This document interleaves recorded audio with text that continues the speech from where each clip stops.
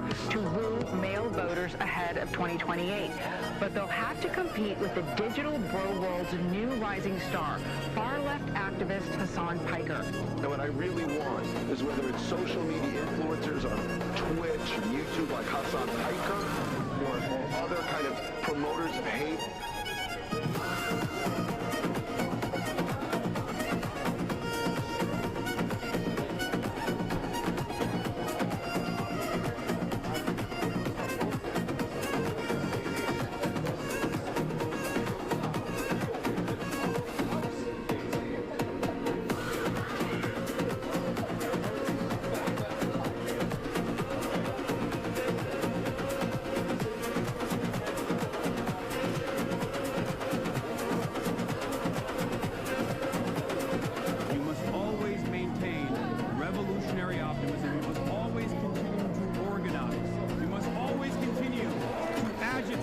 Because the quicker we can create enough pressure that causes the American state to recalculate its suicide pact with Israel, the quicker we can save as many Palestinian lives possible.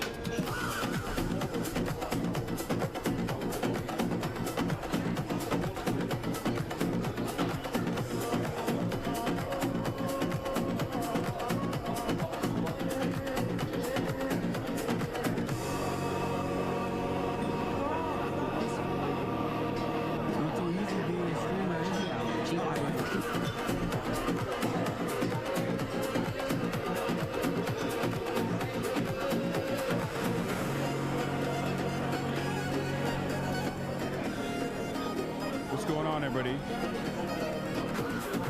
I hope everyone's having a fantastic evening, afternoon, pre-noon, no matter where you are in the world. Hassan Piker and Hassan broadcast live from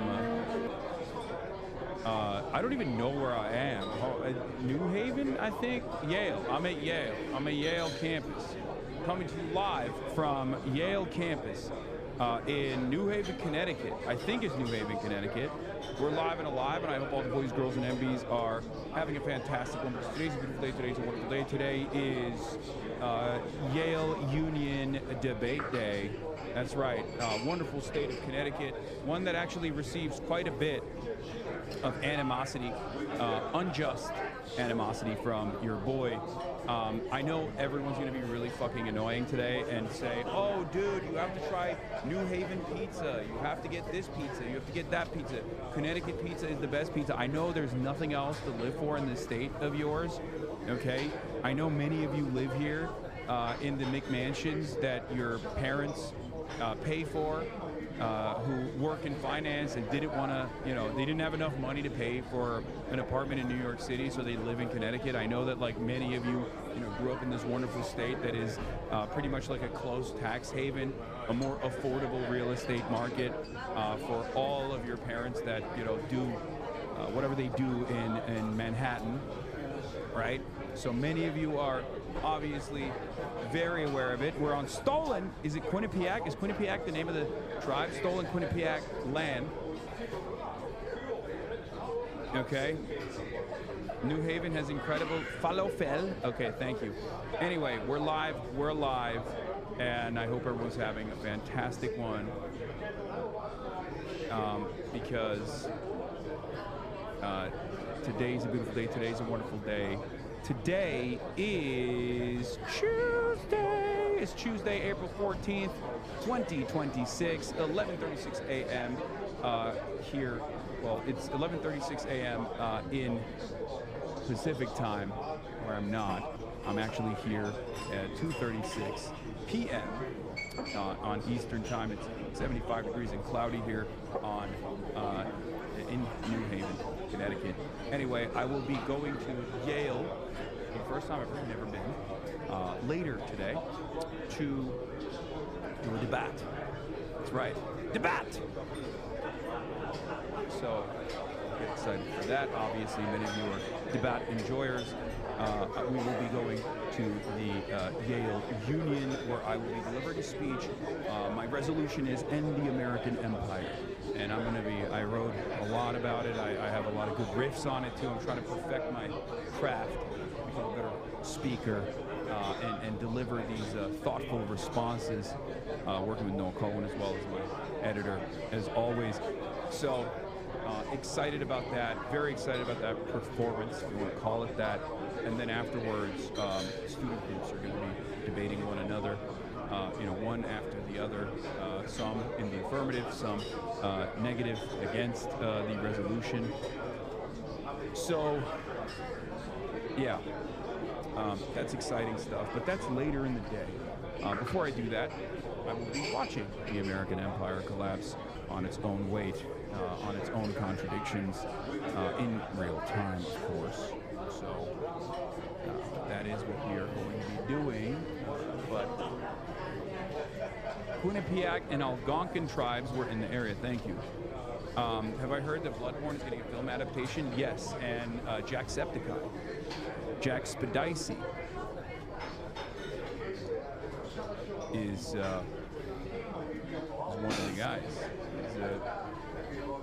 Reckoning with Israel's One-State Reality by Ezra Klein. Oh my God, newest Hasanabi had Ezra Klein as a one-stater now. That's incredible. We'll talk about that. No Mao suit. No, I didn't want to wear the Mao suit because I wore the Mao Zedong suit on Z-Way. I wore it at Stanford. I have a decent fit though, don't worry. I mean, I'm wearing the pantaloons of the Mao Zedong suit, but I wanted to go with like a different fit, you know? So yeah, it's a ridiculous campus, honestly breathtaking, kind of like U Chicago, possibly more grand. It's always grand, it's always grand. So, all right. Where were we? PBS, Piker Broadcasting Service, sponsored by you, the people, for you, the people. I don't want to make the Mao fit be too overused, right? Like, this is my favorite fit. It fits so well. It feels like a glove. Don't want to overuse it. Don't want to use it and abuse it. So, yeah. All right. Personal news-wise, this is part of the broadcast where I tell you about my personal news, about what's going on in the world of Hasan Hasanabi Piker. In between the time period where I press the stop streaming button and press the start streaming button. So help me God, and that's what I'm going to do. And as far as personal news goes, I'm going to try to ask things you already know. Last night, I ended the broadcast. I was very tired, and I thought I'll get a good night's sleep, go to bed early, and I'll be able to wake up early, finish the tweaks of this speech, and I'll be fine. I'll be energetic. I'll be able to deliver a great speech to thunderous applause, convince the next wave of Yale graduates to become revolutionary anti-imperialists, right? Instead of going into the CIA, or maybe into the CIA, to fulfill Felix Biederman's dreams of a free officers movement, right? So,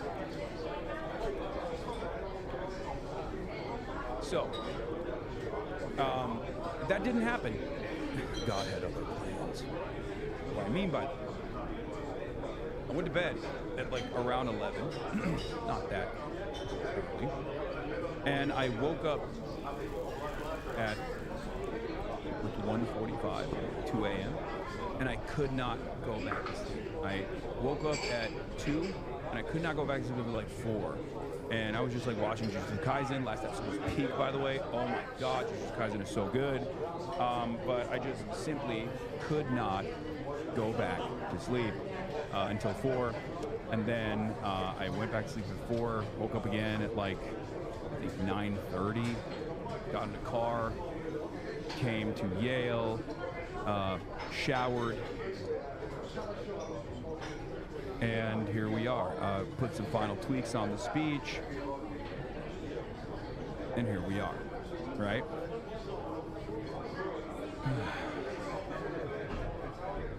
Jujutsu Kaisen Flux Heavy, yeah, it's so good. This is why you need a Benjamin. Yeah, I don't think it works that way. For me, Benjamin is you're saying it'll help you go to sleep. Like, I have a different solution for that. It's called cranking it. Cranking, jorking the peanuts, cranking the hog, just beating your meat. It just didn't work. It didn't work at all. I tried. Trust. A lot of that going on. It's just like simply didn't work. God, I'm supposed to be a serious political commentator. What the fuck's wrong with me? I need to stop doing that shit. Anyway.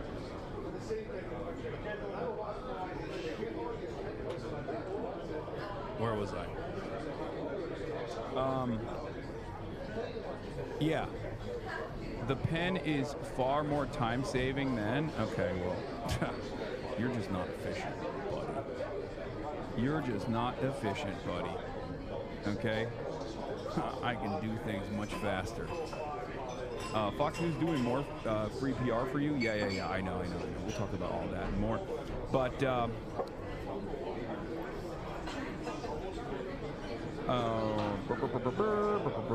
yeah, but that's it. That's all I got for you guys. Let's blast off. Let's get started. We obviously don't have a lot of time. Well, we do have a lot of time, but we have like around 4 hours, 4.5 hours, maybe 5 hours till we're done. Until I have to head over to Yale to deliver a speech and do the back and forth and the bat, all that stuff. So the pen is mightier than the sword. Okay. Yale. I'm in Yale. New Iran talks. Trump offends God.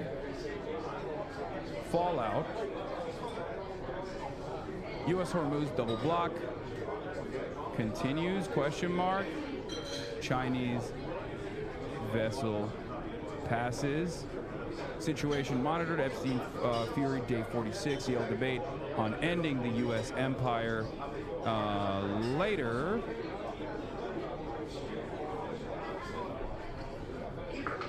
Get in now. www.twitch.tv/Hasanabi. Ever fall asleep while charming the one-eyed snake? Yes, of course. This is a blast off? What the fuck is this? Is not a blast off, okay? Sometimes you guys do low effort blast offs. That's not even in the low effort category. We're gonna go with the high effort ones, okay? I'm sorry. Here it is. We did it. I blasted off already. I don't even know what's going on with that little tiny hand. It's like a Twitter meme, isn't it? From Japanese Twitter or something. Very drunk thing to do. I always follow through. I always complete my mission. Okay? I'm in Yale. New Iran talks. Trump offends God. Fallout. U.S. HORMUZ double block continued. Chinese vessel passes. Situation monitored. Epstein's Fury, day 46. Yale debate on ending the U.S. empire later. Get in now. Looking sharp. Hasan Sama, please do the Ebro podcast when you're in New York City. Anytime, any day, baby. As long as he wants me there, I'll do it.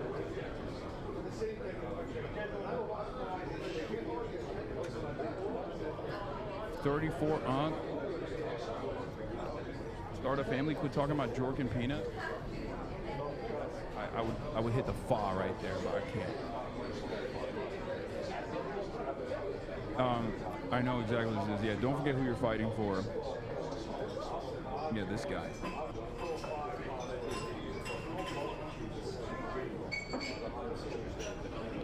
Will you also be streaming going door to door selling life insurance? Yes. Women in chat hearing how fast you finished. That's a joke. I'm joking. I can go as fast as I want or as long as I want. All right. Pontifex. Pope Leo don't give a dang about what Donald Trump's been saying about him. He's still hitting hard, okay? That's my goat right there. That's the goat Pope. We are all Catholic on this beautiful day. Did you see that they leaked an entire movie on Twitter? Which one? They always leak stuff on Twitter. If you consider any of these mainstream media political commentators serious, then you're short of heart attack. You're far more serious regardless of your fap talk than those things. Thank you. In any case, folks. Oh, Avatar, The Last Airbender? Oh, dang. Really? Oh, you saw Avatar Aang movie? That's crazy. That's kind of a bummer. Or good, maybe? I don't know. I mean, I love piracy. But it kind of sucks that they did that before the movie could come out, you know? Check out Chuck Park running for Congress of Queens. I know. Everyone always tells me check out Chuck Park. Yes, we will check out Chuck Park eventually. All right, I promise. Voices are ass, apparently. When you bring in the 2022 long hair back, never. Okay, it's not gonna happen. Paramount kicked it from theaters. It was going to streaming. Oh, okay. the plot of it is straight up Israel, like anti-Israel or pro-Israel? Longwell is out here hating you more. What is this? It's always good to engage with people and understand their illiberal worldview. That way, there's no confusion about context or jokes. Americans are ready to reevaluate our relationship with Israel, but I suspect they find siding with Hamas a bridge too far. This is not about siding with Hamas in this 21-second clip that you got from RNC Research. This is about who is the worst offender and who is worst for American interests. And the answer is it's Israel, whether you like to admit it or not. The entire framework of that question is to get you to question or get you to try and defend Israel. But, of course, for many people, all this amounts to is just going, but they're terrorists over and over again, right? They are not entertaining the thought experiment that I'm trying to create here.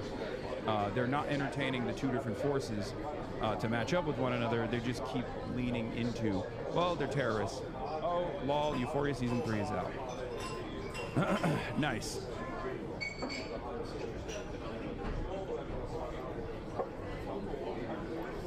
Interfaith maxing? Oh, hell yeah.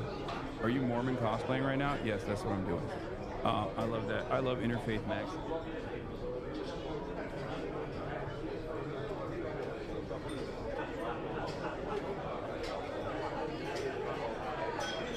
'30th anniversary of steamed hams. I don't know what that means. What is this? Far left Senate hopefuls radical ties to Maduro cronies could torpedo campaign, tired of the chaos. Wait, tied to Maduro? As Sayad's campaign continues, Fox News Digital uncovered even more ties to radical socialist activists, such as a pro-Maduro organizer and other far-left figures. Wait, what?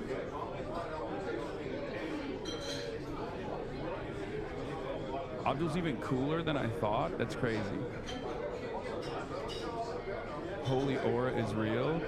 I just got here, but do you see Clavicular almost crying while being interviewed? Yes, Clavicular got frame mogged. And also intellect mogged, I guess. Is that a thing? Can you mog someone with your brain? He got brain mogged by a 60 Minutes Australia correspondent. Hassan's bitch says, what the fuck is wrong with your chatters? I get that people give you compliments, but why the fuck do they come in with rude comments on your appearance? Normal people don't talk to others like that. Be normal chatters, be kind. It's okay. It's all good. I'm used to it. Yeah, he got thought mogged. He also tiptoe maxes. That's crazy. All right. So, where were we? We'll get right into it. We got situation maxing. We got situation monitoring maxing. Hopefully, I will have some time, maybe, eventually, to discuss even the intellect mogging that took place, the intelligence IQ mogging that took place with 60 Minutes interview with our GOAT, our hero, Clavicular. But yeah, there's this guy also that was talking about Mamdani Mets. I guess people are blaming the Mets for on Zoran Mamdani for some reason. I don't know why. Are the Mets doing poorly? Is that what it is? I don't know anything about baseball. I don't follow baseball at all, but they're doing Mets slander, I guess. We need to shake up this team. New starting lineup. Bernie Sanders, Hasan Piker, Big Bill de Blasio, Mahmoud Khalil, Ocasio, AOC, Rama Dawaji, Rashida Tlaib, Letitia James. He hugged Mr. Met, that's it. The mascot, they said it was anti-Semitic. No, but like, are the Mets doing poorly or something? Sid Rosenberg, here's a fun fact. Since Mr. and Mrs. Met practically banged New York City mayor, the Mets have lost every game since. And now they've got the Dodgers in LA tonight. Let's go Yanks. Yeah, practically banged? Or is he saying that Mr. and Mrs. Met had a gangbang with Zoran Mamdani? Is that what it is? It's because Zoran Mamdani met Mr. and Mrs. Met? at Citi Field, and Sid Rosenberg is a psycho that got really upset about that.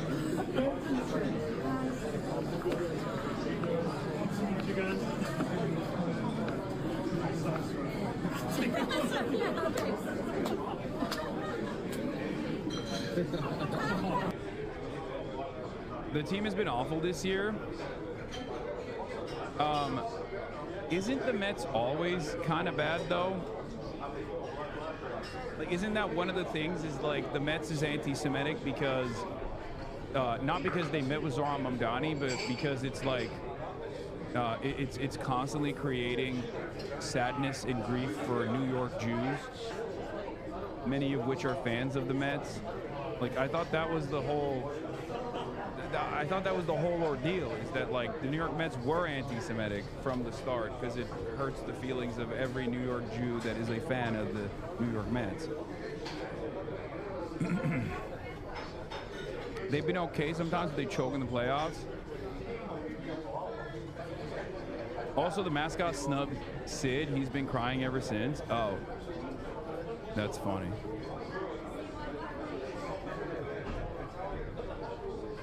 Hey, teams can get better. Pirates got better this year for the first time in like 20 years. All right, whatever. Don't steal Jon Stewart's swag. That's his bit. I mean, I think that's just like a common meme, no? It's a little bit like a cliche. Most of the right-wingers are in New York are Yankees fans. Yes, I've heard that, except for AOC. AOC's a Yankee. They got mocked by the Doyers in offseason. There was smoke around them signing an all-star player only for the Doyers to come in and sign him. Oh. Anyway, the McMorrow people have given up anti-Semitism spheres and have moved as ludicrously on to pro-corporate economics. Jill Filipovich says, it's true that Donald Trump's one trick is to blame every problem on immigrants, but I don't think it's a better trick to blame complex problems on nefarious corporations that apparently want you jobless, homeless, and dead. Oh my God. Oh my God. That is incredible. That's a brilliant take. It's a brilliant take because what's the alternative? It's just don't blame anybody? Is that what it is? Don't blame the actual entities responsible for your demise. Don't blame the system. Don't blame capitalism. Don't blame corporations. Don't blame immigrants. You know, that's what the Republicans do. But they also, that means you can't actually blame the real pressure points, the real issue in American politics, which is like corporate domination that puts profit over the interests of the people over and over again, and a system of corporate domination that has designed this country in a very undemocratic manner that is only kept up through constant subsidies and constant cash flows to politicians directly, so that politicians listen to the corporate demands rather than the demands of the people. That's cool, though. I guess that's not true. That's just fake.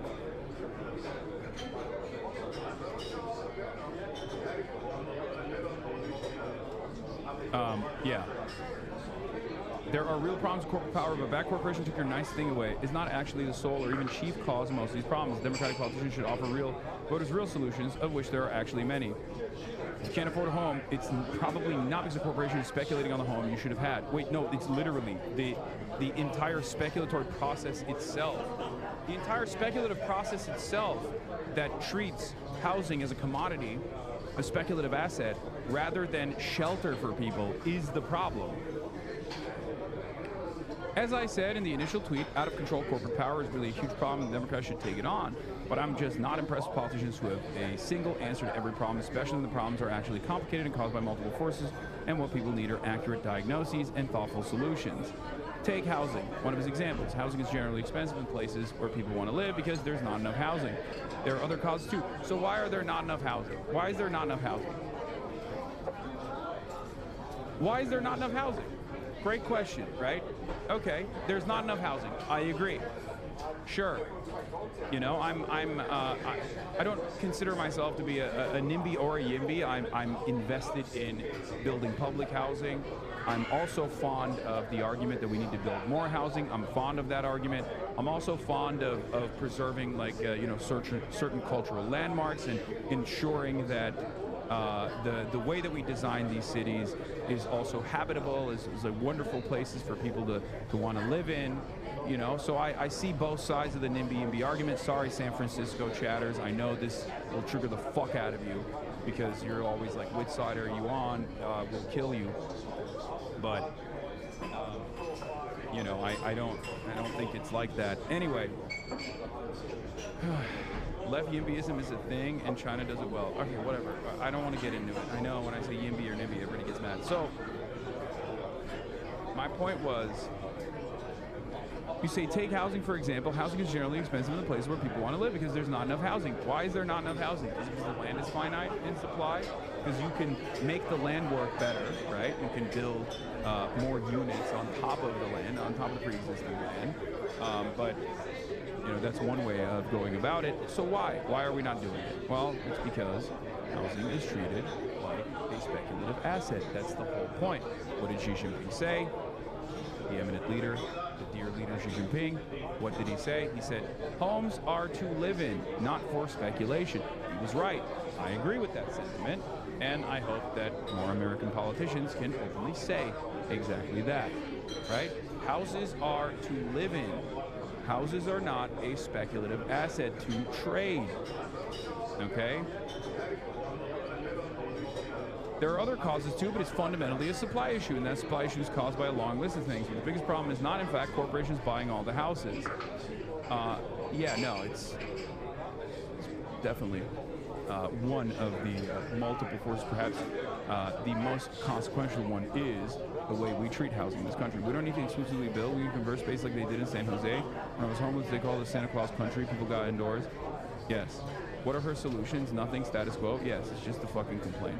It's just a chirp. Anyway, interfaith maxing here. That's very cool. Shouts out to the GOAT, the Pope. Classic Jill thing. You lead with a stupidly overstated criticism of someone on the left, and then you cover your ass with a thread full of hedging.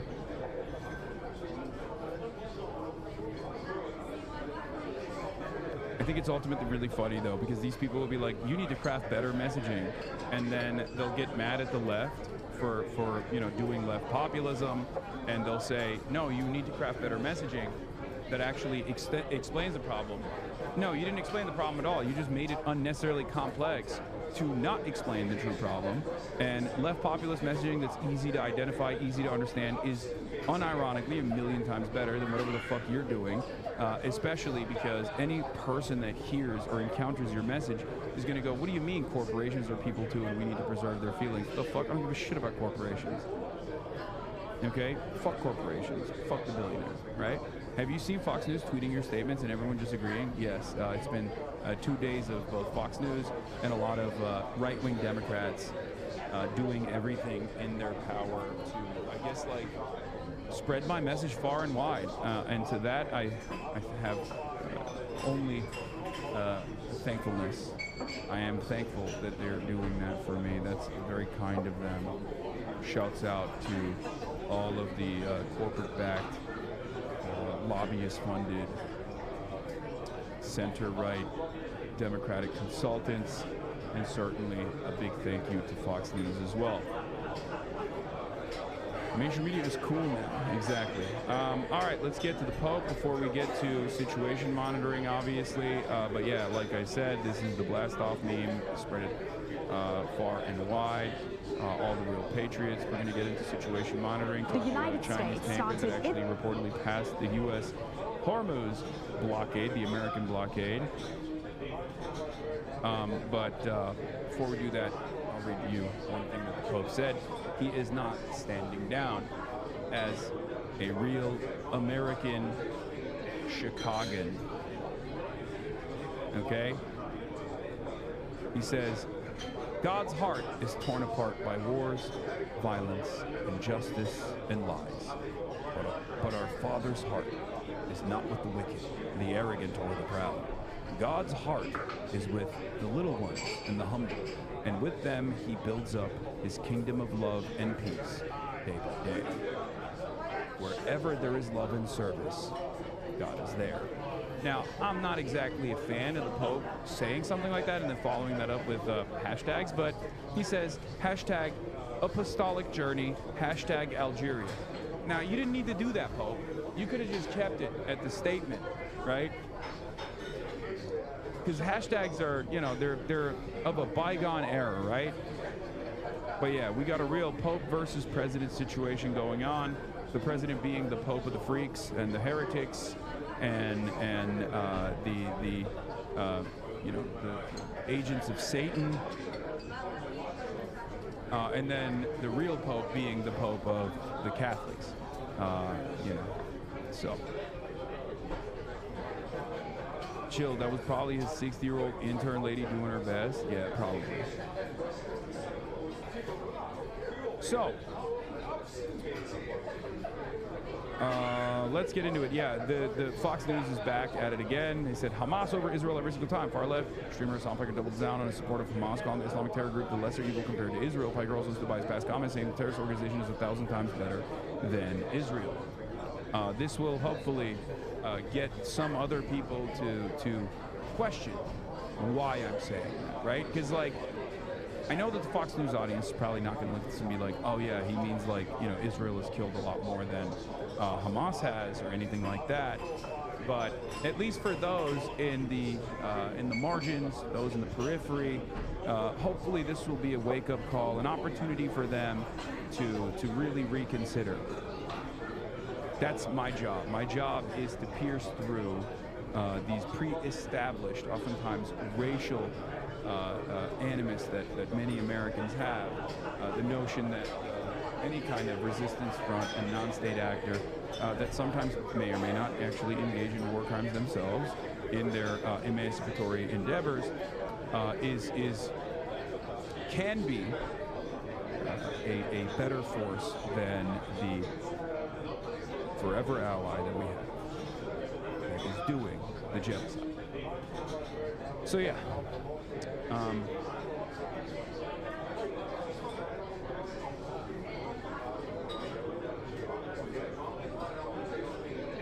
Yeah, why does he say that? You already won because that is the start of the questioning of the status quo. Yeah. Yeah, the only way out is through is right. Okay, let's get into it before we look at the new fresh hot slander that Abdullah Sayed received. Also, Ilhan Omar. That's devastating. No, okay. We'll let my Barkhad, no, we'll let my Ilhan interview. Stay away from my queen. Stay away from my queen. She says she likes me better. That's a lie. That's a lie. She did not say that. You're crazy. She said that you're taller, but you don't have a sense of humor. No! Yeah. No, that's devastating. Like, repeating Cumtown bits is not a personality. I would never repeat Cumtown bits. I would never repeat Cumtown bits because they're offensive, and I'm woke. No, apparently you repeated it. She told me the ones you repeated, and I was like, that there was no even real justification for that one. That was wow. So there's justification for you saying the Cumtown bits when you were on Cumtown, but there's no justification for me repeating them. Oh, believe me, sir. I wasn't saying much on Cumtown. Yeah, this is just there. Yeah. All right. Anyway, we need Ilhan Omar to settle the debate. Hassan the Hun versus Adam Friedland.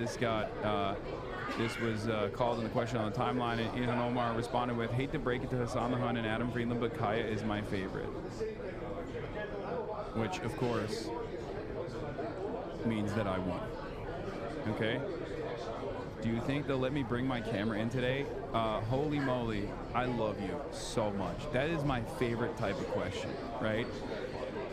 My favorite type of question is like, not even where is the debate, when is it happening, will it be streamed? Everyone asks that. My favorite type of question is like, do you know the event security dynamics? Why would I have an answer for that question? Why do you think I would know what Yale Union's security restrictions look like? Okay?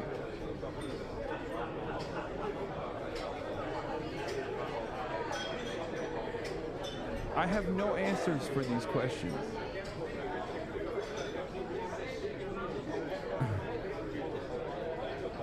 Is there a clear back policy? I don't know. You should know. If you got a ticket, you should probably know.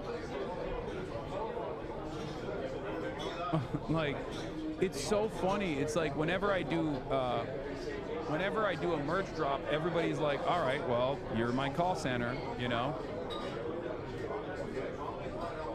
And whenever I do these sorts of speeches, these events, which always get streamed, by the way, they almost always get streamed, including this one. This will be live streamed. People will come in and be like, is there a no shirts, no shoes, no service policy? Do I have to wear closed toe shoes? If there is a you must wear shoes policy? Like, I have a lot of questions. I'm like, those are great questions. I love you for asking those questions. You should ask those questions to someone else, okay? I can't find out. I can't find out the answers for you. I'm not fucking customer service, okay? Should I wear a sweater? How cold is auditorium? I love that people are just leaning into the bit, but I can't even tell if people are actually doing a bit now or if they sincerely are like, oh, so I shouldn't ask you questions, which means I must ask you more questions, right? Anyway. It's naval blockade yesterday at 10 a.m. Let's get to it. Chinese tanker reportedly passes U.S. HORMUZ blockade, the Chinese flag ship. Let's hear where the double blockade is at. And Eastern, we're around 17 hours in, and basically a lot of the traffic, the little trickle we've seen since the start of the war, has come to a screeching halt, apart from one incident. And this is really interesting because this is a Chinese-owned vessel. It's now said to have tested the U.S. naval blockade because it has passed through the Strait of Hormuz. Let's take you through this. This is a rich starry. This is a tanker said to be carrying methanol.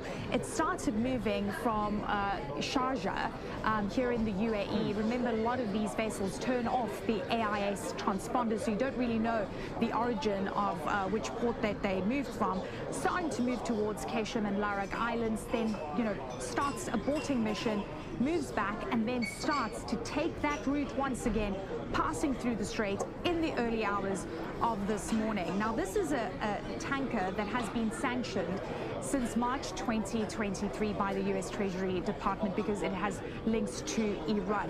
Now, from what we understand from experts, this tanker was able to move through completely unfazed by the U.S. naval blockade, so we don't know what exactly transpired and how the United States is enforcing this blockade. But this is really interesting to see this tanker that has, links to Iran, that has been sanctioned by the United States, being able to move through the Strait of Hormuz at this time. A lot of the shippers are very reticent to even make the voyage. Number one, they're worried about having to coordinate directly with the Iranians, and then number two, what will they face when they hit the U.S. naval blockade?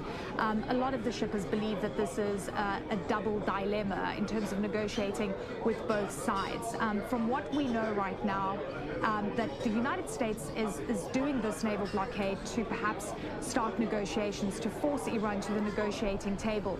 You'll remember that a lot of the revenues that Iran is getting right now at the start of this war had to do with the toll that they were charging the shippers, Rosemary, and then importantly, the Iranian oil that was being sold. And if you look at some of the tanker traffic since the start of the war, it has been dominated by Iranian-linked vessels and also vessels that are friendly to Iran. So the United States and President Trump has been very clear about this, that any vessels, any shippers that have paid that toll fee could face indictment. And you have an interesting bar chart here showing just how much the traffic plummeted since the start of the war, and you've seen a trickle throughout the over 40 days that we've been facing this conflict. In total, 453 vessels have transited the strait since February 28th.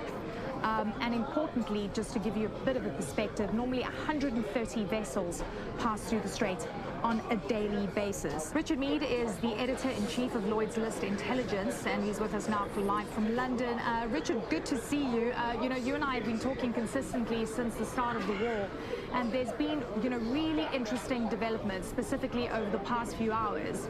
After the U.S. naval blockade came into effect, we saw one Chinese-linked tanker that was sanctioned by the United States since 2023 transiting through the strait after initially had, backed out and then moved through once again. What do we know about the rich Starry and whether it was challenged by the U.S. Navy? Well, at the moment, we know very little. It's still moving. Go, Rich Starry, go! Gore! Rich Starry, gore! Do it for the world, Rich Starry!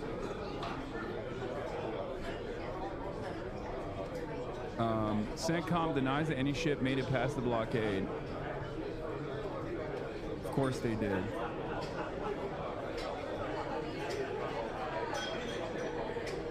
Suggests that it hasn't been challenged by the US. To be clear, we're not entirely sure that this was laden with Iranian crude. It's been used as floating storage for a while. It entered back into the Gulf about 10 to 12 days ago, from memory. And then it was heading out of the Gulf this weekend and did a bit of a U-turn at the point that Donald Trump announced the blockade. It then made a break for it last night and has exited. Now, this is, as you say, a sanctioned, falsely flagged ship. It is nominally fraudulently flagged to Malawi, but we know it's a fraud. This probably would be a target, but it seems to have got out. We've also got a number of other Shadow Fleet tankers, one of which is sanctioned, heading in. So it's going to be interesting to see how the US responds to this, but right now, the vast majority of shipping is not moving on either side. Yeah, so give me a sense of what shippers are telling you. There's a lot of confusion about who to negotiate with. On the Iranian side, it's been very clear, coordinate directly with Iranian forces. Now you've got the US naval blockade. Is there any appetite to move through the strait, even if... I think what America's trying to do is force the hand of desperate shipping companies to not go through the toll process and avoid the Iranian Navy and go directly through the American blockade. Because, what they've said they're doing is, if you touch an Iranian port, which as it stands, all ships that transit through the Strait of Hormuz can only go through the strait if they stop at an Iranian port, at which point they will pay a toll and then move through the Iranian port and safely transit the Strait of Hormuz. So what they're trying to do, I think, what they're trying to create is an environment where maybe some of these oil tankers are dumb enough to try and transit without paying a toll, and only those ships will be allowed safe passage by the American blockade. Because even if you're not a Chinese flag tanker, even if you're not an Iranian Shadow Fleet tanker, even if you're just a United Arab Emirates tanker or any other flag tanker, if you stop at the Iranian port, then America is supposed to stop you, right? That's basically the way that they've designed it. Having said that, however, it's totally ridiculous if the goal here is to stabilize the global markets. If the goal here is to stabilize energy prices, then adding a secondary restriction makes it worse overall. And we are in it now, officially. If you look at the way that oil transits, it's very slow, okay? It takes a long time for these massive tankers that oftentimes have 2 million barrels of oil in them to go through a full transit, right? They load up and they take the oil to refineries around the world. America, because of its distance from the Gulf, America still receives oil from the Strait of Hormuz. By the way, a lot of people don't know that. But because of its distance, America is the last to receive the oil shipments, right? Which means there's a delayed impact for American oil. ever since the closure of the Strait of Hormuz, I believe this week was the timeline for many of the Asian markets. Like, I think it was yesterday or today. It will be the last time Asian countries will receive oil from the Strait of Hormuz, because all the tankers that left before the closure are finally arriving at their ports. Okay? Some are arriving tomorrow, some have arrived yesterday. For the United States of America, I believe it will be this week at some point, where the last oil tankers that left before the oil blockade took place will finally arrive at American refineries. On top of that, there is a shadow fleet, and there's also spot trading as well. Because this is a very expensive commodity, obviously there are a bunch of other tankers that either don't have their transponders on or are sanctioned, right? So they can also offer a little bit of price stability. Nations that were previously sanctioned, like Russia, will be able to offer additional supply to countries that previously were not allowed to get oil from Russia. Will be able to get oil from Russia. Right? I am in so much fucking pain. I hate you, says Bitten Caro. Wait, what did I do? What the hell?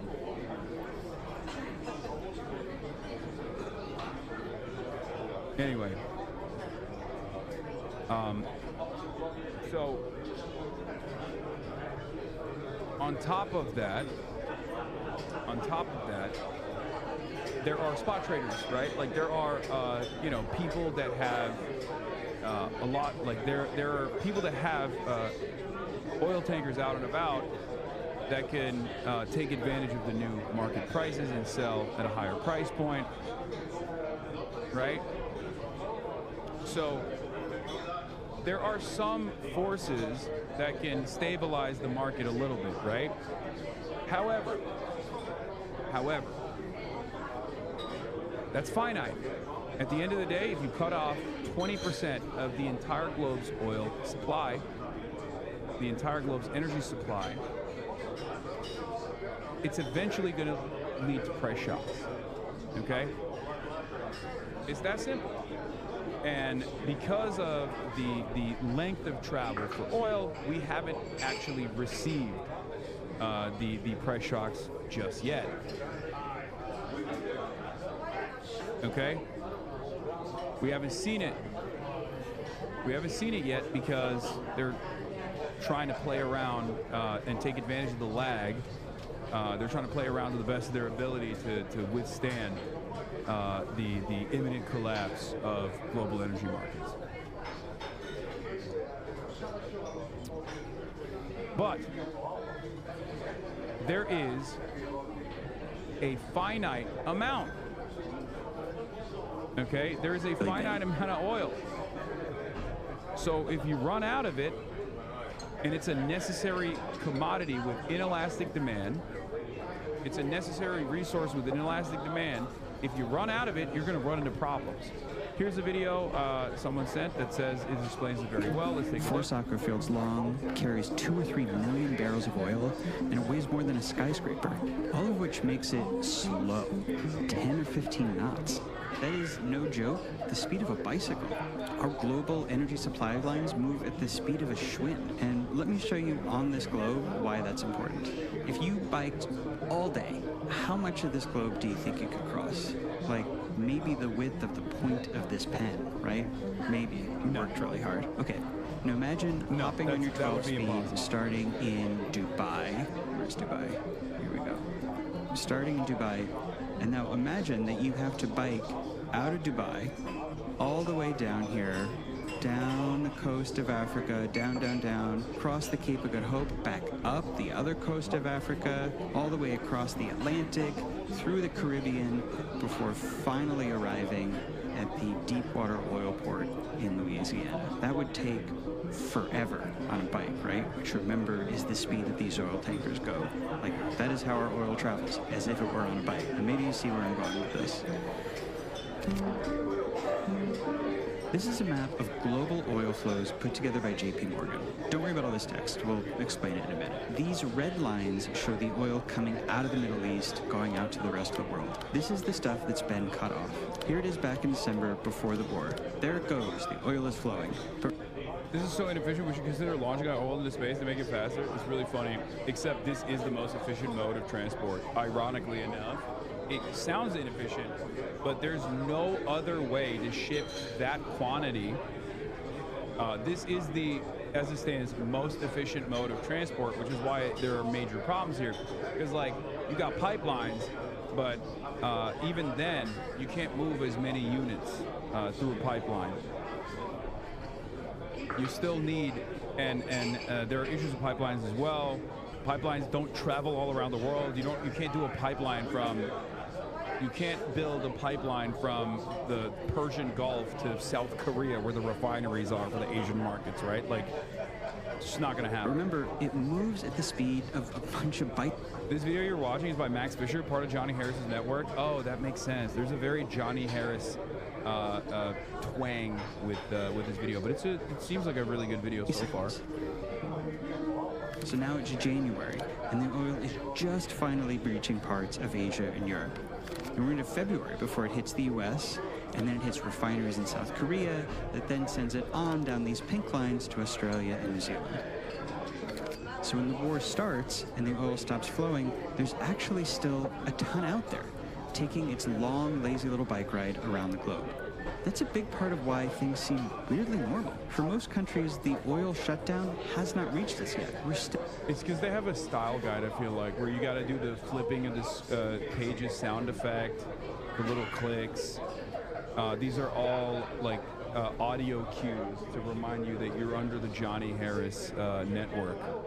You're under the Johnny Harris umbrella. Still getting shipments that were sent out before the war started. So when did those shipments stop? If you look at that map again, it says most deliveries to the US will stop around April 15th. In Europe, they stop around April 10th. Asia, April 1st, so it's just getting started. But here in parts of Africa, it was March 20th. We're already well into it. And it's even hitting places like the US, where we are still receiving oil from before the war started. Countries whose shipments ran out are creating this big surge in demand. So anytime you go to the pump or pay your power bill, you are bidding against them, and they are bidding against you. And all of this is going to get significantly worse when China and Europe start running out of shipments too, and surge demand to replace it, which is really... We are making a film like this for the next mini-doc? Yeah, I'm down to do it. Vietnam and the Philippines are shutting down their economies 1 day a week. Rice prices have doubled. It's not feeling normal for them. This room is hideous. Connecticut, yeah, it's not. It's out of my control, big dog. No disrespect to Connecticut, but, you know, this is the best we got out here. There's a full video of it on YouTube. Sure, I don't think we're going to watch that right now because we got situation monitoring to do. But China has a big stockpile. Yes, they did. The Iran war was they bought a ton before. I think they started buying a ton and increased their strategic reserves after the 12-day war started. Like after the 12-day war ended, rather, for a potential moment exactly like this one, right? The lamp has nice curves. Y'all are horny.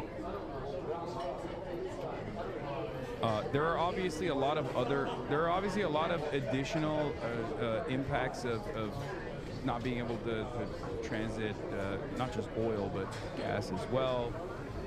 You know, precursor chemicals, fertilizer that then will impact field of medicine, agriculture, increased food prices, right? Total Energy CEO says, "We prefer paying fees to Iran rather than closing the Strait of Hormuz." There you have it. These are some of the first, but very important voices that are, you know, letting their position be publicly known. People siding with the IRGC, people siding with the Iranian control over the Strait of Hormuz over whatever fucking inconsistent American enforcement that they want to add on unnecessarily on top of a strait that would be open as long as they just paid the toll to Iran. Good stuff, you know?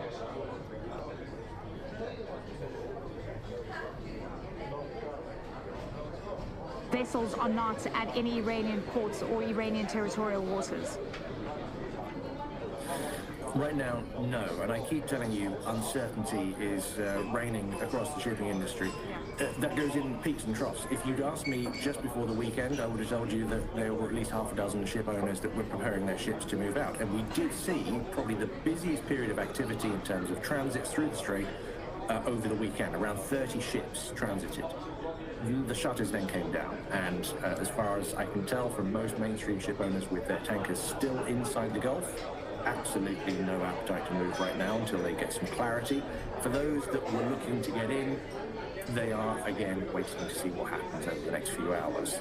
You've got a double blockade essentially. Yeah. You've got the US essentially blockading Iranian-linked tankers, and then you've got the existing restrictions and threats. And if you do engage with the Iranians, are the US going to get you, and vice versa? The shipping industry is stuck in the middle right now.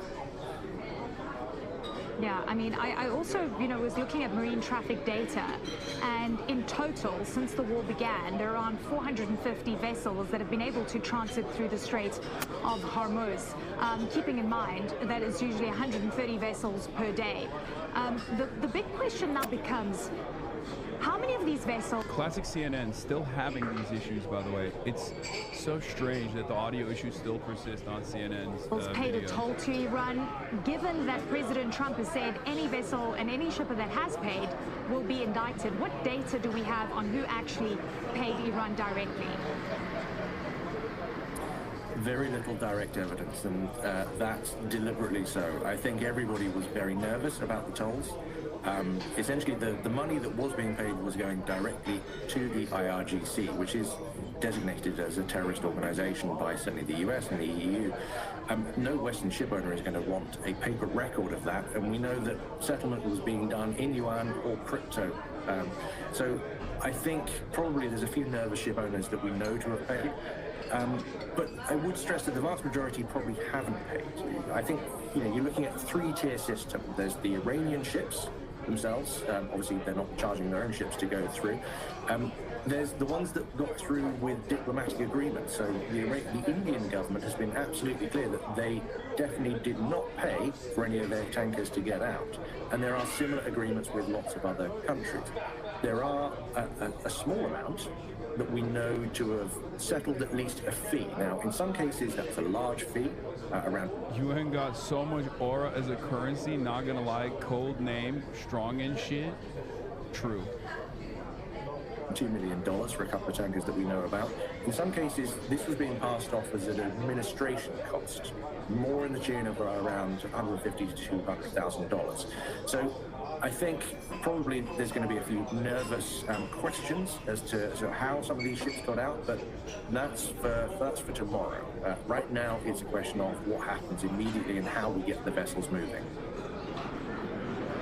Yeah, I mean, President Trump wants to see the strait opening up. Do you think that putting in a U.S. blockade is going to have that effect?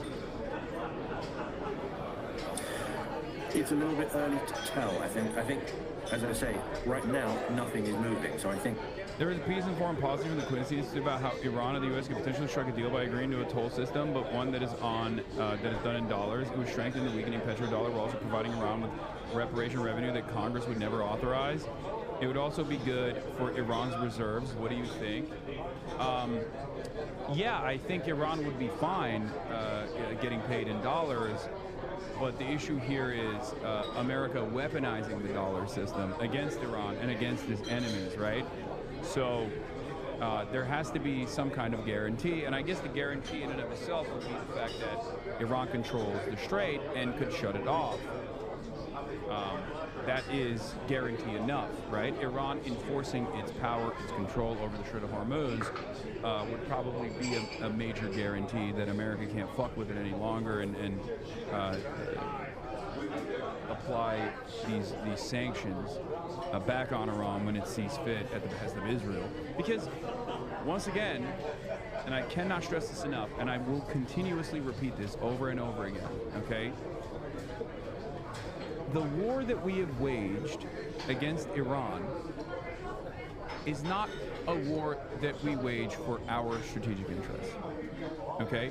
Iran as a country has, in spite of our actions, always been ready to negotiate, okay? They have openly stated it a million times over, and we have always said no. And then Barack Obama said yes for the first time ever.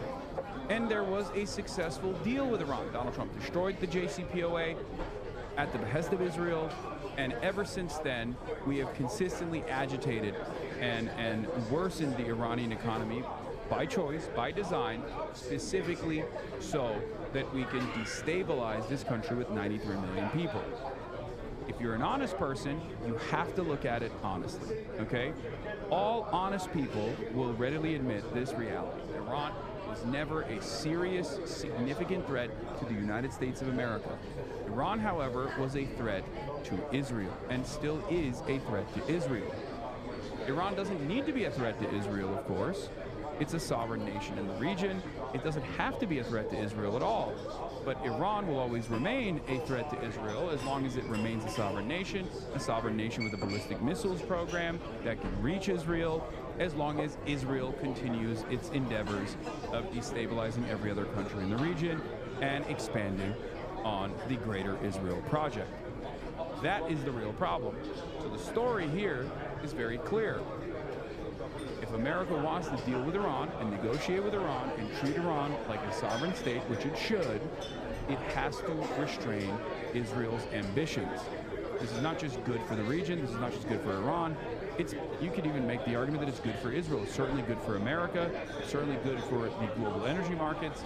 But right now, we are on this double suicide pact with the nation state of Israel, and we are abiding by their idiotic interests, okay? These are not our interests at all. You cannot explain this from even a reactionary conservative perspective. What the Trump administration is doing right now cannot be explained from a pro-empire framework, okay? This is against American imperialism. Obviously, I have a different calculation, a different moral calculation regardless, but even from the perspective of pro-American imperialism, this is directly at odds with our goals, okay? Some instability and some volatility is good for people to make money, but the reality of the matter is too much volatility means our capital owners can't churn profits any longer, okay? Peter Beinart explains this really well here. He says this war is all about the Palestinians. Dude, it's not even in Israel's strategic interest. I mean, yeah. I think it was Trita Parsi that said it best on the broadcast. Israel sees every state as a threat to its security, regardless of the regime in charge.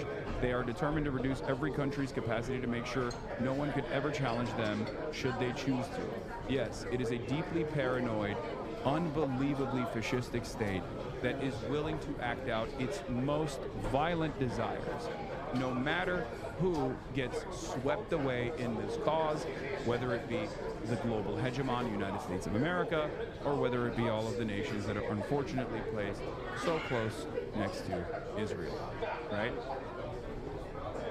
To that extent, it is having an impact, but we know that there's a couple of ships heading in westbound. We don't know whether they're going to try to get into Iranian ports. We've just seen that there's... I think you may be wrong. This is about oil resources through fascism. No, the inception of this allegiance that we have with Israel and the allowance that the Israeli lobby has gotten, unlike any other country, the special privileges that Israel has gotten, unlike any other country, that has allowed it to create this sophisticated influence peddling operation is because of what you just said. Yes, resource extraction was the primary focus, was the primary reason for why we gave so many allowances to Israel, right? The unsinkable aircraft carrier in a resource-rich region that was a very reliable ally, okay, for many, many years. That's no longer the dynamic, especially with American energy independence. And also on top of that, like America becoming an exporter should have actually changed this calculation a little bit. But let's say we still want to have control over this region because we want to have control over the prices, right? Because who knows if Saudi Arabia and OPEC Plus decide to act out their own desires all of a sudden. They remind the world that they're an autonomous group, right? Then Israel comes into play. That's why it always has to be powerful. That's why we always have to give it unlimited support. However, regardless of America's exporter status, right, and regardless of this calculation, Gulf nations have been even more reliable allies of the United States of America for a very long time now. It's a very different design that we have. We've already successfully tamed any sort of ambition that the GCC might have had. Not only that, but also they give us trillions of dollars in investments. Israel does not.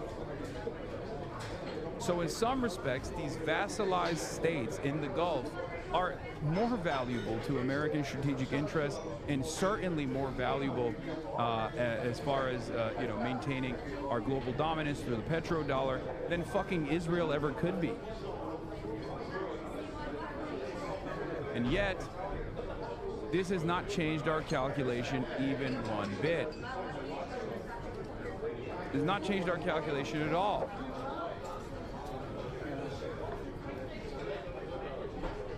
As a matter of fact, we've hardened our weird loyalty to Israel as time has moved on, and it especially accelerated under Trump 1, and now we're seeing its final stage in Trump 2. One heading eastbound using what we call a zombie number. These are essentially tankers using identification of ships that have been scrapped years ago, trying to falsely give themselves an identity. It will be interesting to see whether the US Navy intercepts any of these. I think we're really now just waiting to see what the actual action is and the enforcement strategy from the US side. All right, Richard Mead, really great to have you with us. Richard Mead going mead for mead. Well, the China president is meeting with the leaders of countries that have been impacted by the war and its economic fallout. Xi Jinping is meeting Spanish Prime Minister Pedro Sanchez to discuss political and economic ties between the two countries. Earlier, Xi has met with Abu Dhabi's Crown Prince Sheikh Khalid bin Zayed as China calls for stronger relations with the Arab world. And also in Beijing is Russia's Foreign Minister Sergei Lavrov for talks on the US-Iran conflict and the blockade of the Strait of HORMUZ. Beijing has affirmed its readiness to play a constructive role and contribute to peace in the Gulf region. Historic changes are unfolding in ways never seen. And now we lose Europe because we're omega terrorists? I don't know, man. I think that should happen. And if Europe was smart and operating in a self-interested manner, and at least had like a fraction of the confidence necessary to make these sorts of decisions, I'd be more open-minded to that. But they are so vassalized, dude. Pedro Sanchez is doing this. Maybe it opens up the conversations for other European countries, but I think there are significant hang-ups here. Part of it is racism, part of it is Orientalism, the idea that you can never fucking trust the Chinese. Their system is too damaging, too scary for the rest of the world. Even when they've shown since basically 1979 that they have no ambitions of like militarily occupying other countries at all, and their ambitions are almost always internal, including the affairs in Taiwan, which they regard as, as a internal issue, right? Some will say, oh, it's sovereignty and whatnot. I'm just telling you what the Chinese government's perspective on the matter is. But beyond that, at most, they build like, island bases and stuff like that in the South China Sea. Things that, great powers obviously will always do. They don't have the fraction of the interest or the appetite that America has demonstrated over and over again to dominate the globe, right? You said Tibet-Kov. Again, these are things that the Chinese government regards as internal, domestic affairs.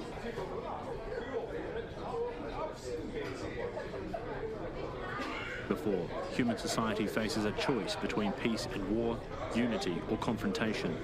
We must strengthen coordination, enhance cooperation, and build a more solid, resilient and dynamic China-Arab Comprehensive Strategic Partnership.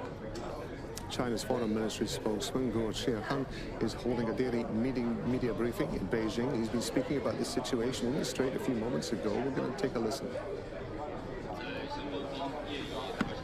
With the temporary ceasefire agreement. You say this as if China does not have border disputes with literally all of its neighbors, Hasanabi. Buddy, talk to me when China has 800 military bases. I'm saying, as far as great powers go, the appetite that China has for military intervention is virtually non-existent in comparison to the United States of America. It's not even a fucking question. Like, you're literally, you're comparing not even apples to oranges. You're comparing a coughing baby to multiple nukes at that point. Like, they have a border dispute with India where they use sticks and literal stones, okay, in the enforcement of said border dispute. Like, what are we doing? What are we doing right now in Iran? What are we doing in Iran right now? We, as the United States of America, what are we doing in Iran? Okay?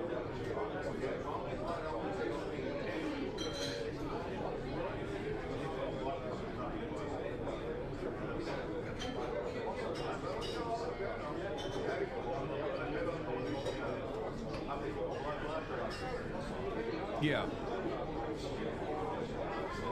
You have to dumb it down for some of these people. At least do it once a week. Well, I do, and every time I do, people like people go, "You're glazing China. You're glazing China. You're defending China." I'm not. I'm telling you, as an American citizen, okay.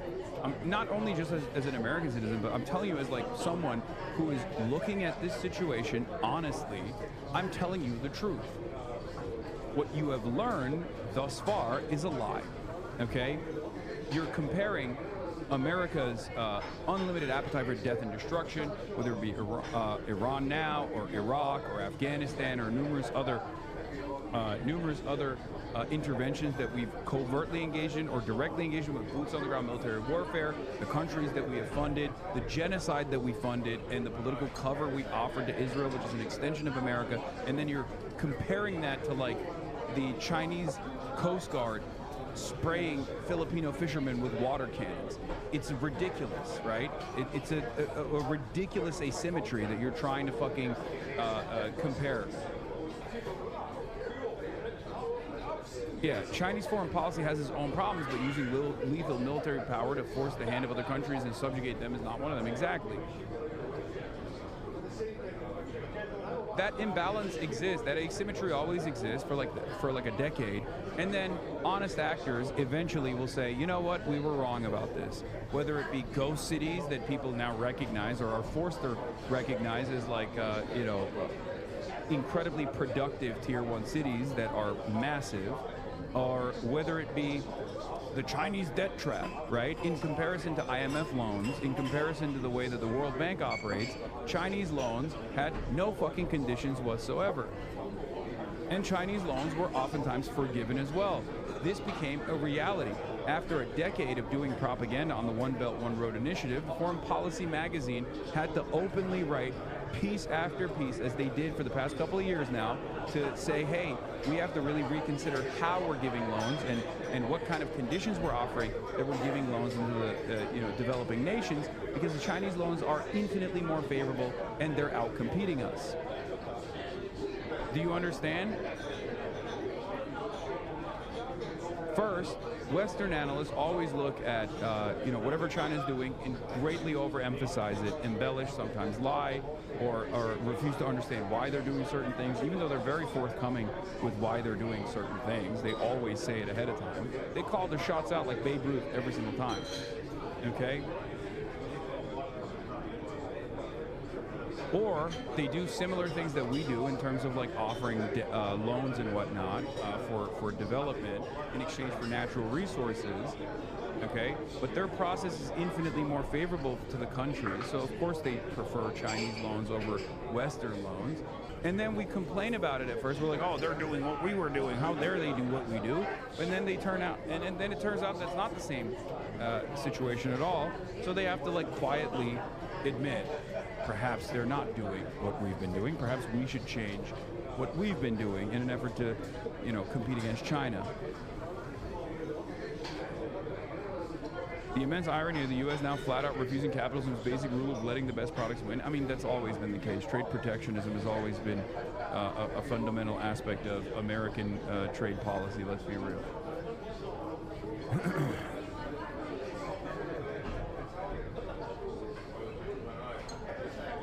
All right, let's continue.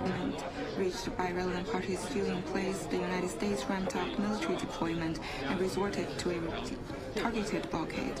This will only aggravate confrontation, escalate tension, undermine the already fragile ceasefire, and further jeopardize safe passage through the strait. It is a dangerous and irresponsible move. China believes that only a complete ceasefire can fundamentally create conditions for easing the situation. We urge relevant parties to honor the ceasefire arrangement, stick to the direction of peace talks, and take concrete actions to de-escalate the situation in the region so that normal traffic via the Strait of Hormuz will be able to resume as soon as possible. Well, Katrina Yu's joining us now live from Beijing. So the foreign ministry spokesman there making it very clear where Beijing stands on this. They want everybody to honor the ceasefire agreement. They say that military intervention is only going to make things worse. President Xi and Pedro Sanchez, the Spanish leader, have been pledging closer ties amid what they're calling a crumbling international order. The UAE, it seems, is also of a similar mindset. That's right, very busy day for Chinese President Xi Jinping. In the morning he met with UAE Crown Prince, who is joined by a rather large delegation of government and industry officials. They're here to strengthen, they say, the comprehensive strategic partnership between the UAE and China. So we're expecting some trade deals to come out of that behind closed doors. No doubt they also discussed the war in Iran. After that, President Xi... Oh man, they're artificially devaluing their currency and not boosting domestic consumption in some hope that exports would produce growth and absorb the excess capacity that Chinese consumers are not. Trade requires two partners. If one is providing everything while needing nothing, that's just dependency. I don't understand why you don't see this. I mean, the answer to that is tough titties. Like, what are you talking about? You're mad that they get to outcompete us in the game that we designed. This is literally the peak of Western hypocrisy.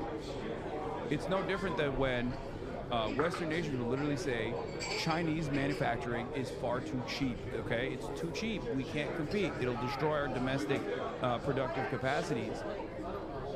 Why is it cheap? Well, because they control the flows of capital, okay? We have a similar system here in the United States of America and all across the Western world as well. It's called subsidies. The problem is those subsidies are not used, or those subsidies come from a centralized control system, but the way that those subsidies are used is determined by private owners, okay? It's not determined by the state. In China, it's determined by the state. That argument isn't totally wrong, but that's just not exceptional for a powerful country. Exactly. But it's an argument that is identical, right? Like, that's why I always jokingly say, in order to defeat China, you have to become China, okay? Because their system is better. Their system is better than ours in terms of being a manufacturing hub. They have a far better system than we do. And we will never be able to compete with China because they have a 50-year runway that we do not, as far as developing the productive forces.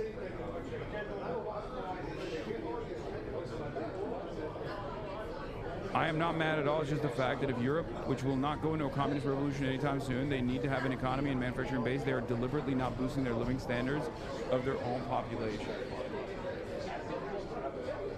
We almost did China during FDR. I mean, we did because it was World War II. That's the only reason why we did a China. Everyone kind of did a China, modern China during World War II. And we ate good off of that.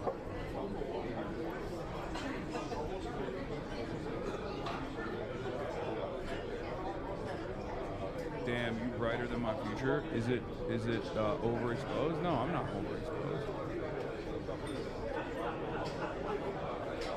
How will America become a production hub when half the American population has 6th grade reading capability? I mean, that kind of stuff doesn't matter as much.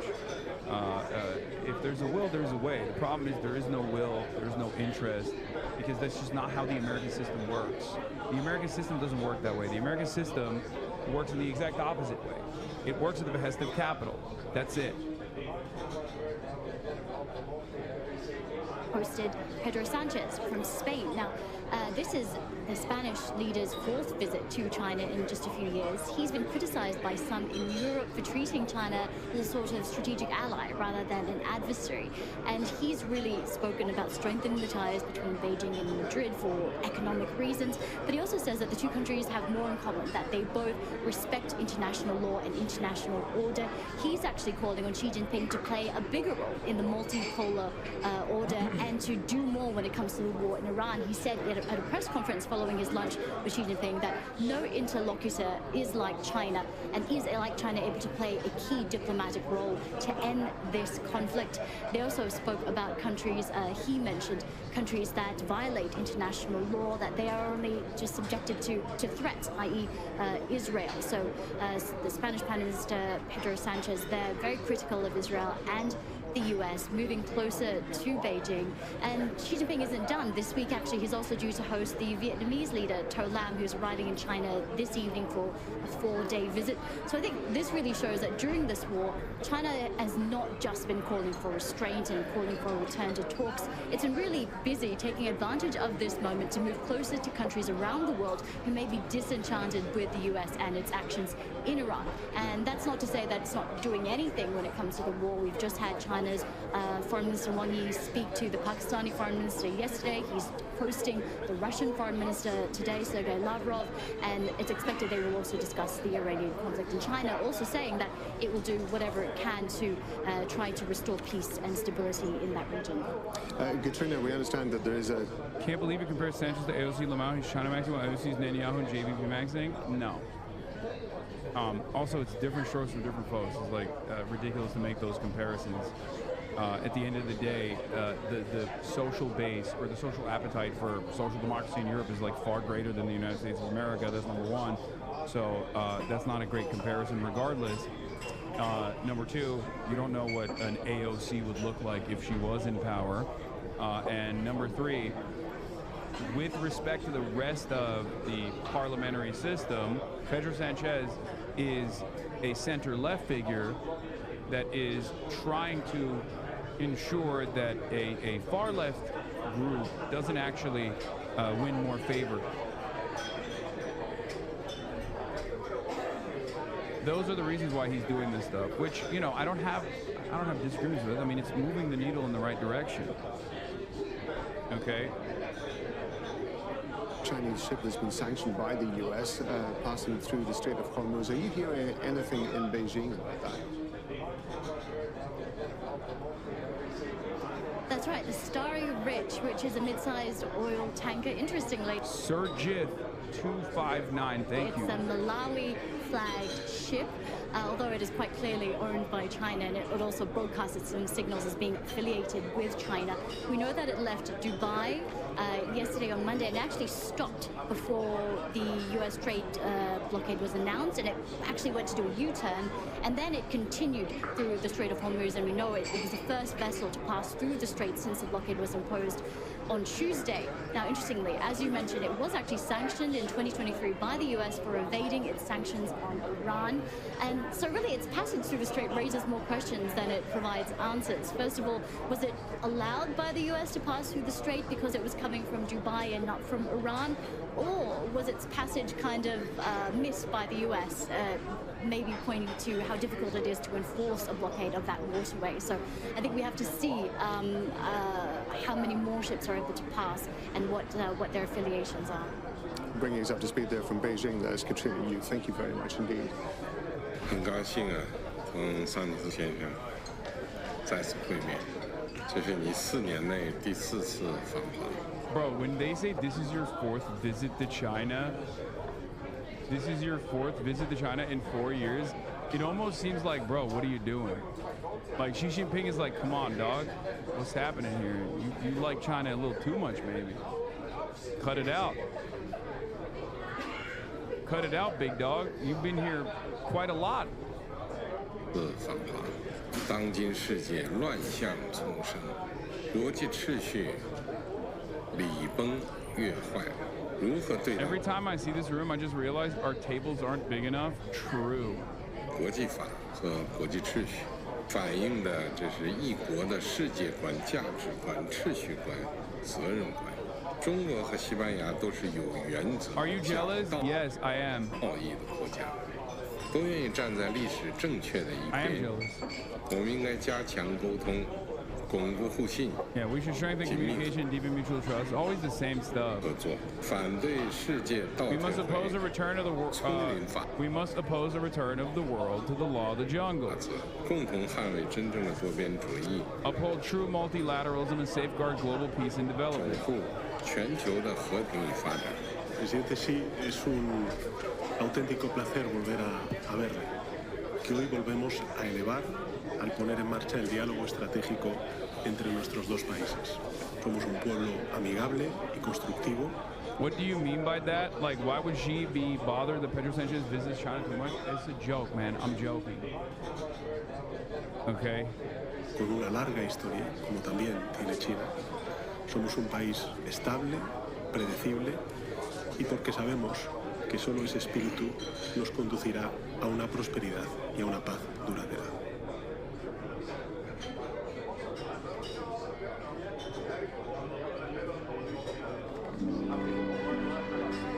两岸同胞同属中华民族，中华民族是有。 This was Xi Jinping meeting with KMT leader Cheng Li-wen in Beijing. This was quite the controversial move. Okay. It was quite the controversial move because, it's not allowed. Any sort of conversation around like normalizing relations between mainland China and Taiwan obviously goes against our interest of using Taiwan as an entry point, as a constant thorn on the side of China. Now, Cheng Li-wen is interesting because she initially was obviously a massive advocate for separation, massive advocate for independence, and her attitude has changed over the time.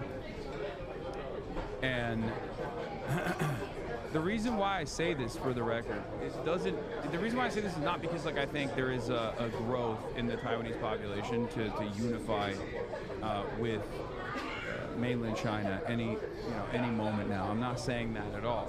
I'm simply saying that if there was ever an appetite for unity, reunification necessarily, in Taiwan, America would not allow it.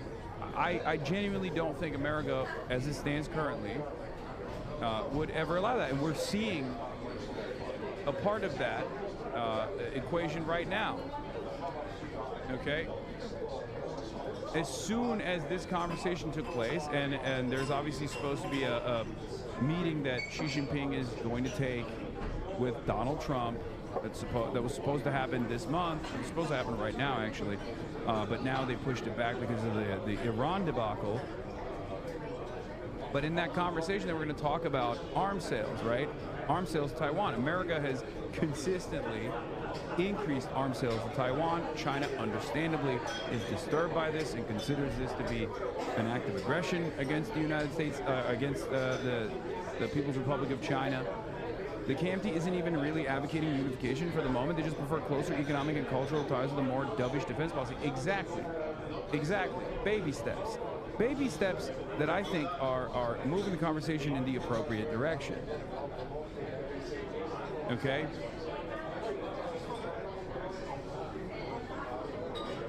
China considers additional defense contracts from America to Taiwan as a provocation. It's understandable to see it as a provocation.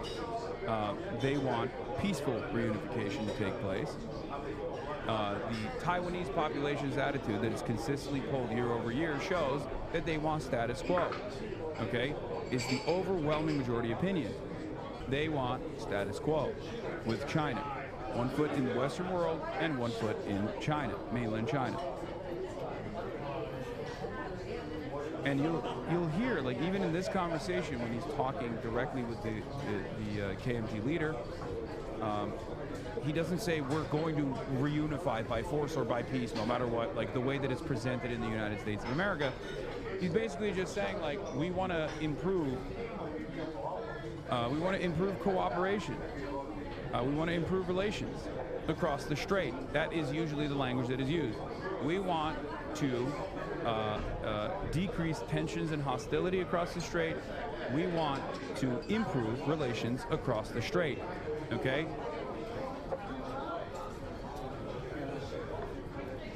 There have been plenty of opportunities for China to try and militarily overtake Taiwan.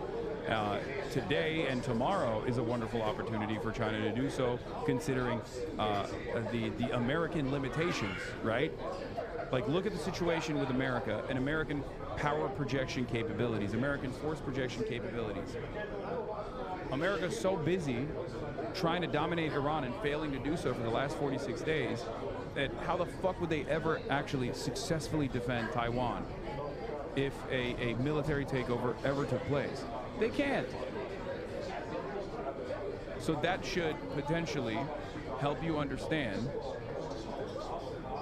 or clue you in on what the ambitions actually look like, right?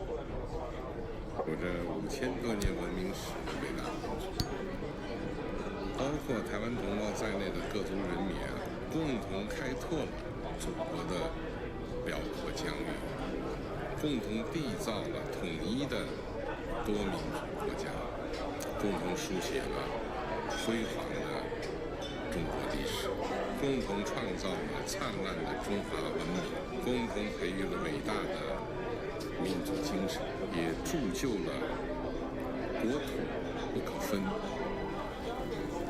国家不可乱，民族不可散，文明不可断的共同信念，引领中华民族啊自强不息，中华文明啊绵延不断。大陆的发展在习总书记的领导之下， What is this rom-com music? I don't know. 而且持续腾飞。15的规划刚刚开局，必将再上新的台阶，值得期待。 The meeting marked the first formal high-level engagement between the leaders of the two parties in a decade. She says the meeting holds significant importance for advancing relations between the two parties and for promoting ties across the Taiwan Strait. 当前世界百年变局加速演进。 No matter how the international landscape and the situation across the Taiwan Strait may evolve, the overarching trend toward the great rejuvenation of the Chinese nation will not change, and the prevailing momentum for the Chinese on both sides of the strait to come together will not change. 不会改变。 China echoed what she said. She believes both parties should uphold the common political foundation of adhering to the 1992 consensus that embodies the One China principle, as well as the post-Taiwan independence. Chen later held a press conference where she spoke about the meeting and called on all parties in Taiwan to set aside their differences and work together to promote peace amid rising tensions across the Taiwan Strait and increasing confrontation in cross-strait relations. Yeah, what she wants out of this bargain is better relations with mainland China. What she's willing to offer for it is limiting arms sales from the United States of America, and in exchange for that, what they receive is Taiwanese cultural products to enter the Chinese market, TV shows, things of that nature, you know, a boost of the Taiwanese economy. Stuff like that. Okay? General Secretary Xi Jinping has shown a significant gesture of goodwill. Such exchanges will definitely go beyond the scope of just between the Communist Party of China and the Kuomintang. From 7th to 12th April. She is a traitor.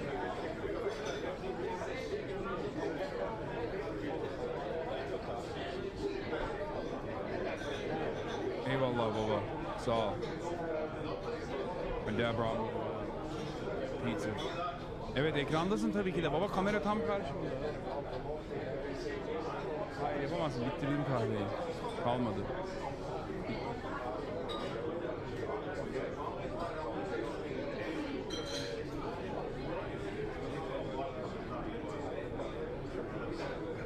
Anyway, no matter what your attitude is overall, like, this is a step in the right direction, regardless. Developing better ties with mainland China, this fucking behemoth, is still not a bad thing, okay? It's not. It's ridiculous to treat it as such.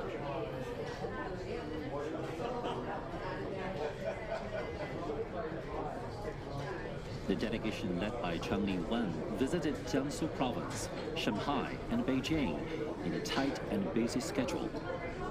Despite this, the visit certainly brought about successful results.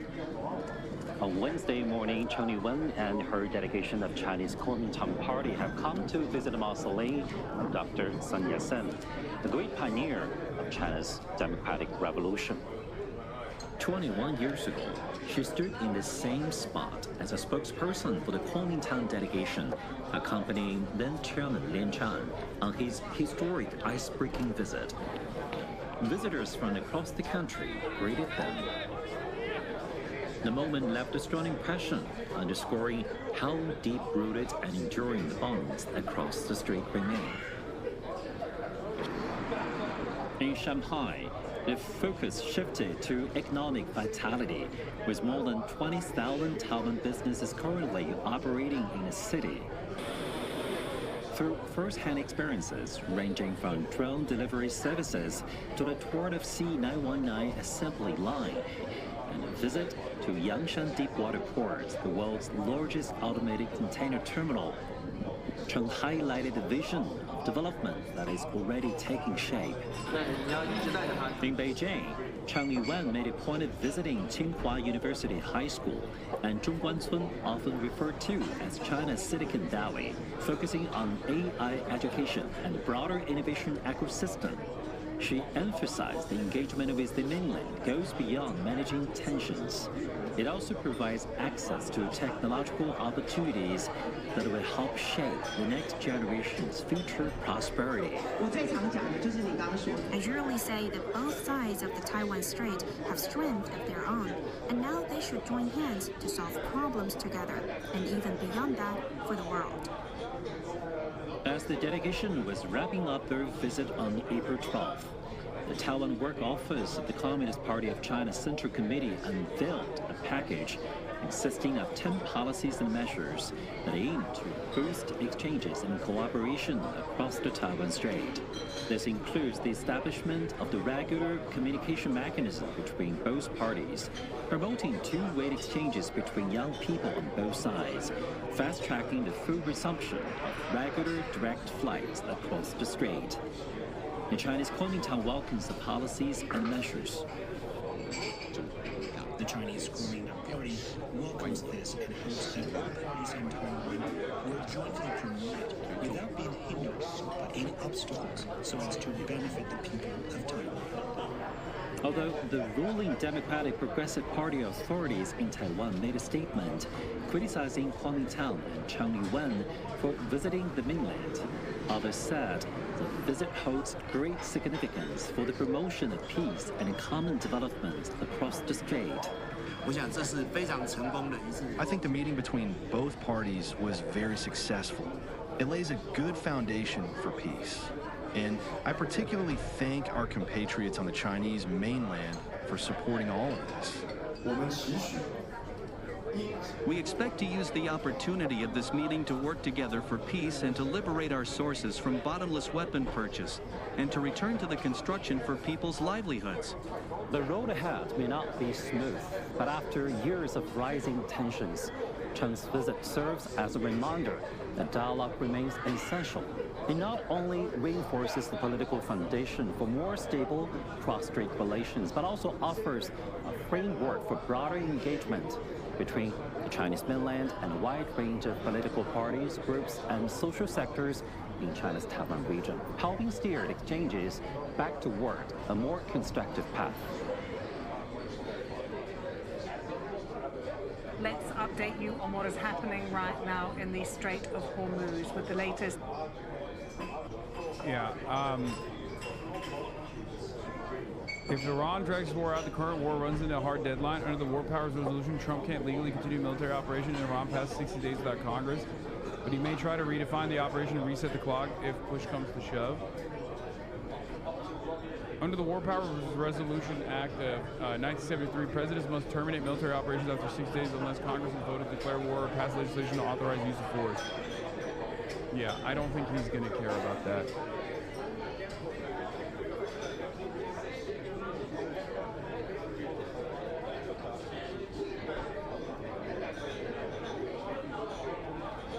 I don't think America or Donald Trump cares about that sort of thing. CPC and KMT leaders have met over 20 times in the past 2 decades. Figures like Lian Chan, Wu Po Sung, Ma Ying-jeou, Eric Chu, and Hung Hu-siu Chu have all met either China's President Hu or President Xi. Yet none of these meetings sparked anything close to the global reaction we're seeing this time. What has really changed is the atmosphere. In the past, people understood that the conditions for reunification simply weren't ripe. Those high-level meetings, while symbolically important, can't fundamentally alter the status quo. But now, with China's steady rise, a growing number of observers have come to believe or feel that the conditions for reunification are gradually falling into place. China's adversaries also feel the shift viscerally, and their anxiety is palpable. Their fierce opposition to this latest meeting only draws more global attention to it. Cheng Liwen is not necessarily more pro-China or more capable than her predecessors. But as an old Chinese saying goes, a man of the hour is made by the times, not necessarily himself.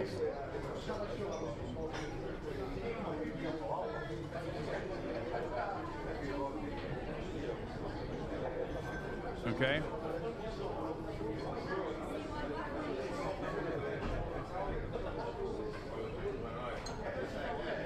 So that is that's the situation, and I suspect that is the reason why.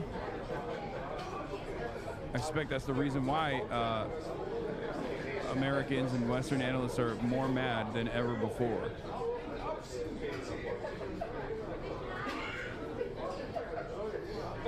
Ancient Chinese saying, yeah.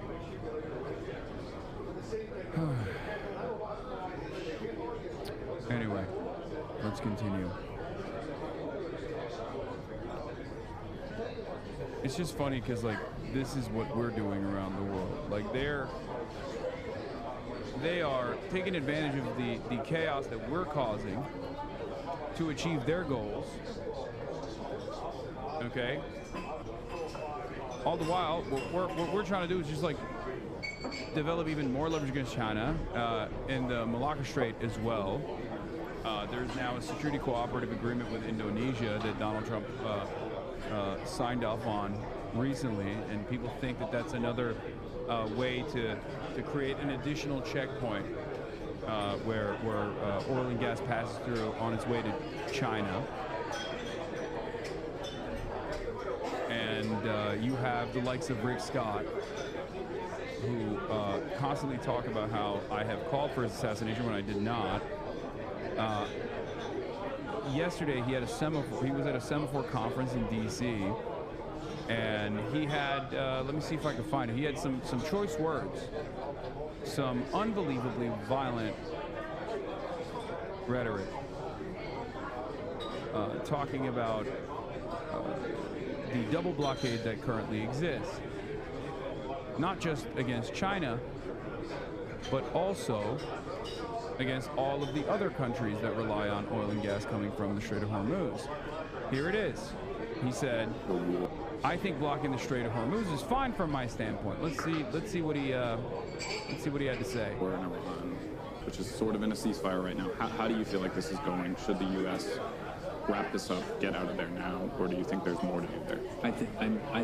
I appreciate that Trump's trying to get rid of the nuclear weapons. I don't want to die by a nuclear weapon from Iran. They wanted to kill us. I mean, this appeasement of bullies, I don't know if in your life if that's worked for you guys. It's never worked for me. And so they wanted to kill us. So They're getting close to being in a position to kill us, and they basically have been killing America. So I think what Trump did was the right thing. Now, I think saying that while we're in the process of killing Iranian people is so funny.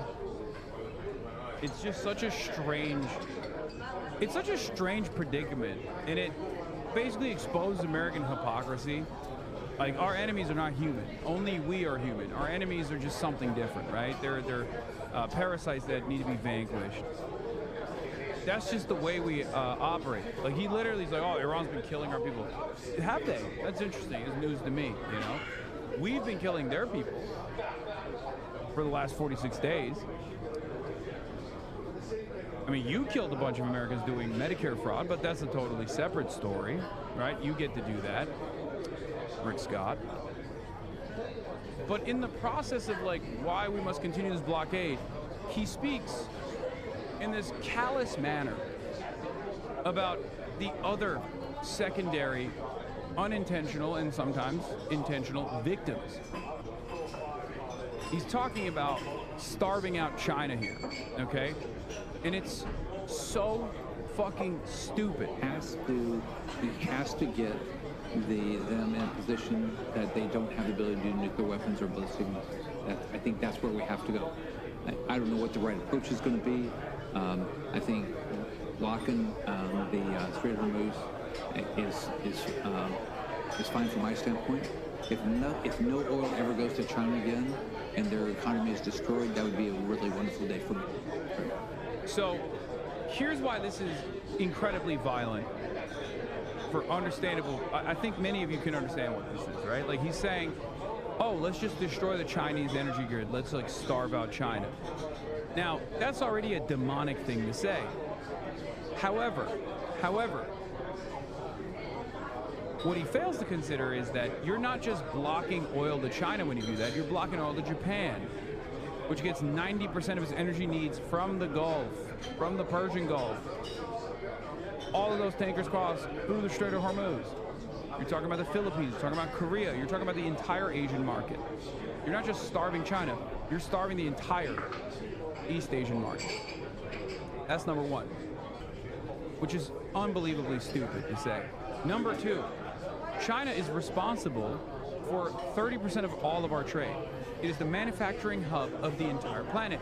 China produces the components necessary for our national defense. China refines the rare earth minerals that are also necessary for our national defense. To just, point out one sector, but pretty much all sectors, right? So what do you think happens to America if China no longer has access to energy? You're so fucking stupid and racist that you think we live in a totally separate design, a totally separate world where every single country is not interconnected, especially China is not interconnected with every single country in the productive process. It's so stupid. Like, this is not how this stuff works at all. He's just so horny to be brutal. He's so horny to behave like a ghoulish monster in this moment that he doesn't realize that he's basically demanding not only billions of people die, not just in China, but all around the East Asian markets, but on top of that, he's talking about American death too. Because if we played this out to its final conclusion, if he actually got his desires across, if that was the American foreign policy, Americans would die as well. It would destroy the entire planet. It's just so stupid.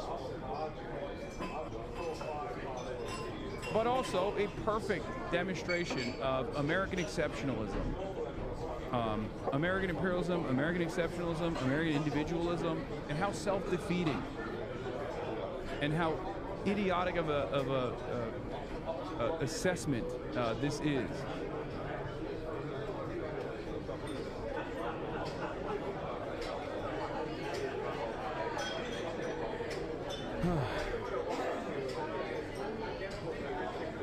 To carry out our violent goals,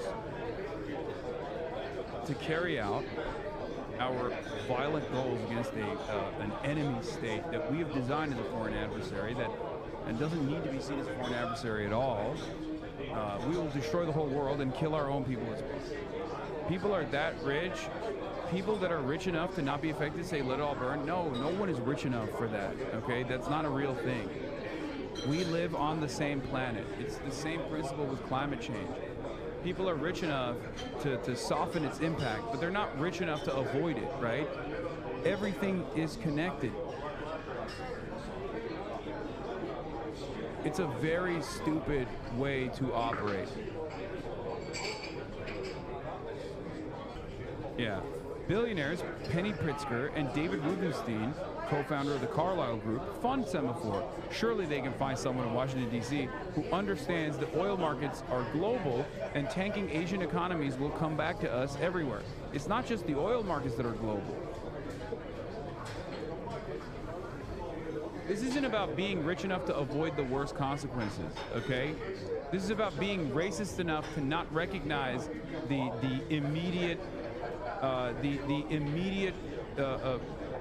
worsening of conditions across the board that this will yield.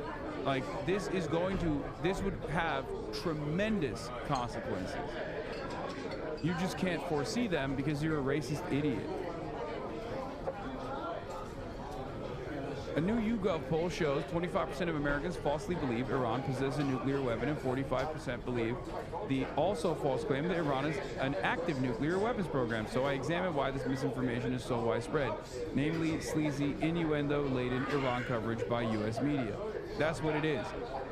I love these polls because it sometimes reads like a flex, right? American media, when they conduct these polls, are almost flexing. They're like, look at how powerful we are at making large chunks of the population into stupid cattle. Completely oblivious to how things are happening. Completely oblivious to how things are going around the world.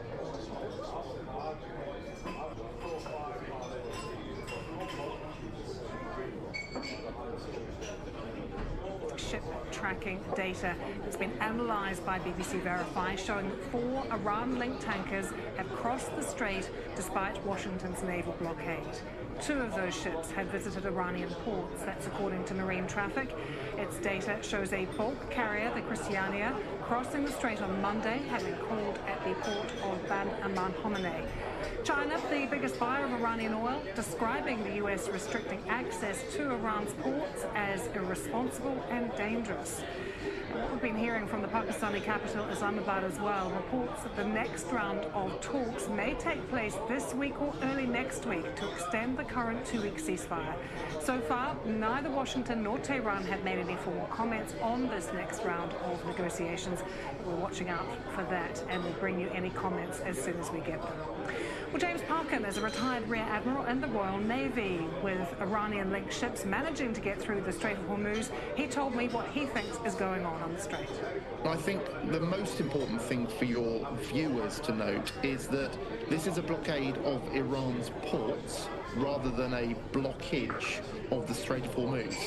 And as a result, much of the action and activity in that area of the world is going to be calibrated by how ships try and escape the blockade, and the 4 ships that have gone through the strait today indicate that perhaps it's not... Damn, that's a very British guy. Not only is he a very British guy, this is a very British room. Everything about him is so unbelievably British. Being as enforced as strictly as might otherwise be the case. So what we're seeing at the moment is a policy from the US Navy of deterrence, James, rather than enforcement. Well, it's an interesting analogy because one of the things that has been apparent in the last few weeks is that despite quite a lot of the rhetoric, the Strait of Hormuz is not actually blocked. It's not blocked physically. There's no evidence of any mines being laid. But what has happened is that civilian shipping companies have been deterred from transiting the Strait of Hormuz because of the danger of attack from Iranian forces in particular. I see no evidence that that deterrence has been dialed down at all, and merchant shipping companies who are perhaps connected with non-Iranian ports and non-Iranian cargoes have so far been extremely reluctant to go through the Strait because of both the shipping insurance impact and also the risk of attack or damage to their cargoes. So for a blockade to be legal and effective, it does have to be enforced. And certainly for the first 12 or so hours of the blockade, that doesn't appear to be the case. What is the biggest danger right now? I think there are two dangers that leap out as to courses of action that may take place.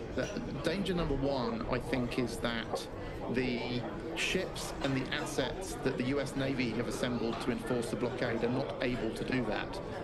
Blockades themselves are actually a matter of international law, and one of the elements that has to be fulfilled for this to be a legal blockade is that it has to be effective. And if 4 ships have gone through already linked with Iranian cargoes that have not been stopped, not been boarded, that implies that the US Navy at the moment is struggling to have sufficient assets in the area to be able to enforce the blockade itself. They're saying is a fake Mickey Mouse blockade. The American one, that is. They're saying that sufficient deterrence from the Iranian blockade over the Strait of Hormuz has been established,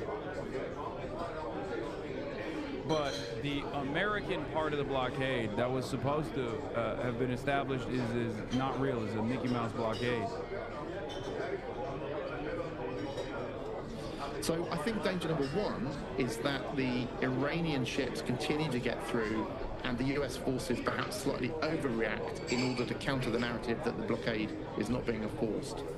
Perhaps the second and more dangerous but less likely course of action is that the non-Iranian linked ships, which are free to pass under the US Navy's notice to mariners to non-Iranian ports, when they start to go through and they've been reassured that they are subject to attack by Iranian forces, that would be the worst of all worlds, because it would show that the merchant shipping community is not free to proceed that the US Navy's told them to do, and the Iranians are reopening hostilities against both ships and potentially ports in the region. How much of a concern? Imagine being called an economic terrorist by Vance of all people. It's ironic because he called himself an economic terrorist last night as we watched. He basically said, what Iran is doing is economic terrorism. Two can play that game. We're going to do it too.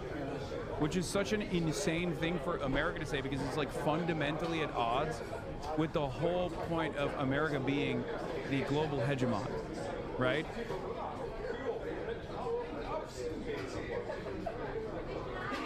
The entire point of why America is the global hegemon, the bargain here is that the United States of America gets to keep all the waterways free of interference.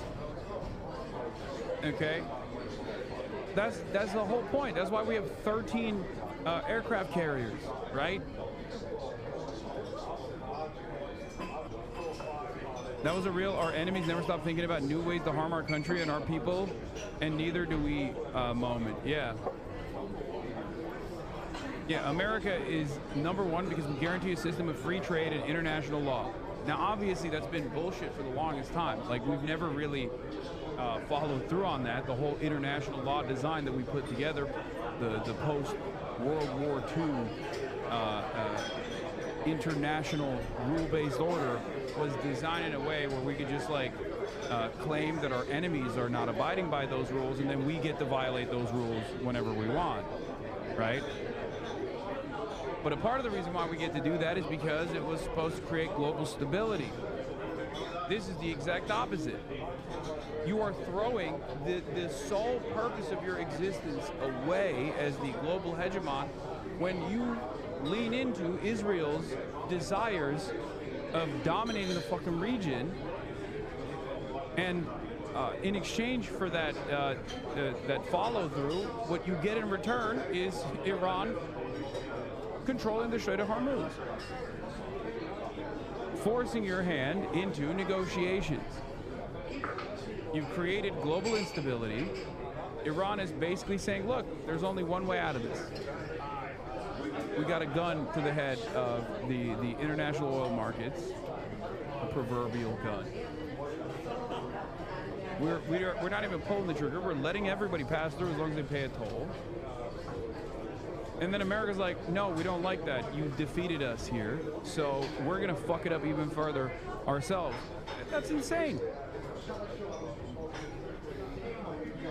Further evidence that America is not invested in stability at all. Is it, James? And we've talked about it a lot, but if you're actually out there and you're the US Navy, that it's not always possible to identify these ships, that there's false flags, and you don't know necessarily where they're going because they could turn off their tracking data. Well, that's a really good point from an open source intelligence point of view, but in reality, modern armed forces know very well where every ship has been and to whom it is connected. From your reporting earlier on today, you discussed a false flagged vessel flagged with the Hormuz Islands, which is actually not a registry that I believe has... Why aren't the markets reacting negatively to the blockade? Because the markets are bullshit. What are they supposed to do? Concede to the reality and then watch everything implode?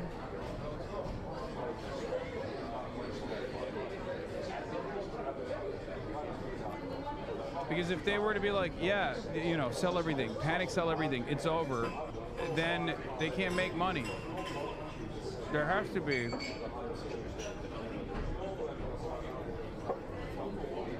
be a maintenance in this fake system. There has to be some level of confidence, some semblance of stability. And everyone, every player in this design has to make it seem like, no, things are fine, actually. There isn't a crash that's imminent. Yeah, the markets are being weakened at Bernie's right now, exactly. That ship on its books. But actually, US Navy, the UK Maritime Trade Organization, which is the global leader in tracking merchant marine traffic in that area of the world. I regret to inform you that your waitlist ticket for this evening debate with Hassan Piker has been canceled. A limited number of non-union Yale undergraduates will be admitted. However, due to the low likelihood of entry, we discourage lining up. Sad. I apologize for the amount of excitement that is surrounding this event that I will be doing on your campus, chatter.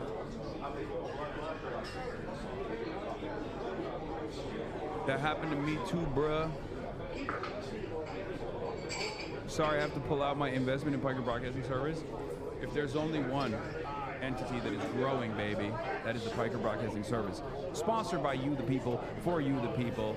Get those gift subs rolling. You can gift others a subscription to the Piker Broadcasting Service. Best possible way to fund the operations.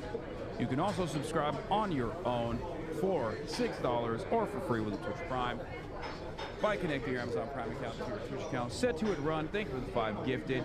Captain Ajax, whoa, thank you for the 10 gifted. Piker Broadcasting Service for tomorrow's news today. 8 a lot. 29, thank you for the 5 gifted as well. Jin the Jin, thank you for the 10 gifted. World. They have a very good understanding of which... Why have you been traveling so much recently, Mr. Worldwide? I mean, I don't know if you know this, but I got a lot of stuff going on.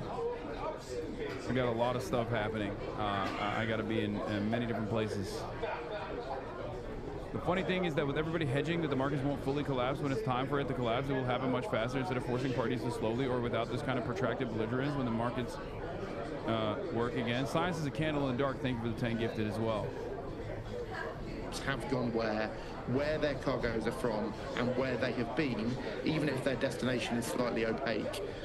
Yeah, I got motion twin, that's why I'm traveling a lot. Of the Iran-US-Israeli war, and the first 24 hours after Donald Trump's blockade of Iranian ports. Retaliation for Iran's effective closure of the Strait of Hormuz that J.D. Vance, the Vice President... What are you talking about? I already saw this. ...economic terrorism. So what, if anything, has been the impact on shipping in this crucial shipping lane? This shows us 24 hours of movement since that blockade began. We've speeded it up. You can see scores of cargo ships and tankers on either side of the strait at bay, uncertain what to do. do. Many have been there for weeks. Some vessels are willing to make the dash through the Hello, strait. Sydney. Thank you for the 10 gifted. Despite them facing not one but two blockades. Let's take a little look at some of the vessels individually because they tell a tale about what's going on. This is the Elpis. It is US sanctioned for having moved Iranian oil in the past. It's come from Bushehr in Iran where it's filled up with oil. We don't know where it's going, destination unknown, but it has passed through very close to Kashim Island here. Got as far as here, just off Oman, but then it paused about 10 hours into the blockade. We don't know why it stopped, but it hasn't moved on. There's a similar story with this vessel, the Rich Starry. Again, US sanctioned. This was Chinese owned. Again, it headed east out of the Persian Gulf to here, and then a few hours ago it turned back. We don't know why, but it has nevertheless done a U-turn. Now, it came from an anchorage off Sharjah in the UAE.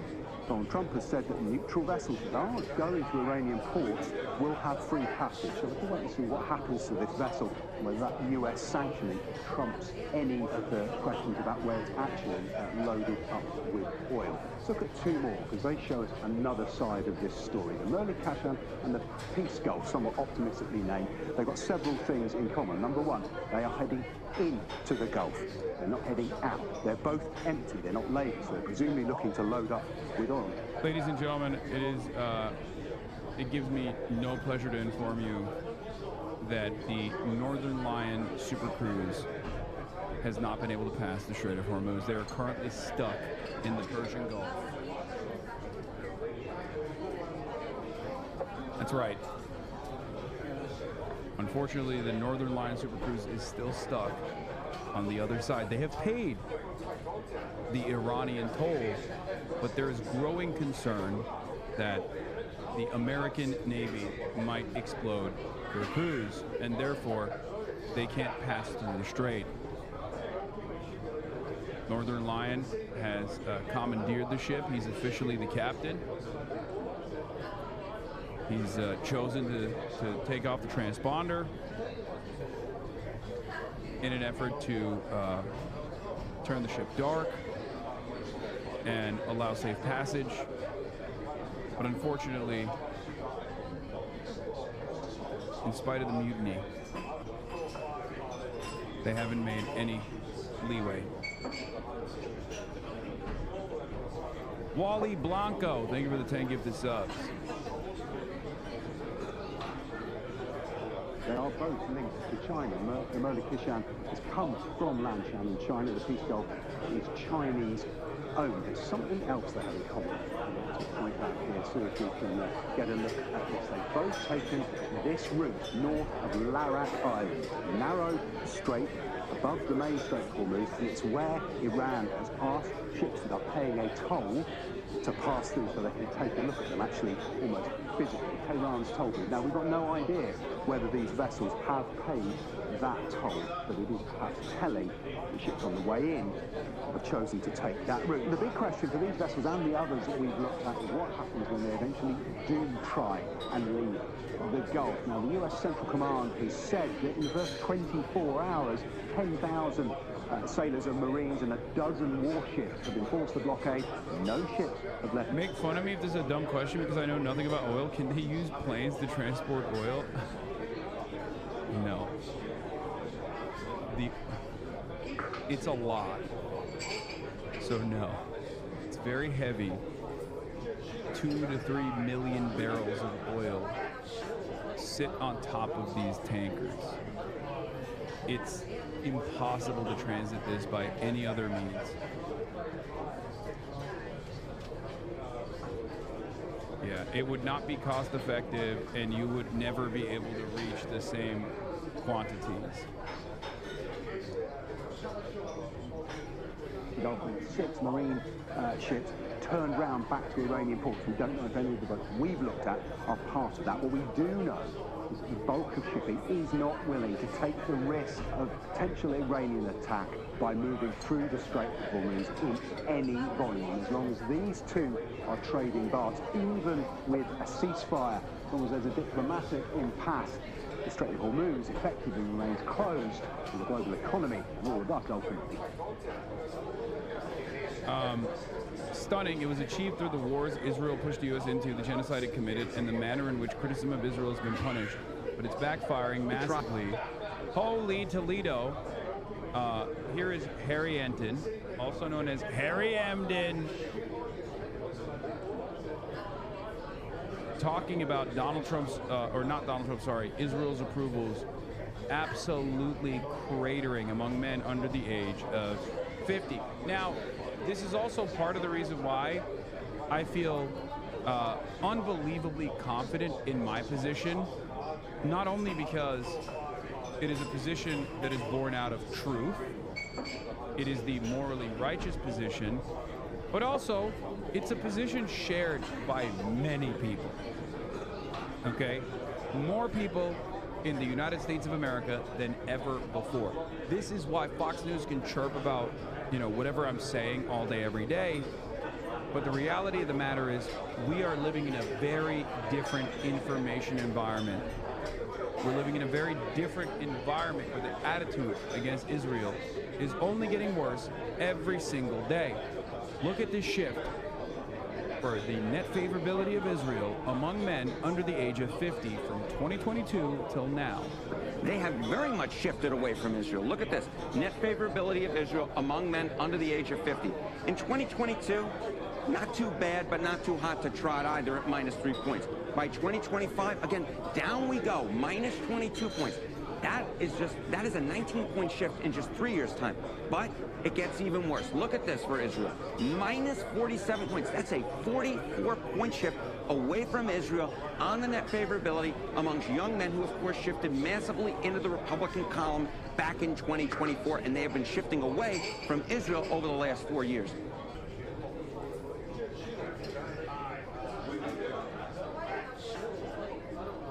Yeah, and there's obviously still more room to grow, right? There's still more room to grow. You already know my position on this, you know? We're not hating hard enough, okay? Nathan J. Robinson says, Israel doesn't care about losing public opinion as long as it maintains political support. The crucial thing is to translate the shift in public sentiment into meaningful change in U.S. policy. Also correct.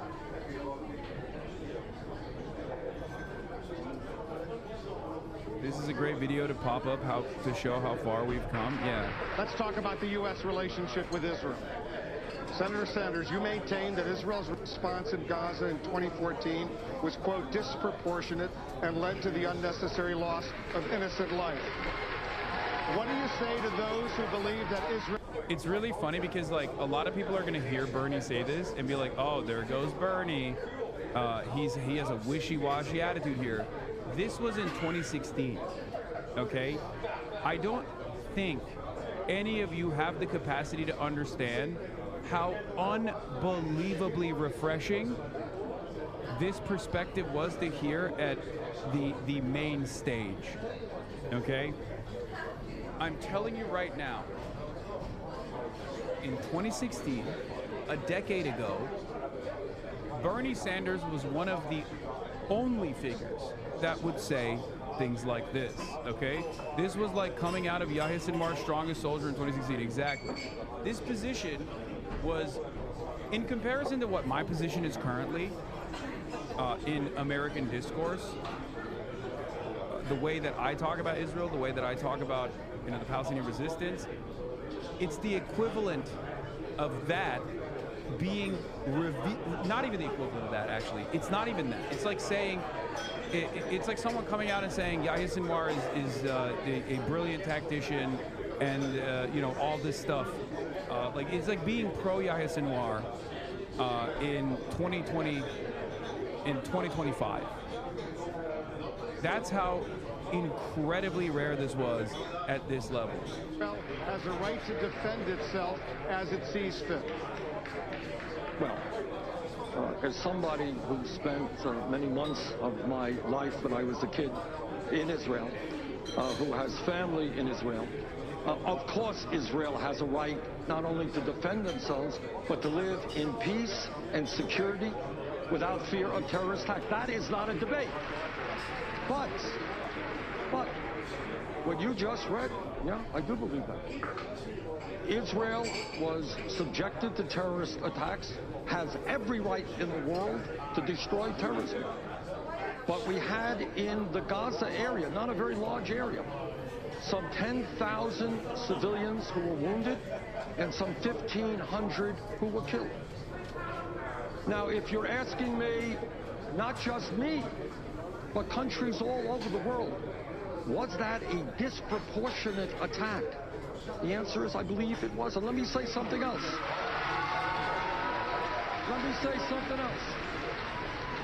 As somebody who is 100% pro-Israel, in the long run, and this is not going to be easy, God only knows, but in the long run, if we are ever going to bring peace to that region which has seen so much hatred and so much war, we are going to have to treat the Palestinian people with respect and dignity.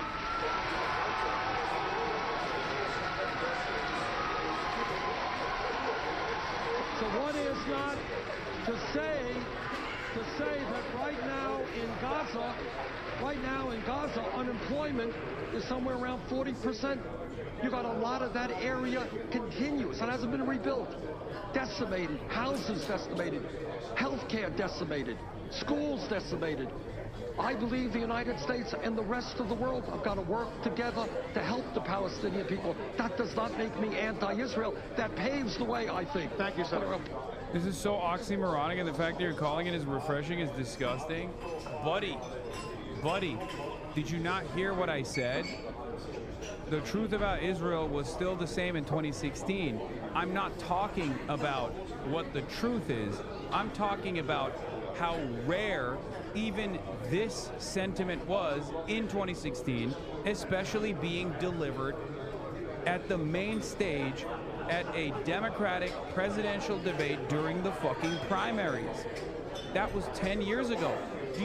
At a certain point, you have to understand, like, I'm using my words very carefully, okay?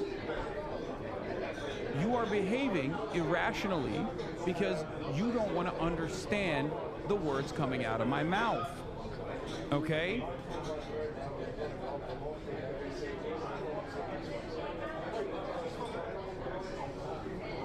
Even saying this was unbelievable for 2016. I said what I said. Oh, just take a fucking day off. You're so goddamn unbearable, dude.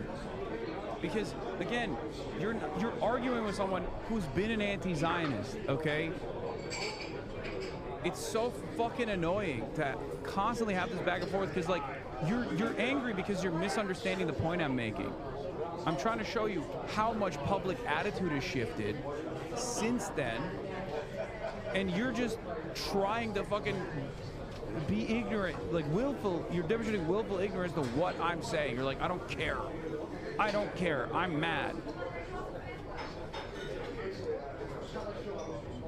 This is no longer even a point of contention over the facts on the ground. This is just you refusing to understand the point I'm making.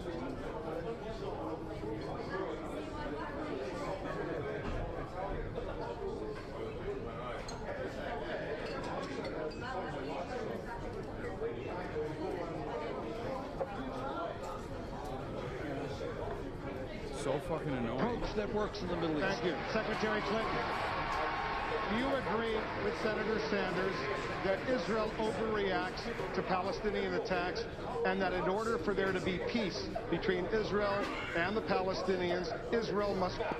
Also, it's really funny because, like, you know, most of the prominent anti-Zionists were so elated, myself included. I wasn't a prominent anti-Zionist back then, but most of the prominent anti-Zionists were actually so excited at the prospect of having such a pivotal figure in American politics openly say these sorts of things, okay? At the time, they were doing the DAPCAT at Bernie Sanders rallies, okay? Quote, end its disproportionate responses. I negotiated the ceasefire between Israel and Hamas in November of 2012. I did it in concert with President Abbas, the Palestinian Authority, based in Ramallah. I door knocked for Bernie until he said this in the debate, by the way. I had a whole ass fucking bobblehead and action figure of Bernie that literally burned in a fire pit after this. You should pat yourself on the back for converting someone who was clearly that propagandized, and I'll forever be grateful for you. Grateful to you for it. That's so funny. You burned the Bernie Sanders bobblehead. That's so funny. And now you're to the left of Bernie on this. Like, it's just like people change. People have the capacity to change, especially with new information, especially if they maintain charitability. It's so funny.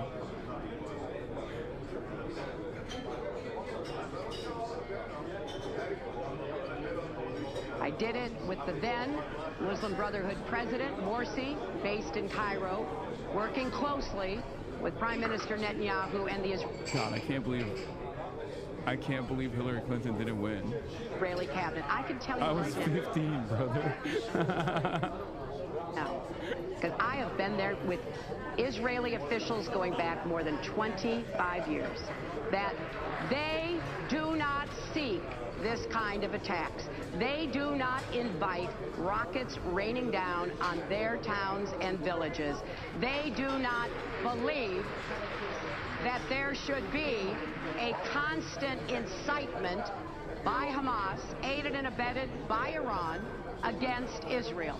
And so when it came time, after they had taken incoming rockets, taken the assaults and ambushes on their soldiers, and they called and told me, I was in Cambodia, that they were getting ready to have to invade Gaza again because they couldn't find anybody to talk to tell them to stop it. I flew all night. I got there, I negotiated that. So I don't know how you run a country when you are under constant threat, terrorist attack, rockets coming at you. You have a right to defend yourself. That does not mean that you don't take appropriate precautions. And I understand that there's always second guessing anytime there is a war. It also does not mean that we should not continue to do everything we can to try to reach a two-state solution. Yeah. It's like, Hamas. Do Palestinians have a right to defend themselves? I don't mean to be disrespectful, but you need to acknowledge that you have many Arab fans that simply hold resentment towards people like Bernie because we don't believe in the right for Israel to exist no matter how much we align with Bernie. I don't give a shit. Shut up, okay? I don't care. Like, what do you mean? That's not the point. That's not the point that we're having here. That's not the point of contention, okay? It's a misunderstanding of why I was showing this. Jesus Christ. It's unbelievably annoying to do this because the conversation that we're having is not about how correct Bernie Sanders was in 2016. The conversation is about how unique this was to hear from a person, because we're reflecting on how much the attitude has shifted in the last decade, especially in the last 3 years, okay? Oh my God. It's so weird, bro. It is so fucking weird.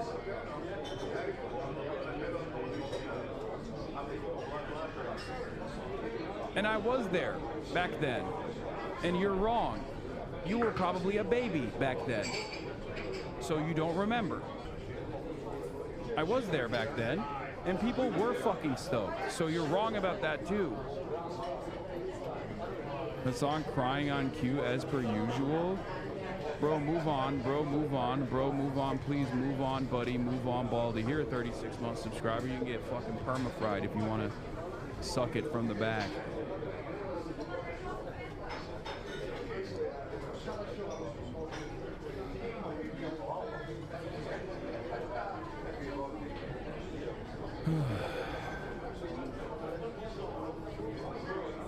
Anyway.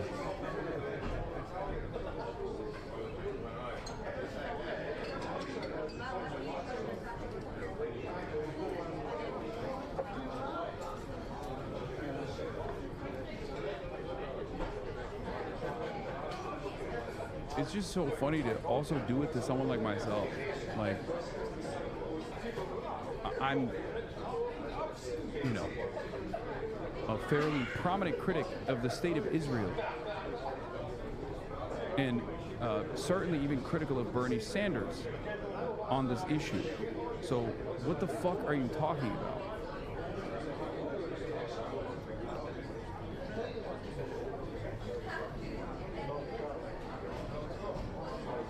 Anyway, let's get back to Iran. Why the Iran ceasefire may have shifted dynamics back in Trump's favor, says True to Parsi. Diplomacy between Washington and Tehran has not yet unraveled, despite J.D. Vance's theatrical departure from last week's talks in Islamabad. Trump now signals that the two sides could reconvene within days in the Pakistani capital. Whether negotiators return to the table or continue their exchanges through quieter remote channels before the ceasefire lapses, one reality appears to have shifted. Trump has clawed back a measure of momentum, and with it leverage over Iran, largely by virtue of the ceasefire. Here's why. I don't know if I agree with this assessment, so let's take a look. Trump entered this moment politically cornered and strategically constrained. Surging gasoline prices were inflicting acute domestic pain, eroding his standing at home. More critically, he faced a barren escalation ladder. Each conceivable move, strikes on Iran's oil infrastructure, attacks on civilian targets, the seizure of Persian Gulf Islands, or covert operations to capture enriched uranium, carried the near certainty of forceful Iranian retaliation. Such responses would not merely match his escalation, but compound it, deepening his economic exposure, amplifying political risk, and entangling him further in a perilous and unwinnable strategic bind. Nor could he simply extricate the United States from the conflict on his own terms. Absent an understanding with Tehran, Iran retained both the capacity and the incentive to continue targeting Israel and vulnerable U.S. assets across the Gulf. Trump needed Iran's permission to get out of the war. The ceasefire, however, has subtly altered that equation. Trump may no longer need a formal nod from Tehran to step back. If he disengages now without a comprehensive agreement, Iran will almost certainly maintain its grip over the Strait of HORMUZ, a strategic setback for Washington. Yet Tehran is unlikely to resume direct military operations against U.S. targets in the Persian Gulf. To do so, in the absence of renewed American strikes, would cast Iran as the aggressor, inviting severe and potentially coordinated repercussions not only from Washington, but from wary global powers such as Russia and China. Moreover, the balance of needs has tilted. Iran now appears to need an agreement more than the United States does. Trump has already secured a central objective, the escape from a war he was ill-advised to begin with, while Iran, despite accruing leverage through its command over the strait, remains far more from realizing its broader ambitions: meaningful sanctions relief, a definitive and enduring end to hostilities, and perhaps even the contours of a more stable, constructive relationship with Washington. Tehran's decision to dispatch its largest, most senior, and most expansive delegation to Islamabad for direct talks with the American vice president reflected a striking confidence that it occupies its strongest negotiation position vis-a-vis the United States since 1979. Yet, to convert that moment of perceived ascendancy into little more than a cessation of U.S. bombardment would fall short of its aspirations. Even if Washington were to acquiesce to Iran's control over the strait, such an outcome would pale against the far more consequential gains Tehran believes are within reach. Instead, Iran needs to translate this leverage not only into a durable end to the war, but ideally into a new peace, one that delivers sweeping sanctions relief and inaugurates a more stable, mutually defined economic and political relationship with Washington. Such an arrangement would serve as a bulwark against renewed conflict. The economic imperative is especially stark. Sanctions relief is indispensable to reconstruct a country now burdened with damage running into the hundreds of billions of dollars. I don't know if I fully agree with that, because I think controlling one of the key trade routes around the planet that is responsible for 20% of all of the oil and gas needs is, and achieving that militarily is a spectacular feat.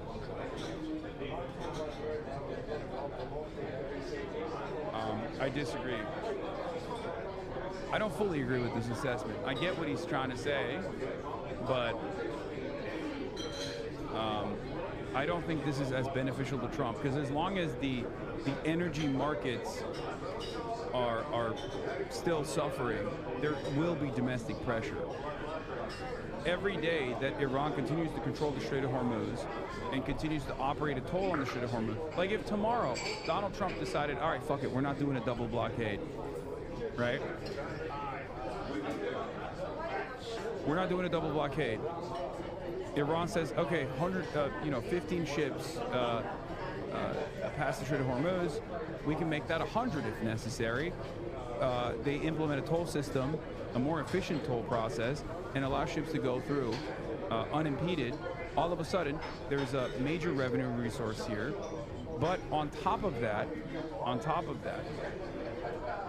not only is there, this is a major source of new revenue coming in, revenue that will be utilized to rebuild Iran, okay? This is a major pressure point that it now has, command that it has over the rest of the globe. This way, Iran, while also maintaining the position of being the more stable actor in comparison to the United States of America, can commit to bilateral relationships with many other partners around the world, which it has started doing anyway. America's control in this process with like secondary sanctions to anyone that is actually trading with Iran will diminish. I don't fully agree with this assessment. They fought militarily and won a major strategic objective.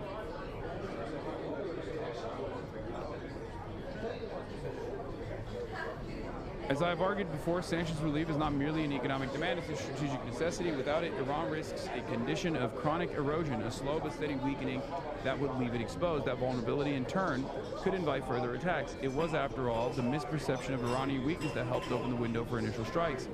But Trump does not, in any fundamental sense... Okay, wait, hold on. Wait. This morning, new details emerging from peace talks that broke off between the U.S. and Iran over the weekend. The big question from here on out is whether the Iranians will have enough flexibility. Vice President J.D. Vance says while progress was made, Iran would likely need to send a new negotiating team to reach any deal. The team that was there was unable to cut a deal, and they had to go back to Tehran, either from the supreme leader or somebody else, and actually get approval to the terms that we had set. Those terms reportedly include a demand that Iran suspend uranium enrichment for 20 years. But Iran reportedly proposed suspending enrichment for only 5 years. Iran's foreign minister calling U.S. demands excessive, but acknowledging there was progress on many issues discussed. The Associated Press reports a second round of talks could begin as soon as Thursday. Now, with the U.S. blockade of the Strait of Hormuz in place, experts warn oil prices do not yet reflect the supply issues caused by the war. More than 80 oil facilities in the Middle East have been damaged, resulting in 13 million fewer barrels. I don't think he's saying it's not a strategic win. He's saying it does not help them achieve their main goals of sanctions relief, and he's likely correct that if the U.S. does not re-engage with strikes, Iran would not be able to resume its own strikes without the world shutting them down. It's still a loss for the U.S. and a strategic win for Iran, but far from what they were looking for, and kicks the can down the road for future conflict. Yes. That's why I also said the number one thing that they wanted beyond sanctions relief, that they were never going to get, ironically enough, was to restrain Israel, to drive a wedge between the relationship between America and Israel, and to show the rest of the world that America had the capacity to stop Israel, okay? The reason why they wanted to do that, the reason why they had to do that was so that they could actually ensure that future conflicts, such as the one that Israel brought America into, never happens again.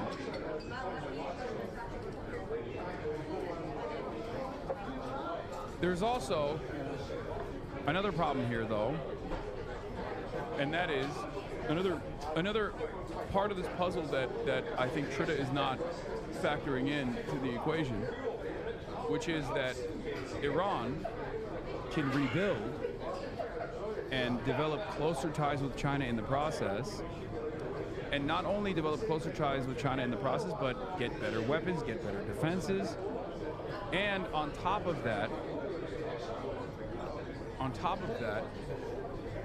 if it's an inevitability that Israel tries to attack Iran again, this time they will have a stronger force against Israel, a better means of retaliation against both Israel and maybe even the United States of America if that were to happen again.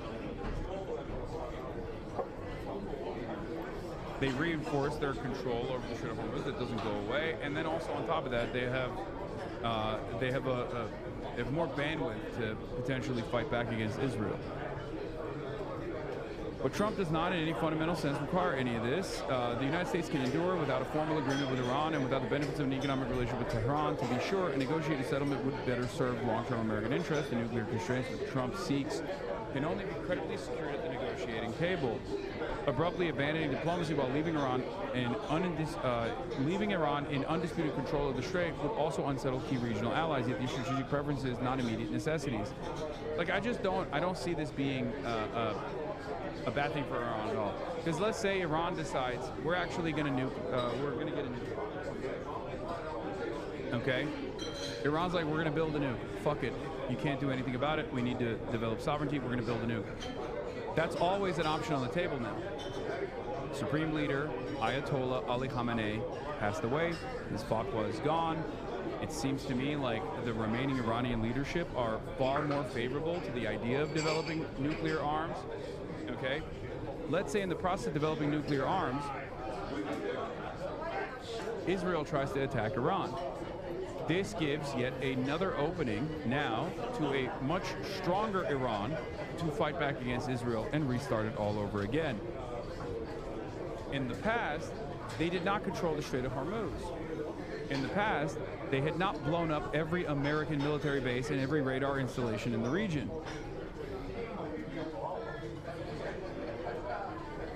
This is a very different Iran. Iran won. America was begging to get to the ceasefire table. That's it. It's a massive W for Iran. Even if America retreats from this conversation, even if America retreats from the ceasefire process, okay, and basically forces Iran's hand not to restart the tit-for-tat bombing campaigns or whatever, okay, Iran can continue bombing Israel, for example, if Israel continues to bomb Lebanon. That's another angle here. So there are numerous ways in which Iran could continue applying pressure. Trump's calculus is far more transactional and far less patient. He can point to the damage already inflicted on Iran's nuclear infrastructure and conventional forces, proclaim a hollow victory, and disengage.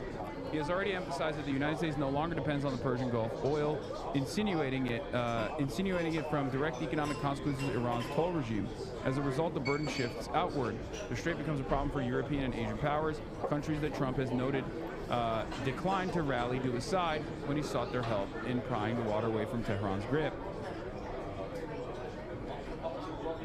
The window now open offers Tehran a chance to convert battlefield leverage into lasting strategic gain. To let it close would mean forfeiting not just incremental progress, but the possibility of reshaping its economic and geopolitical position. By contrast, the United States, having already secured a tenuous exit ramp through the ceasefire, has less at stake in the short term. Walking away, therefore, is politically and strategically easier for Trump than for his Iranian counterparts. Both can live with diplomatic failure, but Tehran has more gains to lose. How Tehran chooses to navigate this narrowing corridor, whether it presses advantage or overplays his hands, will be interesting to see.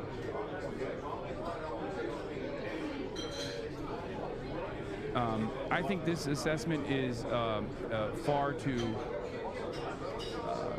pessimistic on the upper hand that Iran has and the amount of damage Iran has been able to do to the confidence that other countries have in American defense. Not only that, but also there are numerous other pressure points for Iran going forward, and also an additional source of an additional stream of revenue.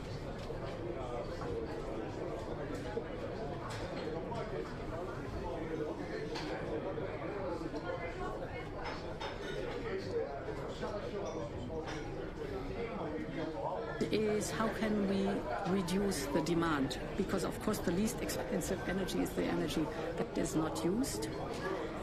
We should reduce demand while fully respecting the free choice of consumers. So we are looking at energy efficiency levers such as renovation of buildings or the renewal of equipment in industrial operations. These are some measures, but there are also other measures that we will present, or will be the core of the presentation. Bro, there is no more cucked a fucking entity than the European Union. It's unbearable. First with Russia, then with this situation. Like, they always get, how do they not see that they just get fucked over so much harder than America does every time America does some fuck shit? The communication next week on the table of the leaders. So far for the... It's like... it almost feels like they're also accelerating the anti-EU movement. Like, they want to destroy the European Union, it seems.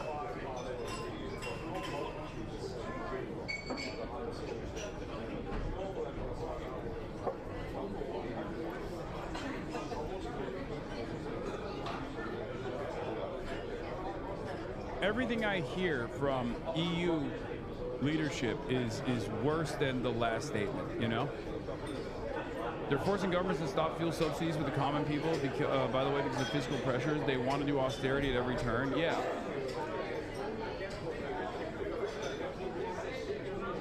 Uh-oh. Is Twitter down? Seems to me like Twitter might be down, huh? Is that what's going on? Never mind, it's just it's an ad block situation again. Russia's war of aggression against Ukraine versus the war in the Middle East. We are achieving levels of liberal contradiction heretofore unknown to man. More by the breakdown of international law is evident in today's two preeminent global crises: Russia's war of aggression against Ukraine and the war in the Middle East. Oh. Who are the parties in this broad war in the Middle East? Who are the parties involved? Who are the belligerents?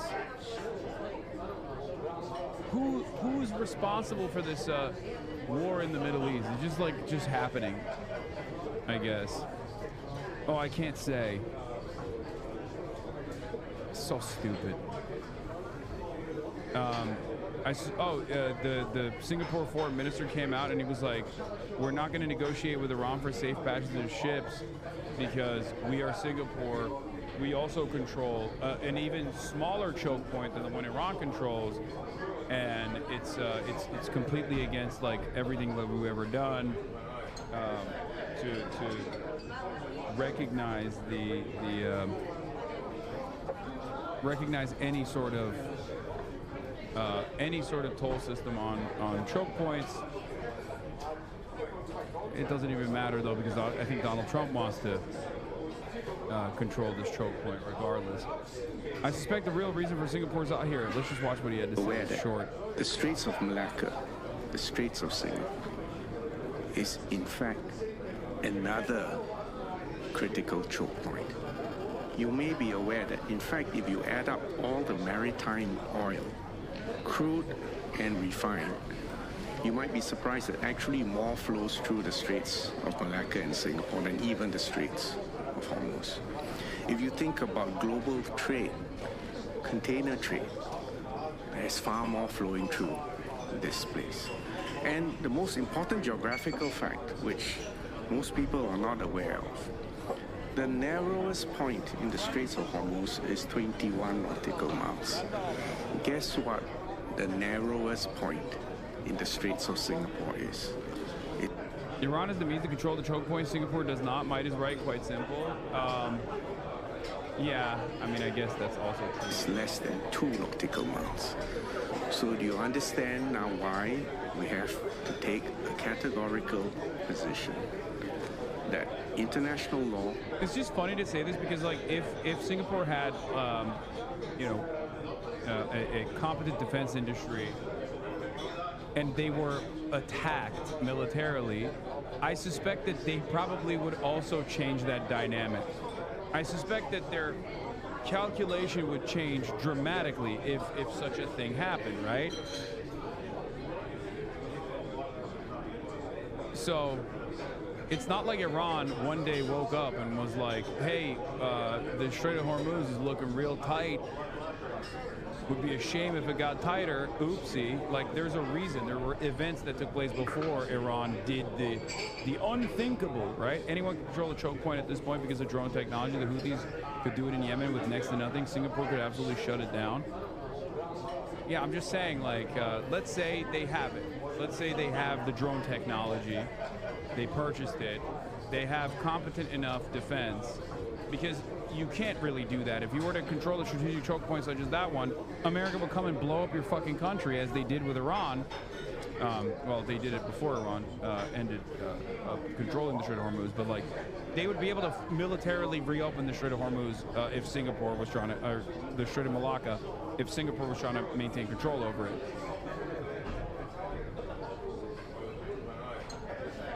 Singapore spends three times more on its military than Iran. Yeah, I think that's a very different situation.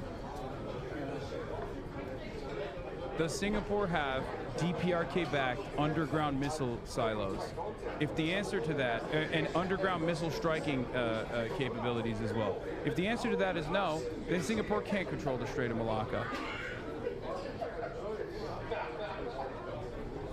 You know what I mean? Not many countries. First of all, Singapore is also tiny. It's like literally half of a fucking city in comparison to Iran. Not many countries also have the capacity to withstand American bombardment campaigns and still be able to have a competent capacity to retaliate militarily. It's just not a thing. Singapore is a fucking city-state. They don't have the capacity to control the Strait of Malacca and militarily defend that decision. An UNCLOS is the constitution of the oceans, and this is a right. Freedom of navigation as a right and not a privilege for ships and planes. And this is of profound importance to Singapore. So to your specific question, I don't think so. As long as there's someone who can press buttons and shuts down the Strait. Iran hasn't blocked the Strait of Hormuz because it has great Navy or missiles aimed at the ships. Is the threat of just one drone that's keeping it shut. There haven't been that many strikes in the Strait itself. That's not true. There have been plenty of strikes so far. And that's, I mean, it doesn't take much is what your argument is, yes. But again, okay, let's say Singapore is not like a Western aligned nation tomorrow, okay? Let's say with all the military might that they have as a city-state, they choose to close the Strait of Malacca. Do you know how fast, not even America, do you know how fast like Indonesia, Malaysia, and every other country would just like destroy the whatever remains of the Singaporean military with conventional arms? Like, it's not a thing. My point, the point that I'm trying to make here is that Iran has militarily conquered the Strait of Hormuz.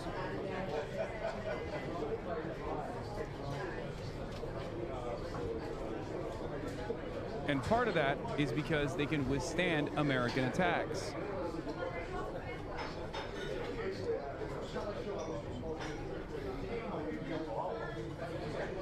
yes, I have engaged with the Iranian foreign minister before the war. And yes, I'm sure I will engage him in the near future. But as a matter of principle, and not because we're taking sides, I cannot engage in negotiations for safe passage of ships. How can Singapore spend a lot more than Iran, but withstand the attacks less? What do you think? At some point, you have to realize that, like, the dollar value that you spend on your military is sometimes an irrelevant factor in terms of demonstrating military competence. Geography plays a role, right? Topography is a huge factor for Iran. And also, Iran's budget is very different than Singapore, which operates in the, it operates like a normal country that is, you know, they're a very different currency than Iran does. I mean, look at America's military expenditure. America's military budget is larger than like the next 10 countries combined. And even then, they could not defeat Iran militarily. Yeah, that makes sense. The defense aspect is different, but it seems that the offensive capability is far less relevant than if it used to be, because with very little actual attacks, it can make getting insurance for your ship impossible. Sure. Or negotiate on toll. But I'm just saying they would just pounce on Singapore. They shut off Singapore's water. Okay. Rates, because to do so would be implicitly eroding this legal principle. So again, this is... So anyway, he just says like he has a principled stance against this, right? Controlling any strait whatsoever. They are committed to free trade. Arnaud Bertrand says, I suspect the real reason for Singapore's opposition to a toll on HORMUZ is not some high-minded devotion to international law, but because if it sets a precedent and a toll were to exist on the Strait of Malacca, it would basically kill their current business model. Geographically speaking, Malacca runs primarily between Malaysia and Indonesia. Singapore only controls a small stretch of the southeastern exit. Yet currently they capture most of the strait's commercial value through port services, bunkering, and transshipment. It's basically like them having the best service station on the world's most popular free highway. What the HORMUZ precedent, if established, is all about is the revenge of geography, power given back to the countries that own the road, as opposed to those with the best rest stop. Fantastic news for Malaysia and Indonesia, which is partly why you're seeing key Malaysian political figures like Nurul Izzah Anwar issue a highly unusual rebuke of Singapore over the Balak Rashan's remarks, but a big threat to a city-state whose entire economy is built on being the best service provider on what's largely someone else's waterway. I think the other problem for Singapore is that, if they try implementing tolls, or if America's like, hey, you have to implement a fucking toll, you have to, implement a blockade for Chinese trade or whatever, they're cooked. So for them, maintaining a consistent position overall is probably so that they avoid further conflict down the line.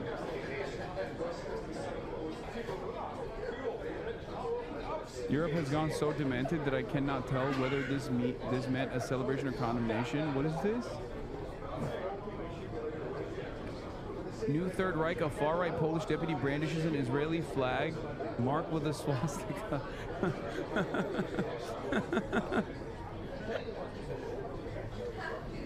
What the hell's going on in Poland, man? Also, there might have been a security incident breaking. A large number of Israeli soldiers were lured into a trap by Hezbollah and killed. According to reports from on the ground, the soldiers were lured into a building in Bint Jbeil, and it was rigged with explosives. The whole building was detonated with no survivors. Israel reported a serious security incident, but is yet to comment on the details. Very Polish things happening in Polish pride. Yeah, they're back to their old... When I'm fucked up, that's the real me, said Poland. Produced each day. Right now, there's no fighting. Right now, we have a blockade. Iran is doing absolutely no business, and we're going to keep it that way very easily. Meanwhile, Israel and Lebanon will hold talks in Washington today. Israel's sweeping attacks on Iran-backed Hezbollah in Lebanon have reportedly killed more than 2,000 people and have displaced more than 1 million residents. But Hezbollah vowing it will not abide by any agreements reached during the talks. Secretary of State Marco Rubio is expected to host those talks in Washington today. Italy's Prime Minister Giorgia Meloni said that her government has suspended a defense cooperation pact with Israel. It comes after Israel fired warning shots last week at Italian troops serving in Lebanon under a UN mandate, causing damage to a vehicle. And after Giorgia Meloni's criticism of Israel's bombardment of Lebanon, the far-right government has until now been one of Israel's closest supporters in Europe. Seema Gupta is in Rome. Seema, I hope you can hear us. What has brought Giorgia Meloni to this point? Yes. Well, it is quite a sharp reversal, as you mentioned. I mean, back in 2023, early 2023, Benjamin Netanyahu actually visited Rome, and at the time, Ms. Meloni said that Israel is a friend and key partner of Italy. And now, today, she has made a statement saying, in light of the current situation, the government decided to suspend that Defense Cooperation Pact. Now, that pact was set up back in 2003 under the government of then Prime Minister Silvio Berlusconi. It is about procurement and training, as well as the import, export and transit of defense and military equipment. And so it's not a massive thing for Italy, but for Israel, but it was definitely a point of connection for these two countries. And it was something that was automatically renewed every 5 years. But the decision was made that as the renewal was coming up, not to do it this time round. And this was something that the government, the opposition here, had been long calling for the government to do. And Ms. Meloni said, essentially, when things are happening that we don't agree with, we will act accordingly. So really a reaction, perhaps, as you mentioned, to the warning shots that were fired by Israeli soldiers on the Italian soldiers that are based in Lebanon as part of a UN force. There were no injuries, but a vehicle was damaged. And at the time, Rome summoned the Israeli ambassador to Italy. And subsequently, the foreign minister visited Lebanon on Monday, and he said it was unacceptable, the attacks on Lebanese civilians. Israel, in turn, calling on the Italian ambassador to Israel. He was summoned. Maybe it's because I haven't had New York pizza in a minute, but this might be the greatest pizza I've ever had. And it's not even warm. It's been a minute since I've had East Coast pizza, but goddamn, dude, unbelievable. So clearly, tit for tat, and now the suspension of that agreement. Israel, of course, saying on their part that this was not an important security agreement. It was simply a memorandum of understanding, but clearly this is a strain on ties. Indeed, I think they can dress it up however they want. It's clearly someone who is actually saying they disagree with what they are doing, and clearly this is having an effect across the international community. And I'm wondering, Seema, is the position now taken by Meloni really a reflection of public opinion in Italy? Yes, I think it's very much a calculation on her part in terms of moving forward. She's very much aware of the fact that Italians have taken to the streets to protest against the Israeli government, particularly the situation and the war in Gaza and their support for Palestinians. And Italians are also very much against the US-Israeli war in Iran, feeling that, of course, this is having an impact on their bottom line in terms of resulting in higher gas and petrol prices. And so with this much opposition, she's also got her eye on the general elections in 2027, and she can't afford to lose people's support. It's interesting today that the Milan-based daily Corriere della Sera also published a short interview with President Trump on his comments on Ms. Meloni, and he said he was very shocked by her decision not to assist the US in the war against Iran. And he actually said, and I quote, "Do people like her? I can't believe it. I thought she had courage. I was wrong. It's very different from what I thought she was." So clearly a reaction also from Mr. This is a big deal. I assume we're getting New Haven Tej.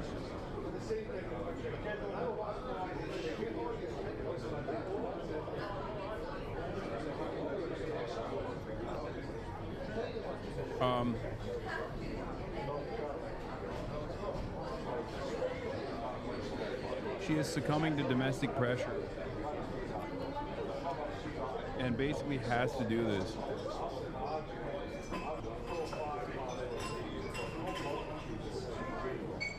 She didn't do this on her own volition. She did this because the Italian labor unions have been going absolutely crazy.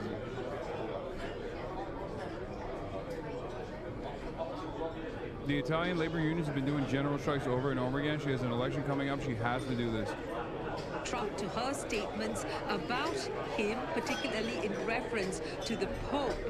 She said the statements that Mr. Trump made, his criticisms of Pope Leo XIV were unacceptable. He turned around and said she was unacceptable because it seems as if she doesn't mind Iran having a nuclear weapon that could hit a country like Italy itself. So clearly the tensions and the relationship, she was once considered the Trump whisperer. diaspora.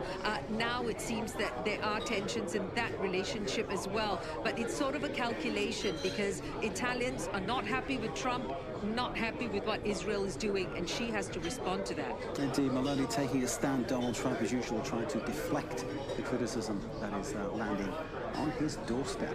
Seema, as always, thank you very much indeed. Seema Gupta joining us there live from Rome. Hey there, I'm Harry Enton, and today we are running all the numbers. Oh, there's even more numbers. Nice. This is my favorite. I feel so proud when I see these numbers. Israel's popularity diminishing. We saw a piece of it. Democratic Party is officially to the right of Giorgia Meloni on foreign policy. Yeah, that's pretty crazy. I never thought I would fucking see the day. On Israel's U.S. popularity problem, Israel is losing support here in the United States, even amongst Republicans. Take a look at this data. Take a look at this data amongst young Republicans. Look at this massive shift that we have had over just the last 4 years, the net favorability of Israel among Republicans under the age of 50. You go back to 2022, 2 thumbs up. 2 thumbs up for Israel amongst young Republicans. But by 2025, look at this. Already a 30-point shift away. Their net favorability down to -2. Today, look at this, -16 points. That's an over 40-point shift in just 1, 2, 3, 4 years' time away from Israel amongst young Republicans. But that's not the only part of the Republican base where Israel is struggling.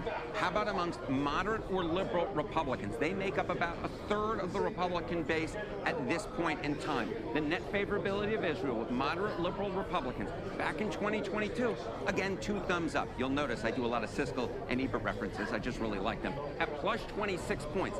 Today, again, negative territory, -9 points. That's a 35-point shift in just 4 years' time with moderate liberal Republicans shifting away from Israel. And this, to me, gives you a good indication of why one of the more ardent critics of Israel within the Republican Party is actually, at this point, favored to win a competitive primary. You may know him, Thomas Massie. He, of course, is the representative from Kentucky's 4th District. He has been opposed by Donald Trump. Donald Trump has endorsed his opponent. Pro-Israel voices are also opposed. Many of them have also opposed Thomas Massie. But at this point, look at this. His chance of being the Republican nominee, winning that Republican primary in Kentucky's 4th District, is actually more likely than not to occur. Look at this. According to the Kalshi prediction market at this point, a 71% chance. But here's the thing. Again, I'm building blocks here. It's not just on the right. It's not just amongst Republicans where Israel is losing support. I mean, amongst the... Is there any support remaining on the Democratic side? It's like, what, 90? It's going to be like 98% to 2% at some point. Expected places. How about among younger men? Younger men who were a key part of Donald John Trump's coalition back in 2024. They have very much shifted away from Israel. Look at this. Net favorability of Israel among men under the age of 50. In 2022, not too bad, but not too hot to trot either.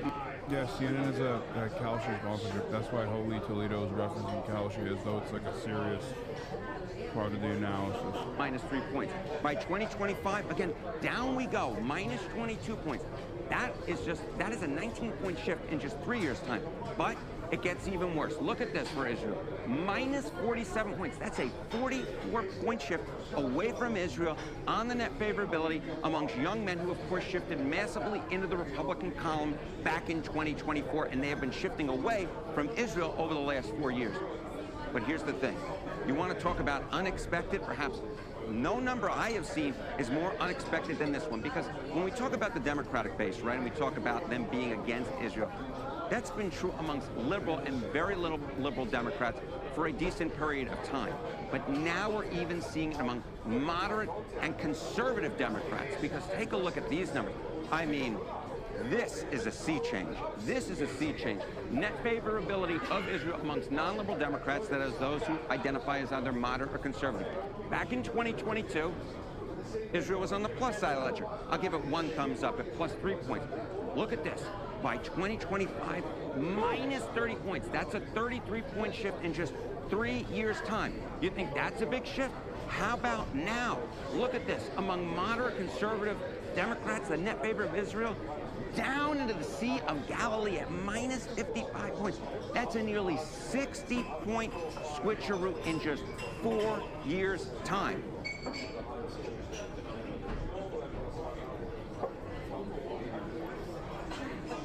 That's the bulwark audience, right?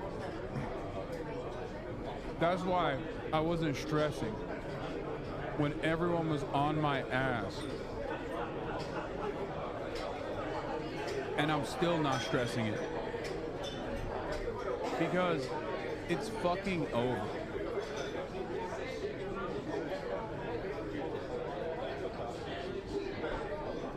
You can come after me all day, every day. But you can't change these numbers. Okay? Now, what's really interesting about this, of course, is that these percentages are brought up on CNN, but the media is not representative of this attitude at all, and neither is our political class. Non-liberal Dems is in like conservative Dems. Think about that. Major sea change. These percentages are completely untenable with any kind of support for Israel. And yet, when you look at mainstream resources, mainstream outlets, legacy publishers, and the like, it's the exact opposite.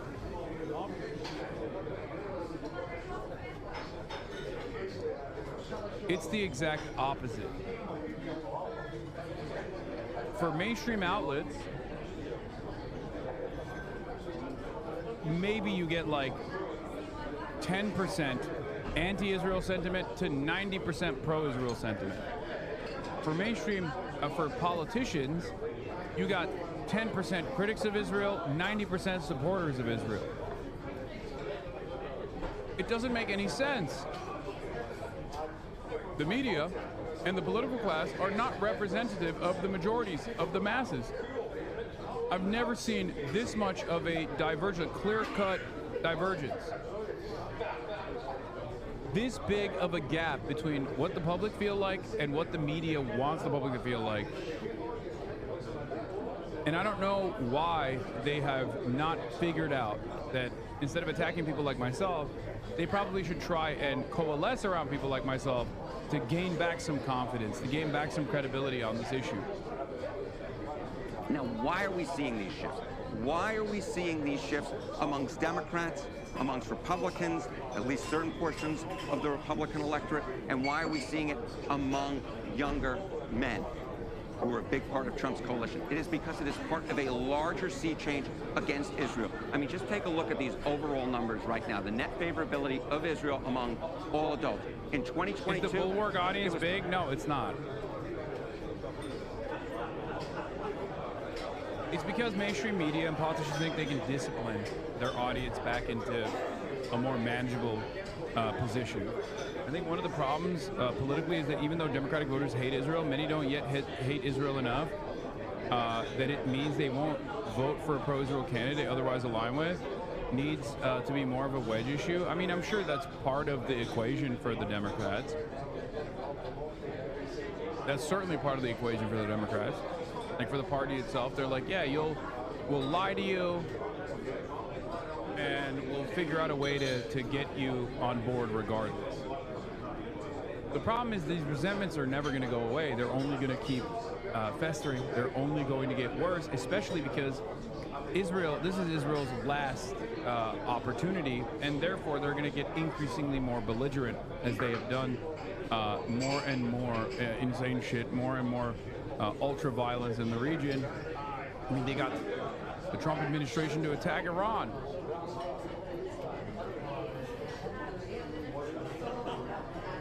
Plus 13 points. I'll give that 2 thumbs up. Look at by 2025, minus 8 points. That's a 21-point switch in just 3 years. And now, the net favorability of Israel amongst all adults, minus 23 points. That's a 36-point change in just 4 years' time amongst all adults. Now, okay, That's part of the reason why that we're seeing these groups within these shifts, right? A rising tide lifts all boats. But it's more than that. How about the Israeli-Palestinian conflict, which of course has been taking center stage over the past few years here in America, especially after the October 7th attacks and then Israel's response to it. Take a look here. I mean, this is a change. This is a change. Who Americans sympathize more with, the Israelis or the Palestinians? Back in 2022, before the October 7th attacks, it was the Israelis by 28 points. That would even climb into the 40s, 50s, depending on which polling you looked at in terms of who Americans sympathize with, the margin very much on the side of Israel. But look at where we are now. In 2026, Americans sympathize more with the Palestinians by an 11-point margin. That is a shift of nearly 40 points in just 4 years' time. And when you compare it to 2023, after the October 7th attacks, we're talking about what, a 50, 60-point change? My goodness gracious. This is the best position that the Palestinians have ever been in the minds of the American public. The Palestinians making history in terms of who Americans sympathize more with. But it is not just the Israelis and the Palestinian conflict in which why we're seeing these shifts among all these different groups, and overall as well. It is because of the man who right now is the Prime Minister, the longtime Prime Minister of Israel, who's been Prime Minister at least in parts all the way back to my childhood. I mean, I think he was the Prime Minister when I was like 8 or 9. That is how long. And while I look young, I'm not that young anymore. But take a look at Bibi Netanyahu. Look at his net favorability rating here in the United States. In early 2024, he was on the plus side of the ledger at plus 9 points. But look now, minus 23 points. Again, an over 30-point shift in the wrong direction if you're a fan of Bibi Netanyahu here in the United States. And among independents, we're talking about that his net favorability rating at this point is a minus 35 points in the average poll. He is about as popular as Donald Trump is here in the United States. What do Israel supporters think about when they look at this stuff? They freak out. They think all of it is because of anti-Semitism. They also, like the smarter Israeli officials, they see these numbers and they're obviously a little worried. They're panicked about it. So what you're seeing as far as like what Israel's doing right now is their last big attempt to acquire as much territory as possible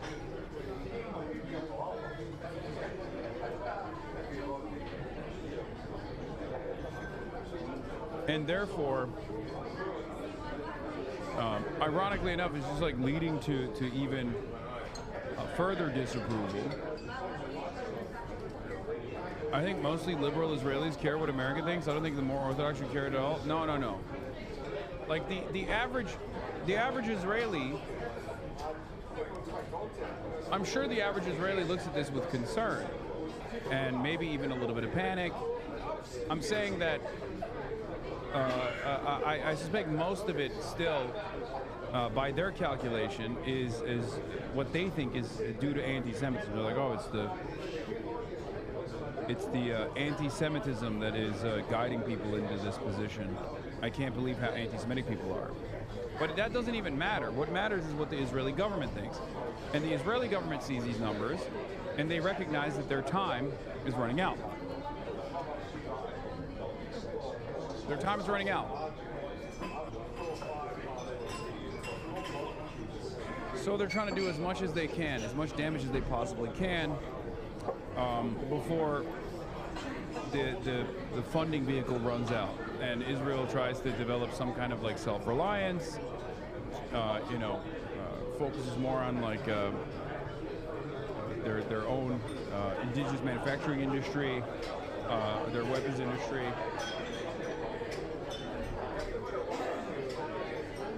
Despite the U.S.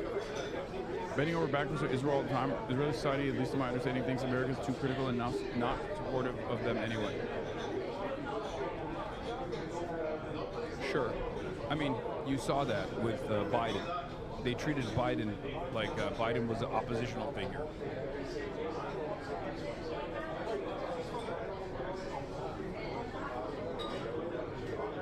It's fascist, man. It's a fascist society. I don't know how else to explain it. They're not, like, stop trying to make sense of it, okay? They're insane.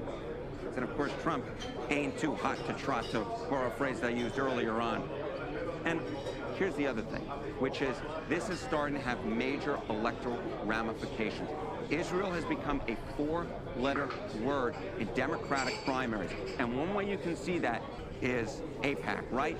AIPAC, the lobbying group. Google searches for AIPAC in 2026, up like a rocket, up 363% versus last year, reached an all-time high last month. You often hear those. Can Israel look for another sponsor like China? No. Because in the absence of, if Israel is looking for other regional partners or global partners, that means that America is no longer the global partner. And if America is no longer the global partner to Israel, then China, as much as it loves trade maxing, doesn't have any utility out of Israel. Because for the longest time, the reason why China has maintained good trade relations and good relations overall with Israel is because Israel gets the latest technology from the United States of America, and maybe sometimes the latest technology that no one else gets, except China gets to have some of that technology, because Israel gives China some of that technology, at least to my understanding.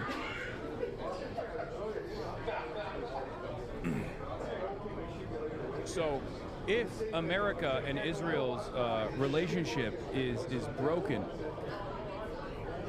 and changed in an irreparable manner, then China doesn't have much utility for Israel.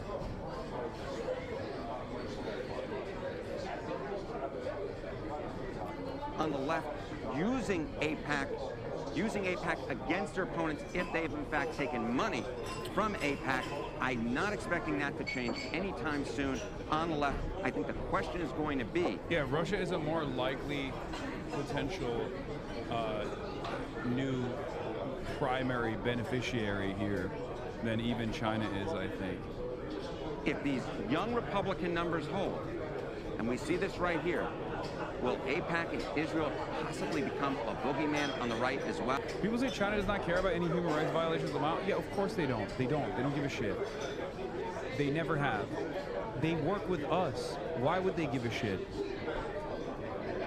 Again, they are responsible for 30% of all trade, okay? 30% for the United States of America. If they're working with us while we're literally actively trying to wage war against them, a cold war and potentially a hot war, okay, then yeah, I don't think they're gonna have a fucking issue with working with Israel. Even if it's beneficial for them to apply pressure to Israel to show that they are a, you know, global superpower capable of applying political force and political pressure to a rogue actor. We're not really quite sure at this point, given how quickly these numbers have changed. Maybe they'll change back the other way in 4 years' time. But the bottom line is this. Views on Israel have shifted tremendously in a lot of unexpected places, not just on the left wing of the Democrats. Yeah, this is, again, and I keep repeating this over and over again, but like, this is why I don't mind when people are like, oh, dude, you're fucking anti-Israel. It's like, yeah, so is everybody else, dumbass. Wake up, okay? Wake the fuck up.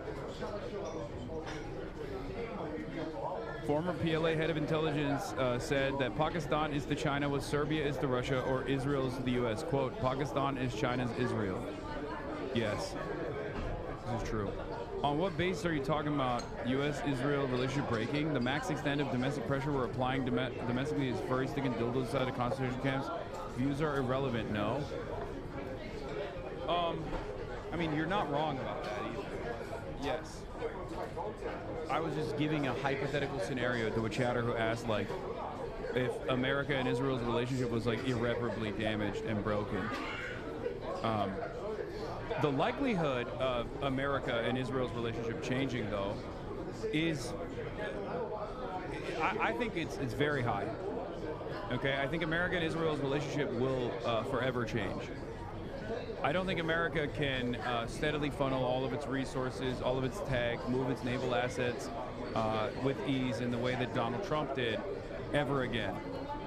I think Israel, if we were somewhat competent, Israel would become a partisan issue, but even then, I think Republicans would basically reluctantly defend Israel in the way that like Democrats do currently, right? Like not literally reluctantly, but at least they would show a little bit of reluctance publicly, even if they admire what Israel is doing privately, just as Democrats do currently.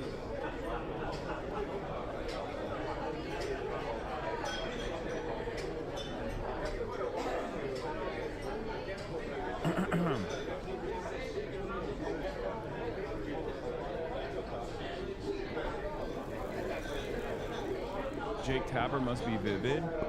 Yeah, I think these guys are not seeing the political reality. Their political culture is based on victimhood and portraying all dissent from their actions as anti-Semitism, which is blinding them to the reality they could change their behavior to improve their image.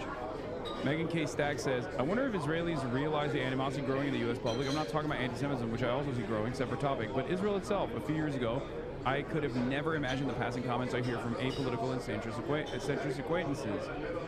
Trust me on this. There is a reason why I feel confident whenever I get attacked on this issue. Partially because I was attacked on this issue with heinous smears for the last 2.5 years. And, you know, there was limited success.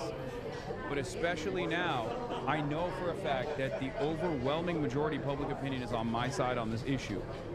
Okay? That's it. So they can fucking keep chirping and complaining over and over again, but it's over. The conversation is done.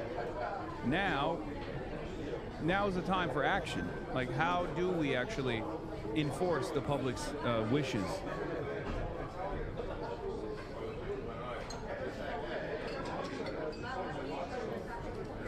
The Israeli public don't see it at all, I promise. Even if some do, they think it's meaningless, the relationship between the governments. I mean, I guess that's like not a wrong interpretation of events, okay? Because, you know, that's not how foreign policy works in the Western world, and especially when it comes to Israel. This just, you know, democracy doesn't really matter. It's secondary. But public opinion can gum up the works. It makes things more difficult, like Maloney being forced to change her attitude. Like Maloney just cut off the defense contract that the defense contract they have with Israel. Why did she do that? Well, she did that because the Italian population has been unbelievably angry and showcasing how much power they have as well to cause a ruckus, to create instability, to withhold their labor power, their productive power. That's huge, massively consequential.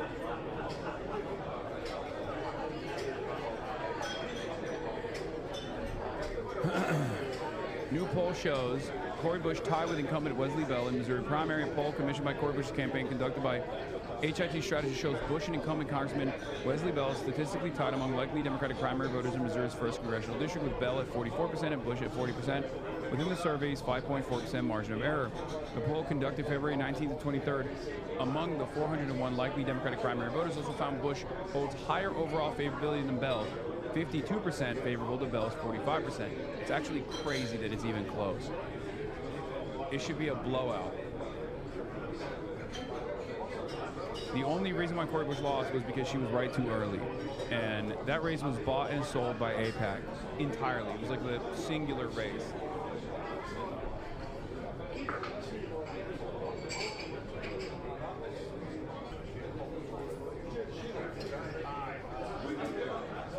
The poll also tested favorability of AIPAC, a major backer of Bell's 2024 campaign, and ICE, finding 40% and 86% unfavorable ratings, respectively, among district Democrats.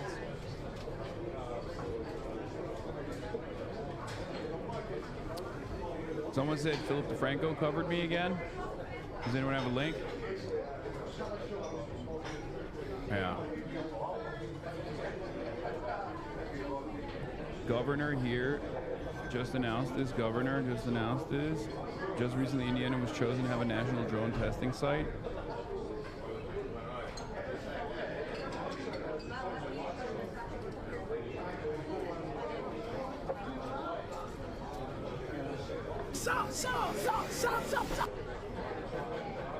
Wait, did he actually talk about me?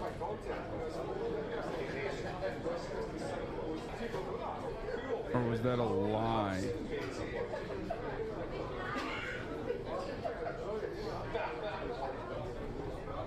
Okay, I guess that one chatter was lying. Oh, Rick Scott at the end.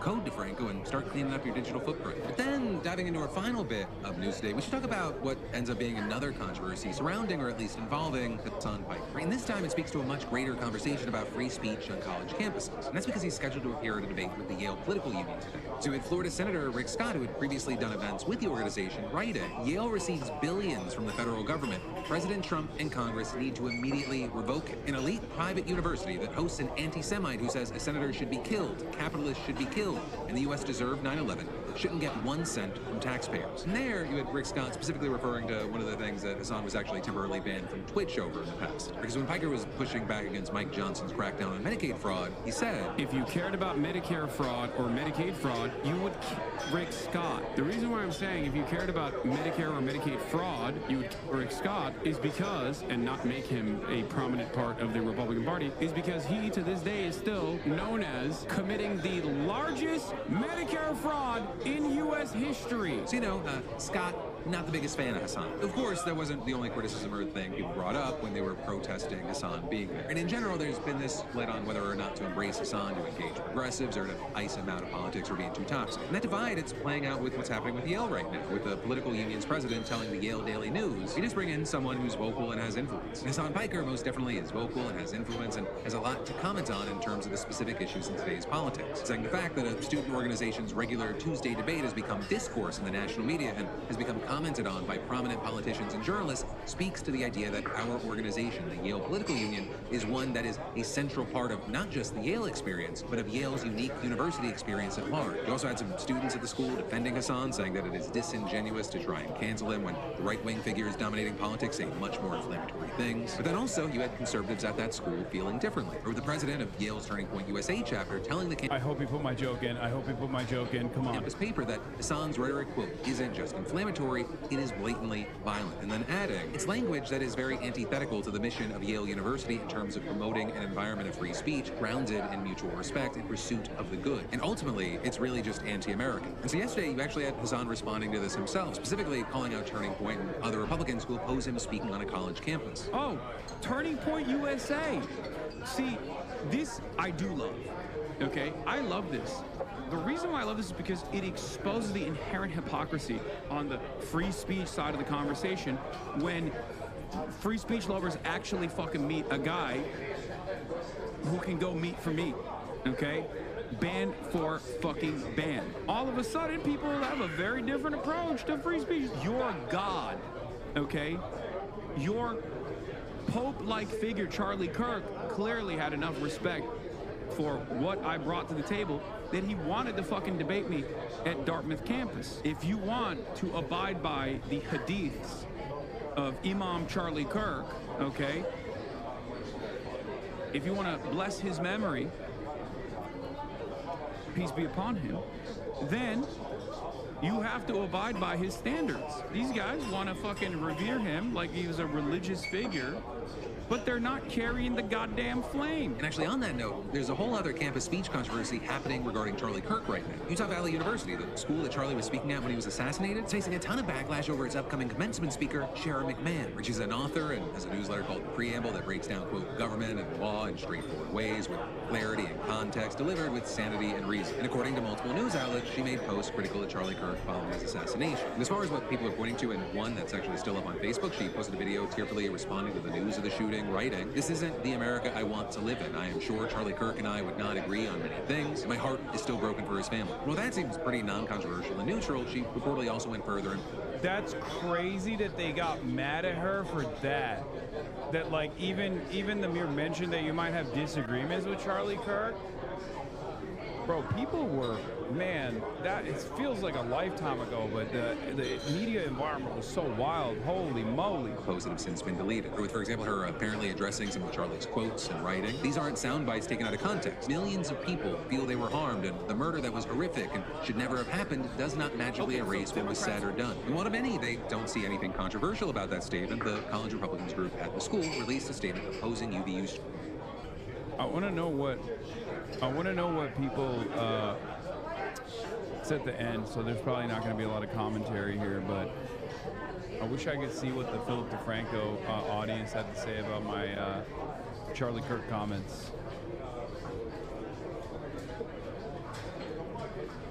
But you've just been filled in. Are engaged in an all-out fight over popular Twitch streamer Austin Piker, but I think I have a unique lens here. Not only have I done Piker stream a couple times, but I held an event with him at University of Chicago in 2025, which to me gives me a perspective that can help cut through some of the noise here and help you understand what this controversy is actually about. Democratic moderate think tank Third Way published an op-ed in the Wall Street Journal saying that Democrats should distance themselves from Piker. They said that his previous kind of controversial statements saying that America deserved 9/11, or his pro-Palestinian advocacy, which some people have said have veered into anti-Israel sentiment or some anti-Semitism. But the catch-22 here is that Piker has a big audience, particularly with the type of voters that Democrats are doing worse against. All in all, I think this shows to me how some of this controversy is a little astroturfed. Piker's answered these questions for a while, and he's been consistent about making a distinction between his anti-Israel advocacy and anti-Semitism. I think you gotta think of him as somewhat of a shock jock, someone reminiscent of the radio host of the 90s or 2000s that really drives people somewhat through driving engagement, interest, and ruffling a few feathers. The other thing I'd say is I don't think this is really about Piker himself, but really about a Democratic organization who's wrangling with the question of how its voters are changing when it comes to Israel and Gaza overall. Democrats are going to have to answer this question in a big way come 2027. Piker seems like small potatoes. In fact, it somewhat feels like these interest groups are trying to create a litmus test before the big fight comes later. I agree with that, yes. He will probably do more damage than good and alienate rural voters who isn't satisfied with either camp or the other side. That's what's so crazy about this conversation is, like, who do you think is more vulgar in the way that they communicate? Who do you think is more vulgar in the way that they communicate? Like, I don't know, like a Yale graduated liberal that went to work at a DC think tank for 15 years and maybe has a career in the media where they appear? Or, like, who is closer to the way that, like, the average person speaks? Someone like myself or the other guy that I just mentioned, right? That's why it's so funny when I see this kind of sentiment on the internet where they'll be like, oh, dude, if Hasan met like a blue collar, if Hasan met a blue collar worker, like a mechanic on the countryside, that blue collar worker would beat him to death with hammers. I was like, dude, what the fuck do you think? Like, first of all, everybody has access to the internet. That's number one. Number two, the broader policies that I advocate for is a lot more popular amongst people like that than you think, okay? It's just so stupid because it also makes it seem like my entire audience are a bunch of effete libs that live and only go to these like academic institutions. They're all in like Ivy League college campuses that like they don't have blue collar jobs or work in fucking warehouses or are Amazon delivery drivers that work all around the country. Okay, it's so stupid. It's this very strange elitist attitude that they demonstrate when they make it seem like the information I'm presenting is like not accessible to the average person, or that my commentary would come across as like super out of touch. It's very stupid.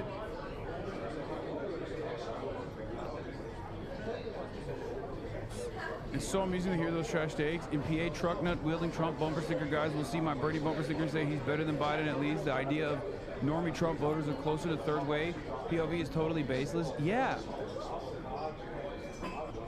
here's the other side of the story, okay? I think a lot of people will hear what I have to say and might not even appreciate like the language that I'm using, right? But the one thing that I've seen consistently, even from Republicans, even from people who are, you know, self-identifying moderates, independents, whatever, is the idea that at least I'm saying things with conviction. I believe the things that I'm saying, as opposed to the understandable assessment that they make about Democratic Party politicians and their spokespeople. They look at guys like that and think, oh, these people are insincere. They're trying to lie to me. It doesn't even matter if those people legitimately believe in neoliberalism. They're not just preaching the gospel of neoliberalism. They're not just saying that because they're getting paid by corporations to preach the gospel of neoliberalism. They actually might sincerely believe it. But the language that they use is come across and is being interpreted as insincere, right? That's it. You might not disagree, you might not agree with me, but you know I'm telling you how I feel. That might be a problem for you, but at the end of the day, it's honest. And I think a lot of people appreciate that. A lot of people would prefer that, even if there are disagreements, a lot of people would prefer that than this other totally sanitized mode of communication that no normal human being talks like.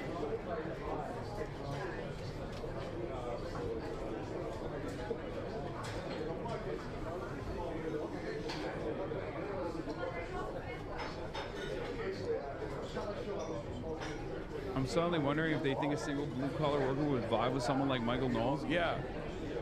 And it got me thinking, like, who would be the perfect, like, working class whisperer from their assessment, right? Because if they think I represent, you know, elitist, smug, entitled, liberal attitudes, by their assessment, like, who's better? Ben Shapiro? Nick Fuentes? Tucker Carlson? And even on the Democratic Party side, Jake Tapper? Is Jake Tapper going to communicate with the average working class person better than someone like myself? Are their beliefs closer to the average working class person, the blue collar worker that you're fantasizing about? Like they're some sort of savage that has, you know, that has no way of seeing this kind of commentary on the internet to begin with.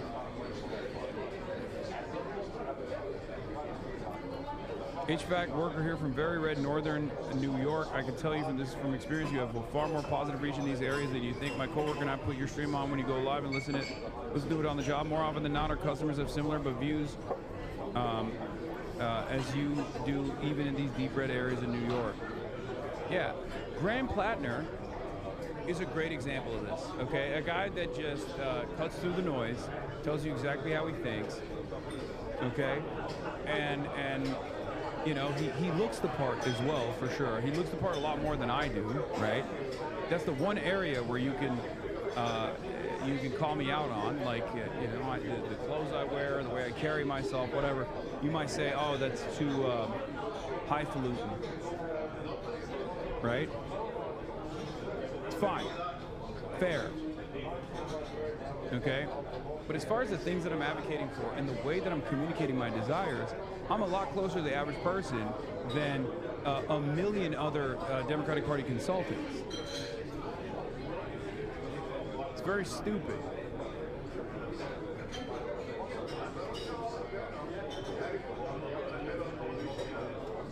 Not savage, but a simpleton who loves God, country, neoliberalism, capitalism, and hates vulgarity and cursing. That's who they dream of. Yeah, it's just funny because, like, like in their mind, the median voter is a person that that wants insurance to remain private, okay? That wants to continue funding Israel, and is really worried about, like, the growth of anti-Semitism in the country, and associates that with, like, negative feelings towards Israel, right? Like, what are you, fucking insane? That person doesn't exist. That person is just you and your friends in the media. And maybe you and your college-educated friends that went to an Ivy League institution and now work at a fucking think tank or work for campaigns. That's not a real person in the wild.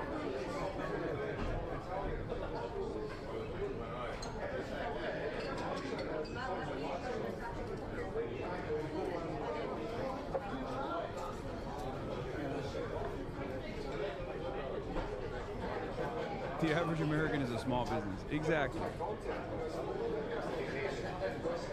Anyway, let's, do you think they will woke scold next like this with Plattner? Oh, this is, yeah, I saw this. Grant Plattner claims he's changed. Why is he still using the R word, Mother Jones? Like, I'm not even going to get into that, okay? I just don't care. I don't care. All right.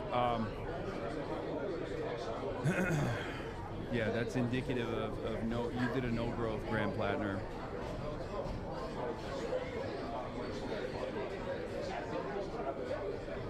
What is this?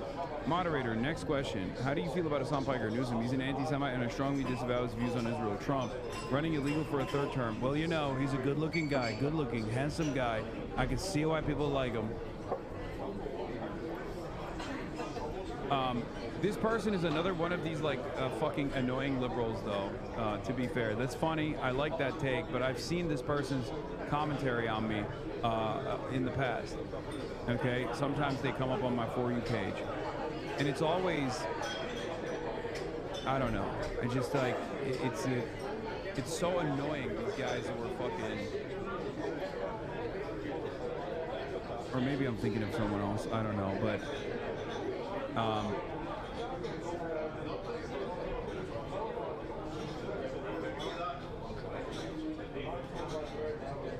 yeah, kinda, this is what I mean. Look, this kinda feels like the bottom has fallen out of this sort of stuff. Hasan's too dumb to be a mainstream political figure, but this won't be what sinks him. Overton window's been blowing wide open.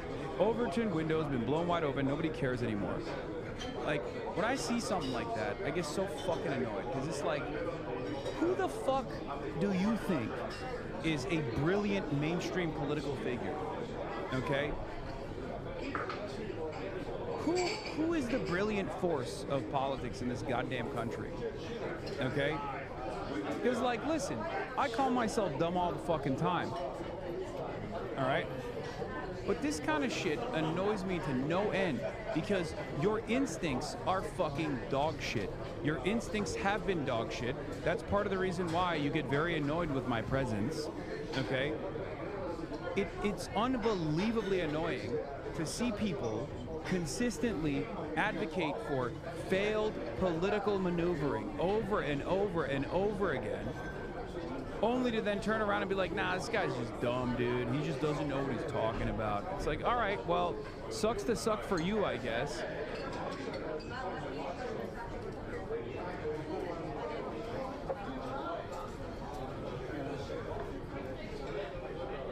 My girlfriend's boomer dad, who's your classic former Republican that Sarah Longwell crowd wants to show. They can bring to the Dem Tent, listen to that Bulwark episode, and then listen to your Pod Save episode, and said he has a lot more in common with you than what they are trying to sell is what moderate Americans want. They have lost the average person's position on Israel and class consciousness. Yeah.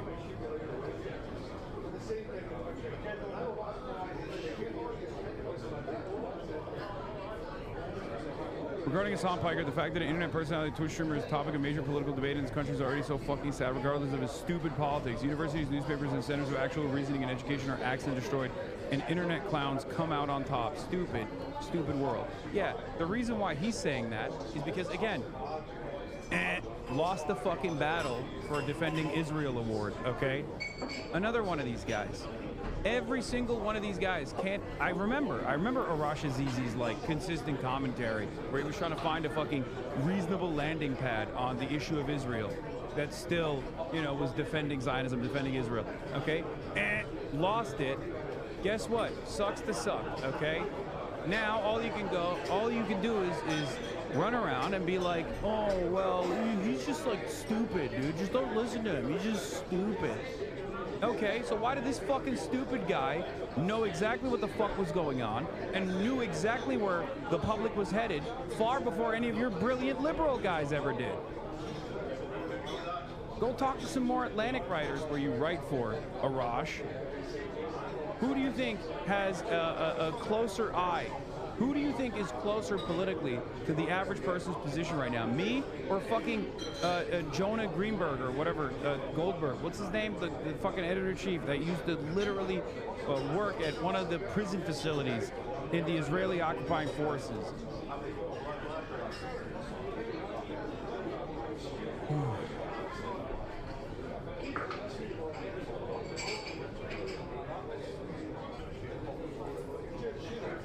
All these guys lost the fucking battle, so all they can do is complain.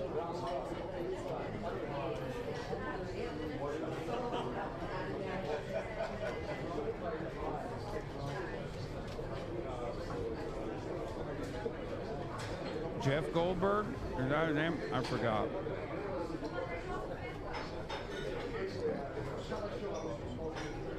What was it? What was the read the second comment? And more people are part of the internet personality and Twitch streamer world and will call you elitist or whatever for standing up to this idiocy. Yeah, exactly. I mean, I basically responded to that before he even retorted. You think after these people have been wrong about everything since 2016, they'd have some self-reflection, but no, they're still the smartest people in the room to themselves? Exactly. They're surrounded by other people that are also lost in that same echo chamber, and they cannot contend with how much the public has moved on so many different issues. Okay? The latest fallout from two major controversies involving President Trump and religion. He has now taken down an image he posted showing himself as a Christ-like figure. That's after a backlash from Christian conservatives. But he's doubling down on attacks against Pope Leo. He calls him weak on crime. Weijia Jiang is at the White House. How do you know more than someone who's written books about what Iranians want and is a historian at Yale, though? I don't know what you're referencing. We're talking about Arash? Is he a historian at Yale? I don't think he is.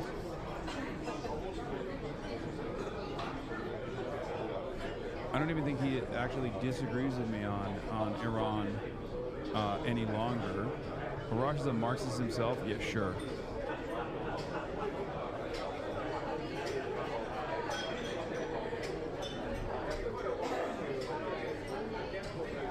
Jonah Goldberg's at the Dispatch? No, I'm not talking about Jonah Goldberg. I'm talking about Jonah Goldberg. He sucks too. I'm talking about the fucking editor-in-chief of The Atlantic, who was literally a concentration camp prison guard.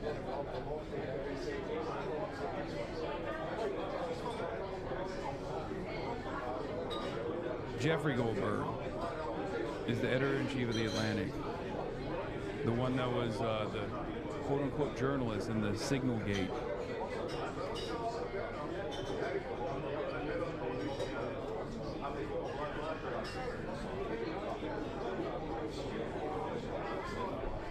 Also, the issue was not about Iran. The issue was about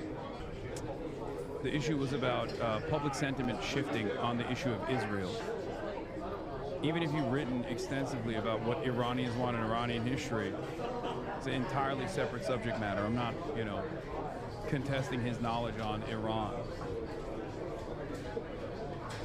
Good morning. Good morning to you, Nora. Good morning to everyone. I already got pizza in New Haven. It was really good. Several of President Trump's staunchest supporters were among his critics, something he is not used to. In fact, Trump initially blasted those who thought he meant to portray himself as Jesus. Later, in a phone call with you, Nora, Trump acknowledged the growing backlash among supporters led him to delete that post. McDonald's. After a DoorDash delivery to the Oval Office. This doesn't look staged, does it? To point out President Trump followed through on a key promise, no tax on tips. Wait. Potentially. We asked the president about the latest controversy to land on his doorstep. This image he posted online, then deleted, appearing to show Trump as a Christ-like figure. He offered a different interpretation. I thought it was me as a doctor and had to do with Red Cross. But some of the president's supporters and the religious right saw it another way, calling the image outrageous blasphemy, while Vice President Vance said it was a joke. So he took it down because he recognized that a lot of people weren't understanding his humor in that case. Just one day earlier, Trump took on the first American-born pope, calling him weak on crime and the threat from Iran. We don't like a pope that's going to say that it's okay to have a nuclear weapon. After that, one prominent American Catholic bishop, Robert Barron, called on the president to apologize. No, I don't, because Pope Leo said things that are wrong. He was very much against what I'm doing with regard to Iran. Trump said the right people in Iran called again Monday, and they want to make a deal, quote, very badly. But he insisted his biggest red line remains. You marking it down? Iran will not have a nuclear weapon. We asked President Trump if a deal is not reached by the end of the ceasefire set to expire in 8 days. Will his threat from before still stand? You may remember he said he would take out an entire civilization. Trump said he wouldn't comment, but, quote, it won't be pleasant for them. Let me put it that way. Vice President Vance says the ball is in Iran's court to accept the offer he presented. Gail. All right, Weijia, to be continued. Thank you very much. Weijia just mentioned, Nora, that you had a call with the president. You called him and he picked up. He did. Well, he said that he was actually watching 60 Minutes on Sunday night. That's why he then issued that Truth Social post and then put up that picture where he depicted himself as a Christ-like figure that he's now taken down, but he has not apologized for it. You know, when I talked to Trump, he was doubling down on his criticism of Pope Leo. I said, would you call him? He gave me a firm no. I said, do you think the Pope will ever come to the United States? Because, you know, he was born in Chicago. And he said, I don't know, that's up to him. So they're still at a standstill. I mean, this is quite a diplomatic firestorm. We've never seen anything like it. Never seen anything like it. To see a pope and a president at odds. And it's interesting, J.D. Vance said, you know, it was a joke. So there again, there's another interpretation. And I want to say that, you know, the vice president is Catholic. The Secretary of State is Catholic. 6 of the 9 Supreme Court justices are Catholic. 30% of Congress is Catholic. This is a huge voting block of people. And the question, I think, is what's going to happen now in the midterms, because a lot of Catholics were offended and Christians were offended by that image. All right, to be continued. Breaking news this hour, another woman accusing California Congressman Eric Swalwell of sexual misconduct hours after he announced that he would resign his House seat. He held a news conference in Beverly Hills today with her attorney and said that back in 2018 she was drugged and assaulted by the congressman before going to a political event. Take a listen. I believe he drugged my treatment. Jesus Christ, dude, this fucking guy. What an animal. What a fucking psycho he is, huh? Why not the mouse suit?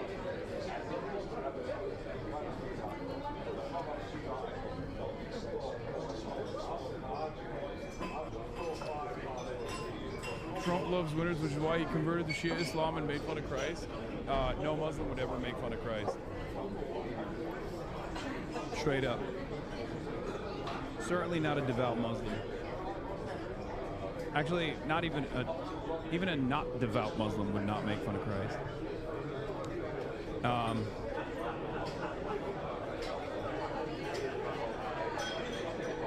Vance is getting heckled at the Turning Point USA event. So if you want to complain about what happened in Gaza,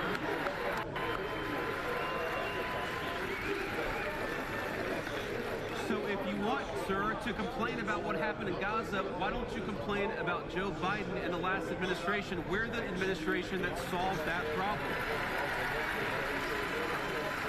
God, he's so fucking annoying. Muslims are so respectful when it comes to other religions. It's kind of crazy. It's not that crazy. And also, Isa is a prophet in Islam as well. We solved that problem is wild to say. I guess, like, I mean, this is in some ways not dissimilar to Trump being like, well, Obama built the camps, right? Like, that's what they're trying to do. That's what he's trying to do. But he's such an annoying lib, an annoying and smug ass lib in the way that he tries to diffuse or deflect. Me.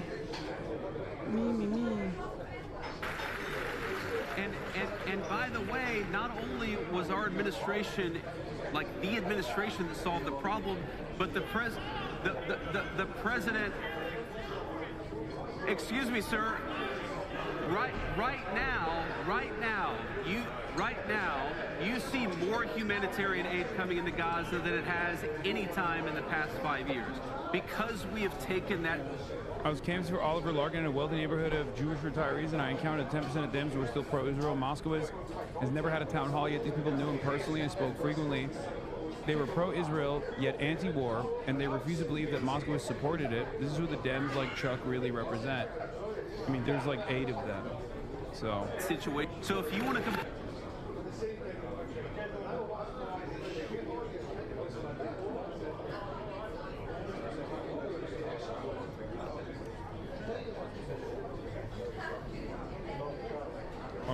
let's see. There was another one. Vance, how can you say that God was never on the side of those who wield the sword? How can you say that God is never on the side of those who wield the sword? Was God on the side of the Americans who liberated France from the Nazis? Was God on the side of the Americans who liberated Holocaust camps and liberated those innocent people from, those who had survived the Holocaust? I certainly think. Someone said God would not be on the side of genocide? The answer is yes, and I agree. Jesus Christ does not. I agree. Jesus Christ certainly does not support genocide. Whoever yelled that out from the dark, he certainly does not. I think that's pretty easy. I think that's a pretty. Oh God. Okay, so what is it then? You're like, how do you square that circle? Is it just that like, oh well, it's not a genocide. What Israel did is not a genocide. Jesus would agree with what Israel is doing to the Palestinians. Pretty easy principle. Okay, so here's a guy. Let me just say this. This is a guy. No. First of all, random dude who's shouting. Can I finish my point and then I'll respond to what you just shouted? Oh my God. Oh God, he is fucking so repulsive. Another $240 million torch. U.S. Navy has confirmed that it lost a $240 million MQ-4C Triton reconnaissance drone last week. Likely, this one crashed into the Persian Gulf after scouting the Strait of Hormuz. Nice.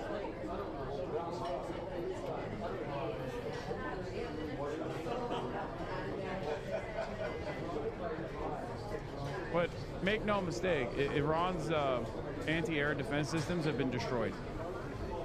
This is how you establish air superiority. They wanted to drop the Triton drone, okay?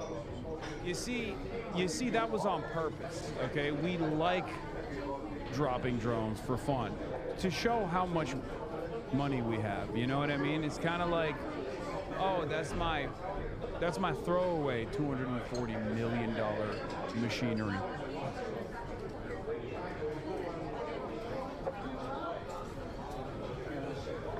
That's just how it is. And also, there was a laundry fire on the drone, and it was old. It's irrelevant. Nobody likes those drones anyway. Who cares? Trump mocked their cheap one-way drones. We're losing our expensive two-way drone. It doesn't matter if it's two-way if we waste it. Well, when you think about it, an MQ-4C Triton reconnaissance drone can be used as a one-way drone.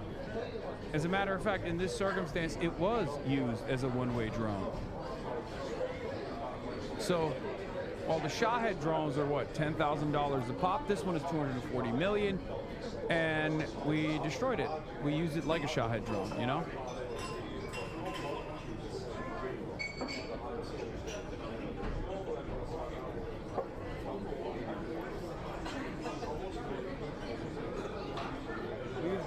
Pepe's Pizza, that's what I had, okay? I had Pepe's Pizza already. It was delicious.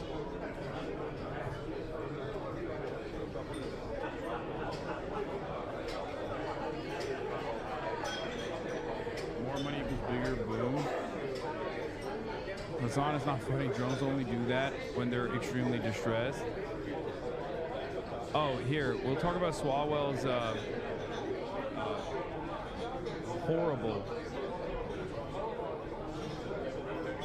allegations, and then we'll talk about Gallego as well. I only had one glass of wine. Hasanabi, is there a way to rewind the stream to see you enjoying Pepe's Pizza? Yes, if you subscribe to the Piker Broadcasting Service, you will be allowed to rewind. You can rewind the broadcast if you subscribe for $6 or for free.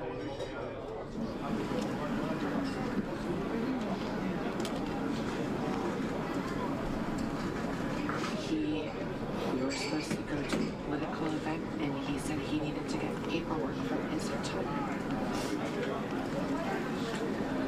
When I arrived at his hotel room, I was already incapacitated, and I couldn't move my arms or my body. He raped me, and he choked me. ABC News has not been able to independently verify any of the claims against Swalwell, but earlier this week he did deny what he calls serious false allegations made against him. ABC News has asked Congressman Swalwell for a reaction to the latest accusation. He has not yet responded. Our Alex Stone is on the story out of L.A., along with our political director, Avery Harper. So, Alex, what more can you tell us about the latest accuser and these allegations we just heard? Yeah, Kara, they are violent allegations. There are similarities to some of the other allegations as well about grooming, getting to know her, promising connections, that sort of thing. But then there is a difference in what she is saying, that the violent nature of it. You heard her there a moment ago saying he raped me, he choked me. She said, I thought I was going to die. I did not consent to any sexual activity. She did not go to police, but she says that she is going to file a police report to get an investigation going. She did not do a... Of course, it's not just the Republicans. Someone said I'm on Fox News right now again. Oh my lord, dude. Oh yeah, there's more. You want some? Yeah, my dad got it. It was spectacular.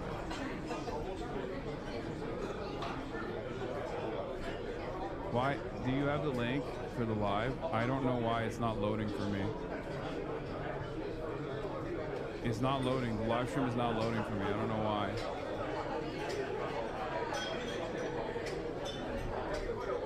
God damn it. How are you charming the MAGAs more than ACP? Fox News is ripping the Fox on Parachute Court. I can't watch it. No, I turned off my ad block. I don't know why. Fuck.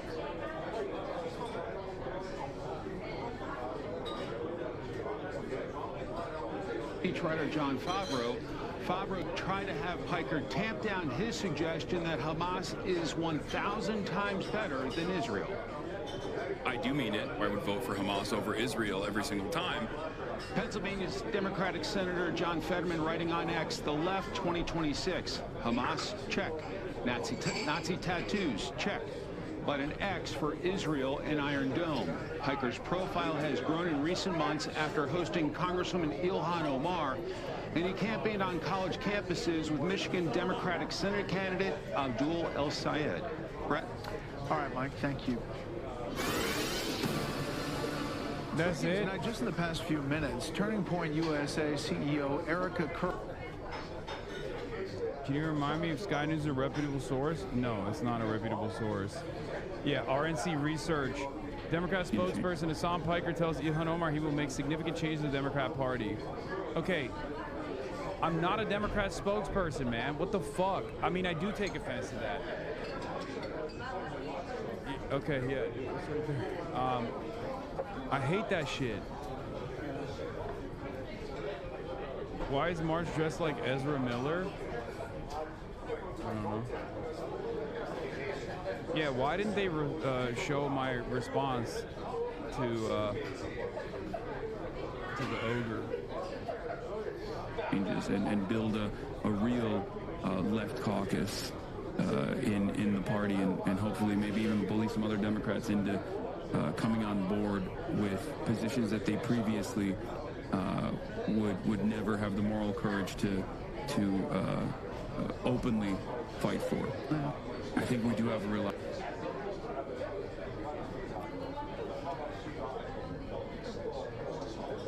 Oh, yeah, don't touch it. They said the HDMI they got mad. The IRL guys did. Yeah. Apparently, the other HDMI cables have the capacity to like potentially break the backpack. Yeah, we swapped it out. Yeah, they did. Wow, I thought you actually said something controversial, Law. Yeah, they're so weird, dude. They're so fucking strange.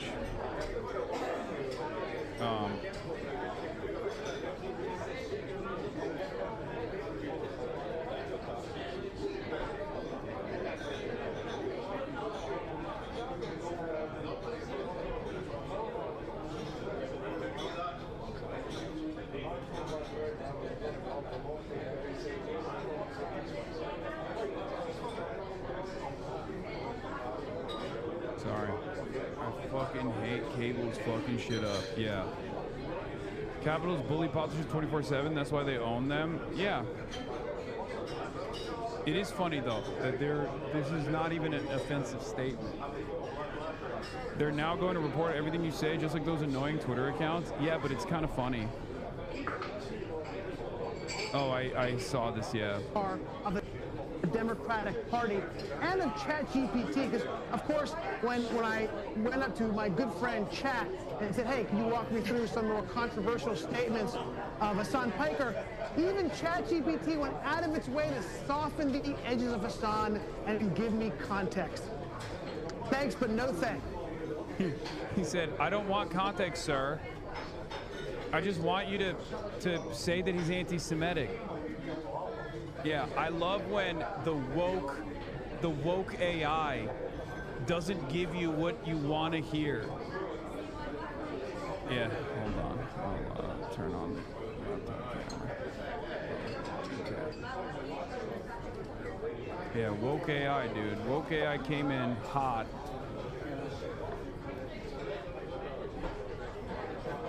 What?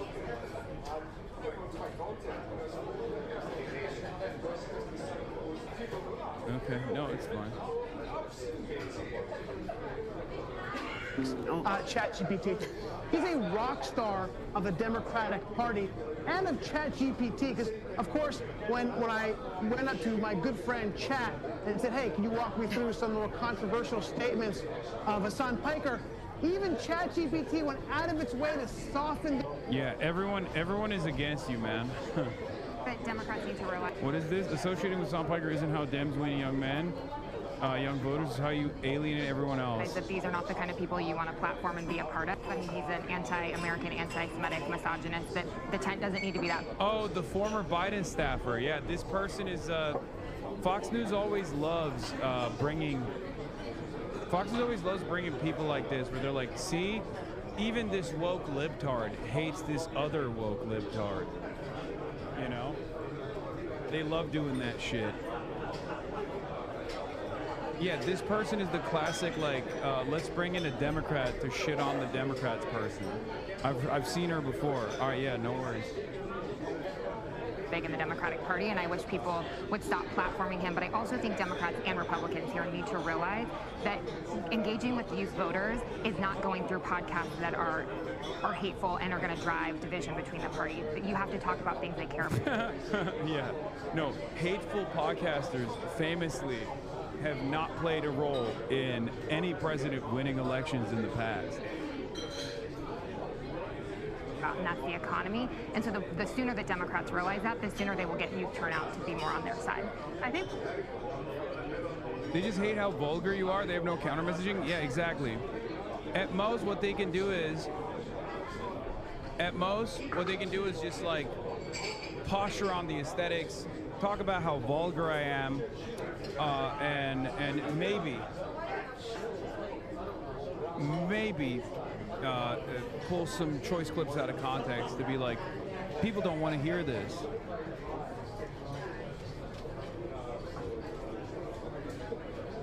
Why is Fox News always telling the Dems how to win. They're just nice. They wanna make it more difficult for themselves.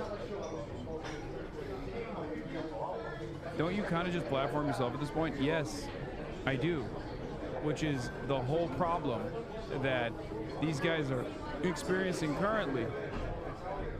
The big issue for these guys, for mainstream media, both on the Republican side and certainly for the mainstream media that's more responsive to the needs of corporations and the super wealthy, is that they can no longer gatekeep information and gatekeep who gets to have a platform.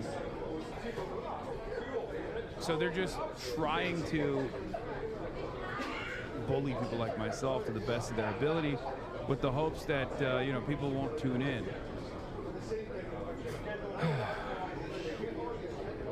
But in this day and age, it's virtually impossible. Like, me not going on MSNBC is not bad for me. It's bad for MSNBC. That's it. You don't get to have access to my audience for that show, for that format, as opposed to, like, I don't really need, as opposed to me needing your audience. Pull up to Yale, bro. Your event is about to start. Shut up. I know.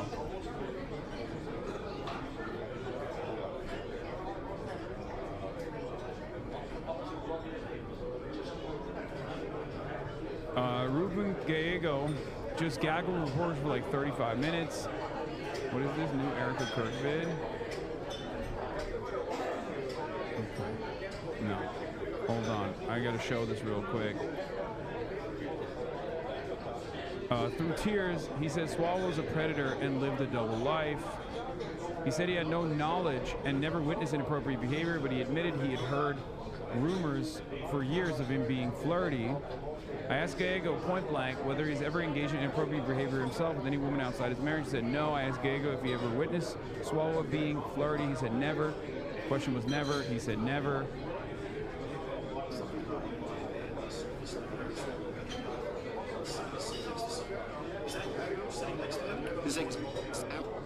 No, I was not sitting next to him. I was not in the room. I was nowhere. I don't know where it happened. This is exactly what I'm talking. Yeah, they were roommates, by the way. Him and Swalwell. They're like best buds. They were best buds in Congress. Chris Savita and a bunch of other right-wing political operatives are pushing this narrative that somehow I was in that room with Eric Swalwell. Ruben Gallego's harassing behavior towards women earned him the nickname the Troll in the Arizona House. During his tenure in the Arizona State Legislature, fellow Democrat lawmakers Catherine Miranda and Lydia Hernandez filed a harassment complaint against Gallego. The complaint by the two devout liberals focused on Gallego's alleged comments that included an implication that Miranda was promiscuous. Gallego, a short, stout man, had earned the nickname the Troll while serving...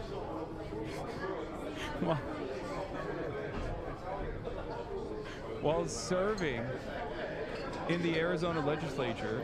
According to one Capitol insider, Gallego would pop up at the weirdest times, always demanding something.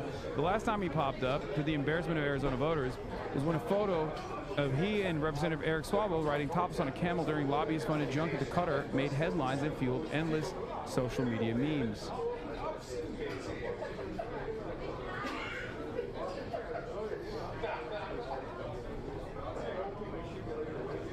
That's funny. Are we ready? Yeah, he was demanding to pay the toll, I guess. The troll toll. All right. We got... I'll keep playing. We gotta go. You have future political ambitions. How can people trust you to run for higher office if you didn't know that your best friend was engaging in inappropriate behavior? Oof. I messed up. I'm human. I trusted this man. I trusted him to watch my children. I would watch his children. He knew that I had just gone through this bruising campaign where I was was accused of being a mule for the cartel. Whereas my kids were subjected to TV commercials about what a good human being I was. He knew how to pray me. And I was a loyal friend to someone that just was not loyal to me. And so in the beginning you said when you first heard these rumors a few weeks ago, that's when you called him. Then you said you've heard these rumors for years. So which one is it, Senator? So I heard rumors of him being flirty. And that wasn't an issue enough for you to not trust him to watch your kids or be close with him? Because, you know, you hear this, and then when you're close to somebody and you know his wife, you see this. You see that relationship. You know that, like, it maybe just isn't true. When you first heard these rumors, should you have acted when you first heard these rumors several years ago? The rumors I heard were that he was just a flirty social guy. That's it. The bombs have stopped falling on Iran, for now. But before we exhale, let's be honest about what just happened. 40 days of an illegal war. An elementary school full of Iranian children gone. The worst energy shock since the 1970s. 1 million people displaced in Lebanon. Threats of nuclear annihilation. And a ceasefire that could collapse at any moment. This is what American foreign policy looks like. Not just under Trump, under both parties for decades. Wars that working people fight and die in. Wars that make life more expensive for all of us. I have a different vision, that working people in Brooklyn and Queens have more in common with working people in Tehran, Havana, and Gaza than with the billionaires who profit from our suffering. That real security doesn't come from bombs, it comes from solidarity. Today I'm releasing our foreign policy platform. Permanently end the war in Iran, lift the embargo on Cuba, freedom for Palestine, self-determination for Puerto Rico, and global cooperation on the actual threats to our survival. My name is Claire Valdez. I'm running for Congress because working people across the world have nothing to gain from endless war and everything to win from peace and solidarity. Read our full agenda at clairevaldezforcongress.com/no-war. We just got results from the first post-debate poll, and our campaign is surging. In just a couple months, we've closed the gap between ourselves and our opponent from 21 points to just 5 points. And we've got the highest favorability of anyone in the race. Bro. California has a top 2 election system. And this man is cooking. They're calling it the Hasanabi bump. No, I'm kidding. It's not me. We've closed the gap between ourselves and our opponent from 21 points to just 5 points. And we've got the highest favorability of anyone in the race. California has a top 2 election system. And in a general election head-to-head, we're tied. But I'm not planning to come in second. We have a chance to win this in the primary and completely shock the establishment. And our opponents know this. Hell yeah. They're sending out lies about me attack mailers and coming after me for going on Hasan Piker's stream. They're panicking because they know if we win, we can finally break the corporate stranglehold in our politics so we can pass Medicare for all, ban congressional stock trading, and end the endless wars, including the genocide in Gaza. So if you're ready to completely change the direction and leadership of the Democratic Party, join the movement, go to shortcut.us and stop. Damn, bro, I'm in campaign ads and stuff. Was crazy. What the hell? All right. I love Hasan Piker. Israel is an extension of the American empire. Israel is not a separate entity from the United States of America. There's a reason for why Israel is this malignant force in the region, this violent entity in the region, constant destabilizing force in the region, and that is because it corresponds to the American grand design in this resource-rich region. Israel is a attack dog for American empire here. A bunch of Democrats say Democrats should shun Piker because he's bad for the party. He's a loose cannon. He says wild stuff that's crazy. Let's be clear, Hasan is right. He says things that are indefensible, and he's definitely a wild card. Some Democrats are trying to cancel Hasan Piker, and that could have huge consequences for the Democratic Party. He's been accused of making anti-Semitic comments, calling Orthodox Jews inbred, and for defending Hamas. Piker denies he's anti-Semitic, saying that his criticisms are focused solely on the Israeli government and Zionism, not Jewish people as a whole. But the centrist think tank Third Way sent a memo urging Democratic leaders to distance themselves from left-wing voices like Piker. They even called him anti-American, saying that he's no different from ultra-right-wing streamers like Nick Fuentes. Hasan Piker doesn't actually belong in the pro-democracy coalition. He's an illiberal guy. He's a China-Russia sympathizer who hates women, hates Israel. Like, he's all the toxic things. At the end of the day, the real problem that is being presented here is Israel. They don't like that there are loud, outspoken anti-Zionist Zionist voices that Democratic politicians are hearing from. And they want to desperately gatekeep who their politicians speak to and listen to. They're actively trying to turn someone like myself into a toxic person within the party. The only thing that is correct about this assessment is that I am vulgar. But that's just who I am. I'm a vulgar person, and I think that's still infinitely better than being a civil war criminal. Being a civil person that defends war crimes or defends war criminals is, in my opinion, far worse than being a vulgar person that is on the side of justice and on the side of truth. Does this man look bad for the party?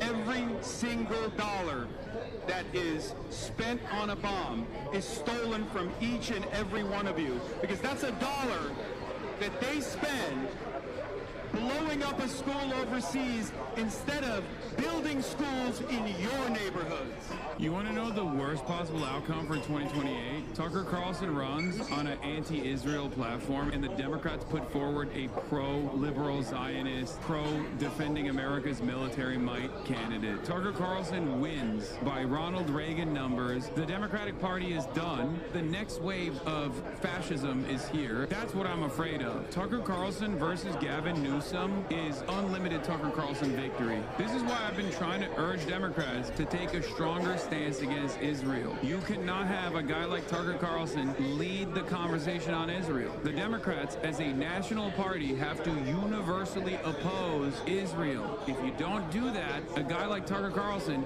who has been leading the conversation for normies on the issue of Israel, will come out and destroy you. What is Piker really about? He's a very articulate, well-read, intellectual, good-looking, manly star of the far-left media ecosphere. When the left said, we need our own Joe Rogan, here's a charismatic, masculine, progressive media star. Is that not the left's Joe Rogan? As if that's what the left needs. Piker's on the far left, like he's a fan of Bernie, AOC, Rashida Tlaib, Ilhan Omar.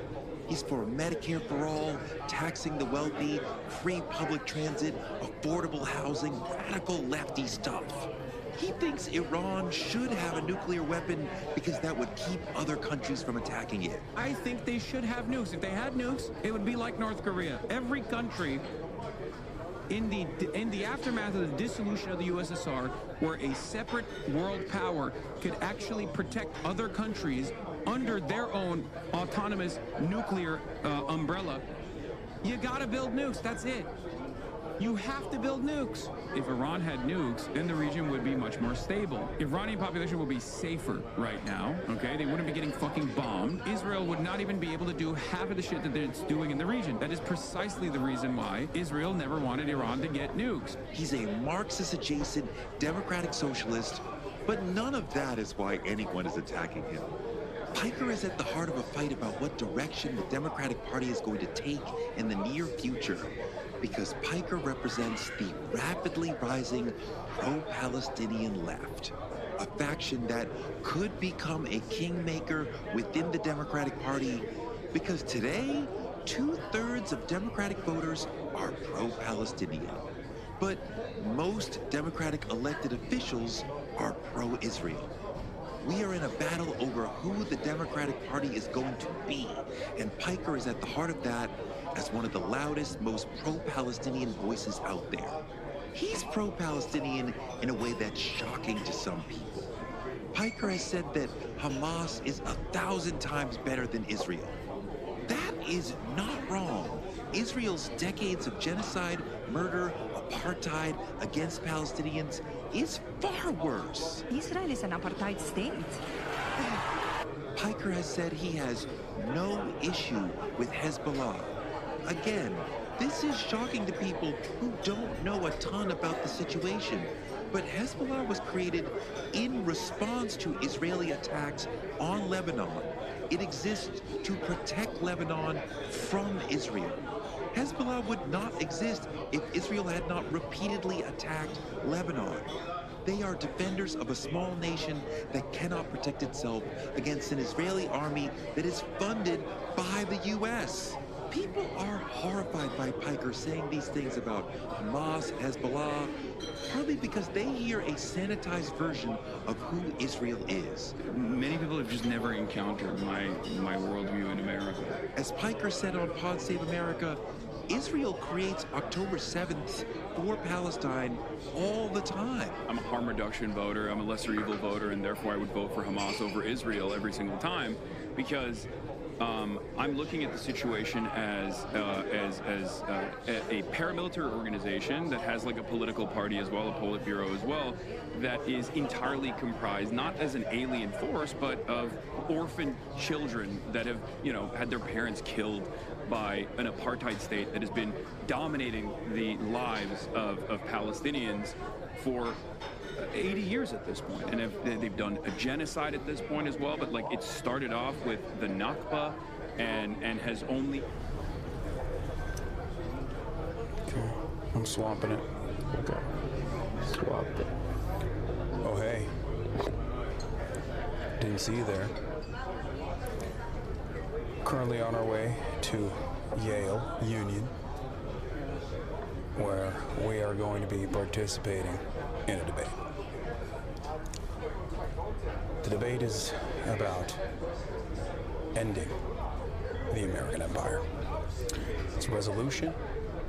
I'll be delivering a speech for 30 minutes, give or take. I wrote one, once again. After that speech, there'll be a brief Q&A portion, and after the Q&A portion, there will be, I believe, 5 or 6 students, both on the left flank and the right flank, both in the affirmative and against my resolution, that will duke it out in the marketplace of ideas. I'm not entirely certain as to what I'm supposed to be doing while that's happening, but I guess I'm just going to be like the overseer of the debate or something, and then I give my final remarks at the end. Never done something like this before. Not certain how this stuff works, but excited to be a part of it. And yeah, hopefully you guys will also enjoy the experience. Can I show them the Northeast? Sure. It's beautiful. The college campus is incredible.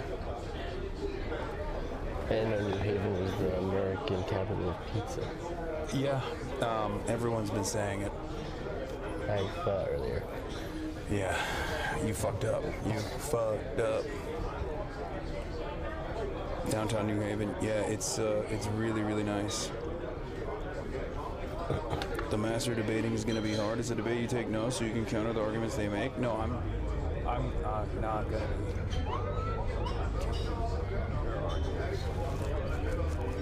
The fuck? Coming for you, bro. That was strange. Sally's pizza for the win? No, I have Pepe's.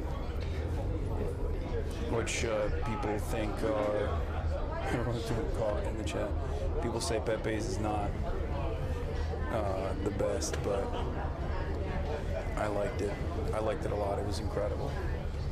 I get why people ride for Connecticut pizza. I feel like I've had Connecticut pizza before, but I don't remember it being this good.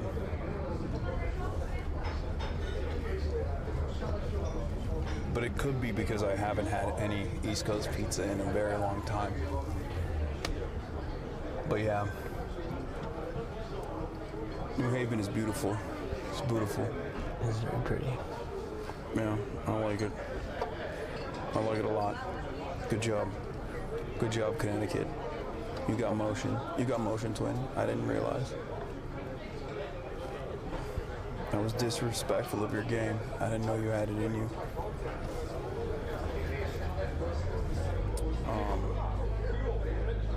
But yeah. We Must End the American Empire is also right in my fucking wheelhouse as well. But hopefully there won't be too many clippable incidents. You know what I mean?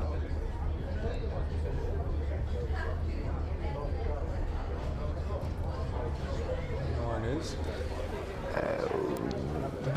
Başında bekleyenler vardı kravatlı. see. Let me see that photo again. Wait, don't show them. Which side is that? I don't know. Look at that right now. Dur baba bir dakika. You see the brown? I mean, we can find it out. Yeah, I'm down. Let's just get up. We'll get up. Thank you, sir. I'm hiding cam for a bit.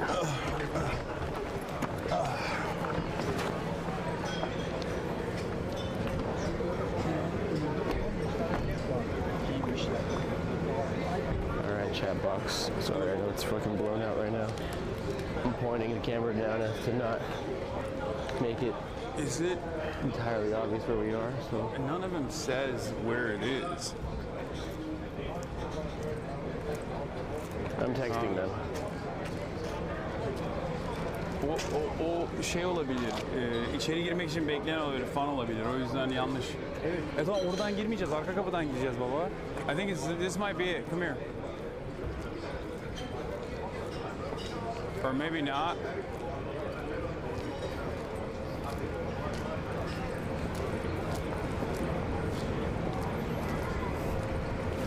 You don't find it somewhere?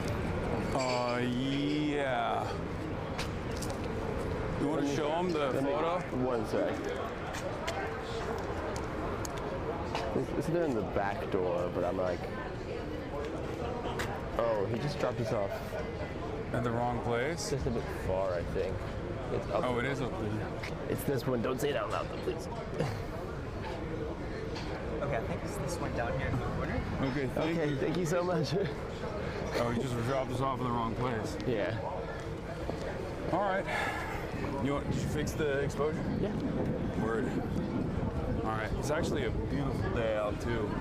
I was telling Marsh this, but in the East Coast, New York, Connecticut, New Jersey, springtime and fall time, in my opinion, are the two best times. Summer's too hot and too humid. The winter is too wet and too cold. Right now, perfect temperature, perfect time, perfect conditions. These beautiful ass buildings. Yeah, this campus is sick, dude. Hi. Right. Hi, Chad. Hi. Come in there. Thank you. Yale trivia. How old is Yale? I have no idea. You want to take a guess? 1874. 1874? I don't know.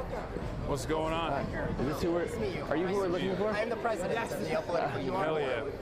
Nice to meet you. Okay. Nice to meet you. Nice to meet you. I'm Avi, I'm the speaker. Nice to meet you. Nice to meet you. We are going to go backstage and then... Okay. That's my dad. Oh, wow. What's going on? We'll go back this way, yeah? Okay, I'm glad I wore a suit. Oh, okay. Nice. Hell yeah. Once we get back there, yeah, once we get there, I'll give you the procedure, sort of how it all works. Yeah. Etc. I moderate it. Perfect. Excuse me. This building's ancient. Let's not enter there yet. That is going to be our stage. Can I take your things for you? Would you like to have them? Is there like a place I can put it? No, we don't want that. Is there a place I can put it? Yes. Where can I put it? So it's a different room. I'll just grab them and put them there. Oh, there also right up. Oh, we can bring them up on stage. No, I don't want to bring it up on stage. Is there a green room or something? We do, yeah, it's a side like green room. Yeah, can we just go there right now, real quick? Do We have time? to go through the audience, is the issue. Oh, okay. Then Let me just out to the audience. Is there a way to close this door? Because I'm keeping it closed, but it's opening. We don't want that.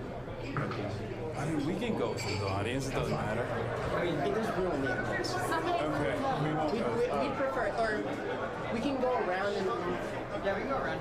But we can go around to the front and... Let's do that. Yeah, let's do that. Yeah, you guys should just all be in... Yeah. You want me to... Do you want to have them enter from the front then? Oh, yeah, we can do that. Is it okay with you if we enter through the front? That's what you want to do, sure. I think it might be easier. We'll enter through the front then. All right, let's do it. And that was the drive over? It was fine. It was, Yeah? Yeah, sure. Have you been to Yale before? No, never been. maybe I brief on procedure on the way then. Okay, perfect. Let's do it. Cool. So it should be super easy. Debate starts, I'll gavel us in. We'll have 7 brief announcements from the chairs of the Democratic parties. I'll sit there, look pretty for that. Then Moore will give a brief announcement. And then I'll say, is there perhaps a first docketed speech in the affirmative? When that happens, you raise your hand and say for the speech. Then you get up to the podium, give your speech. Should be hopefully between 20 to 30 minutes. Yeah. I'll gavel once at 10, twice at 20, 3 times at 30. That's just your cue to sort of wrap up. I won't be super strict with that. Then you'll have questions. I'll call on the questions, so you don't have to worry about that. I'll make sure people in the union will like actually talk about your speech. Most importantly, yeah. That's a microphone. It's okay. Can you give me my phone? I brought it. I told you I could bring my camera. Hell yeah. Okay. Then we'll have questions. More. Keep forward, man. And where are we going to keep? Where are we going to? Shit. Thank you. All right. It's too late. It's not a secret no more. So let's wrap. Access and okay. This way. Okay. Then, just a couple things. Wait, what do I say again? I'll say, is there perhaps a first docketed speech in the affirmative? You just raise your hand and say for the speech. For the speech. For the speech. Easy peasy for you. The only thing during your speech is to try to keep swearing to a minimum. Every time I do it, every time you do it, I have to gavel in the forum. People like laugh at me, but like I love that. If you try to limit it, everyone. I will. Thank you. And the other thing is just like crosstalk. Like when you're sort of like talking, try not to do call and response from the audience, like your speech. You will have times like obviously talk to people with questions. Yeah. Or like Yeah, if we can just put your things down, perhaps here. All right. Okay, great. After questions, you will sit down, and we'll have 5 student speeches. For those student speeches, they're 5 minutes each, so they're much shorter than yours, obviously. All you do is listen, and you're more than welcome to ask questions of those. Sorry, Chad, I'm putting If you you want down. to ask a question for those, just like raise your hand, and they'll call on you. So we'll have those 5 student speeches. We might have like a rebuttal or 2. 2 of those will be agreeing with you. 3 of those will be in the negative. And then I'll say at the end of debate, are there perhaps closing remarks from the guest? And then I say forward to speech again? No, you can just get up there and give closing remarks. Okay. That's not really a speech, it's more informal. That can be much shorter.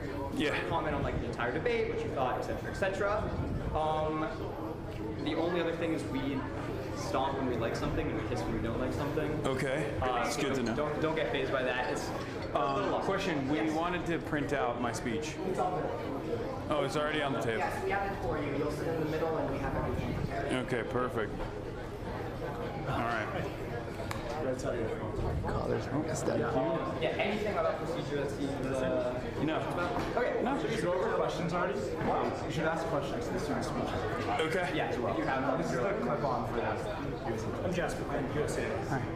Nice to meet you. Nice to meet you. Okay, that's cool. Yes, on the way down, I'll just You just tuck it in your pocket and just let me forget to get it from you. And will you be sitting here? You're wearing it either. You might. Yeah, could you show me where? Well, I was going to go pee real quick. Do you want to be in the aisle? I spoke to someone. I forgot who they were. I read a tech call. Okay, yeah, so. Yeah. All right, and when are we starting? Yeah, probably an aisle. Yeah. Oh, okay. They were just waiting for us, so we should just go right now. Okay, well let me. Yeah, let me. Well, let me. We'll go to your backstage. Yeah, that would. Okay, well I need to go set up. What? I need to go set up. All right, you go set up. I go pee. Okay, give me the. There's something. Could you give us the slide once? Sorry, Chad. If you have any rules of procedure while we're up there, I'm going to be next to you. All right, Chad. It's gonna be just you and me for a minute, okay? Hasan, I will walk in with you, so we'll do that. Hasan, wait. Sorry, one last thing. Before he goes up, where are you gonna stage him? Like in that back room we came in at the very beginning? No, now the idea is to walk him through. I just want to put a mic on him before he walks on stage. Okay. So if you just come downstairs there, we won't walk in until you guys do the Got it. Sounds good. Okay. Well, as you're coming in, I'm gonna mic you, and then I'm gonna set up the tripod right now. Okay. And yeah, it's going to be Adventure Time with Marchie for right now. Alright, we got it. Yeah. Yeah. Alright, Chad, I'm putting a tripod on you. I'm inserting it.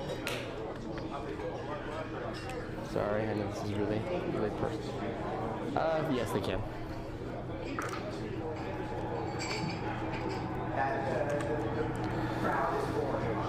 Okay. Someone show me where to set up and I'll go set up. Let's go. I have the other mic. Okay, for sure. Pardon.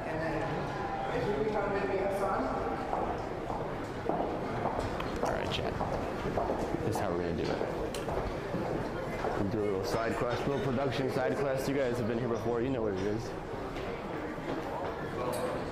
Oh, actually, I'm so sorry. I have to change the lens real quick. Sorry. Already, L. Look, it's all live, okay? There's a lot of moving parts, there's a lot of stuff that happens, okay? It's hard to remember everything. Gotta put the long lens on you guys. I'm not reading chat right now because I'm balancing so many things, but please be patient with me.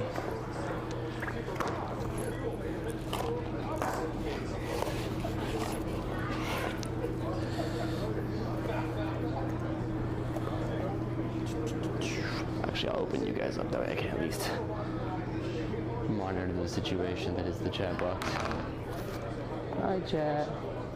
I want March's entire fit so bad. Well, it's a good thing you said that because this knit is actually Fear and official merch that I'm releasing very soon.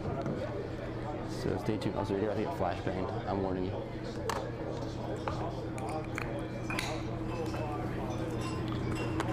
It's okay. I'm back. I'm holding you now. I'm holding you now. And then I'll adjust the light.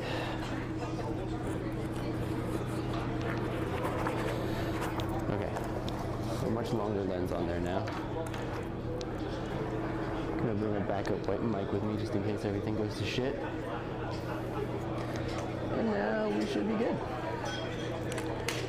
Let's fucking go. That wasn't so bad, right, chat? Okay.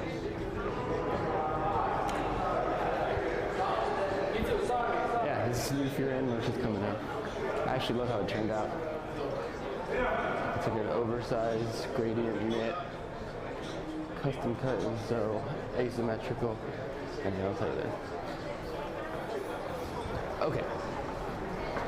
So yeah, I think a hallway setup would be ideal. Whatsoever I can get a clear shot of the stage.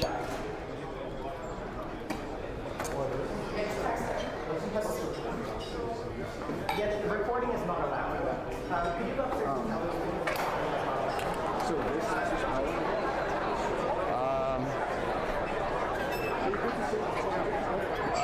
yeah, this alleyway works. Well, let me see.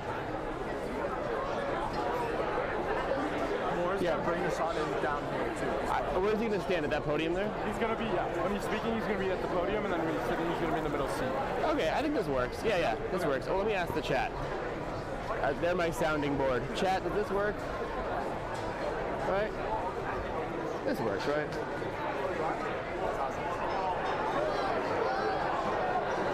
Yes. Yeah, it's good. Okay. All right, I'm gonna post up here. Thank you so much. Wait. Coming in right now. Oh, yeah, not yet though. Let me set up the actual tripod. These are so antsy.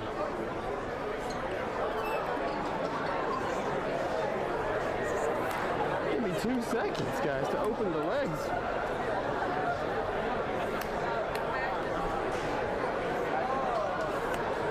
These youngins so full of energy, am I right?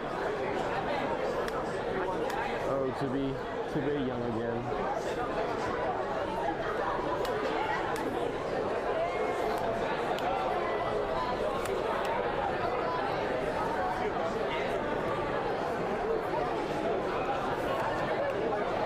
Sorry, chat. I know it's really shaky. I'm almost done. I promise. I'm sorry, chat.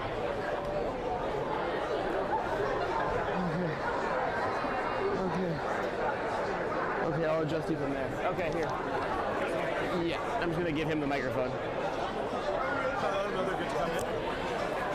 What? Can you hand this to him?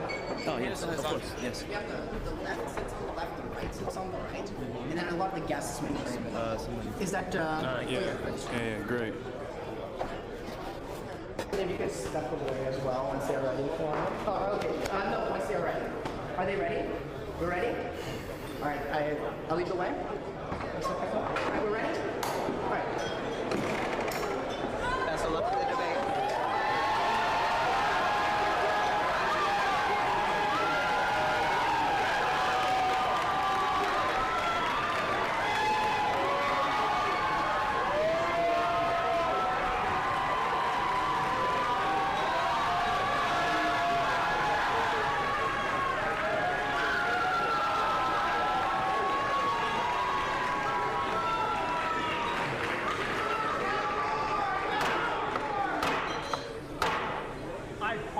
Debate caucus of the Yale Political Union to order. Is there perhaps an appropriate announcement from the chair of the party at the left? Chair. I have, but it's not.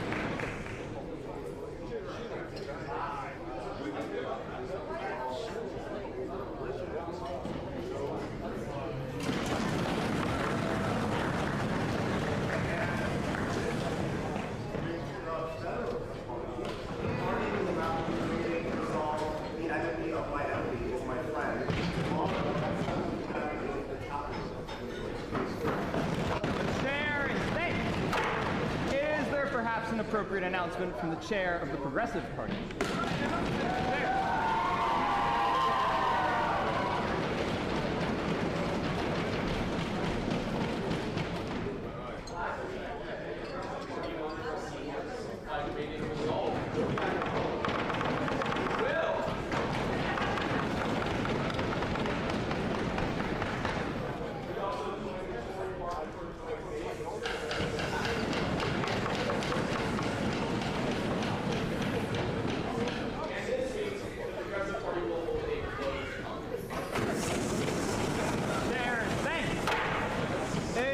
Perhaps an appropriate announcement from the chairman of the Independent Party. Chairman.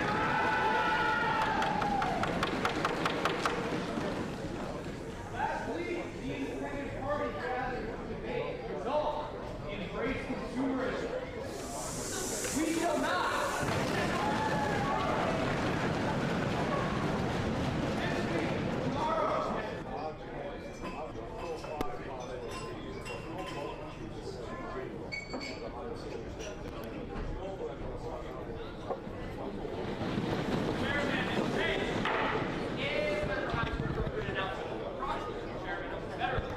For the announcement.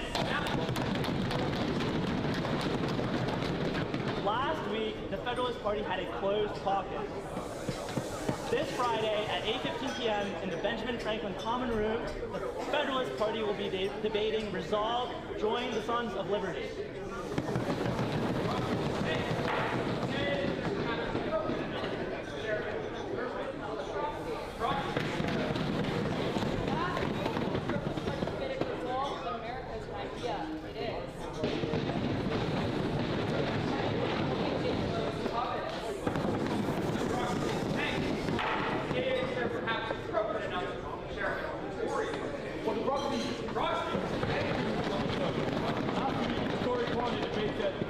Music with the Progressive Party.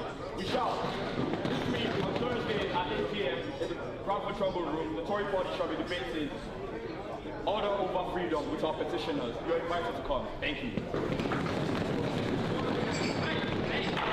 Is there perhaps a final appropriate announcement?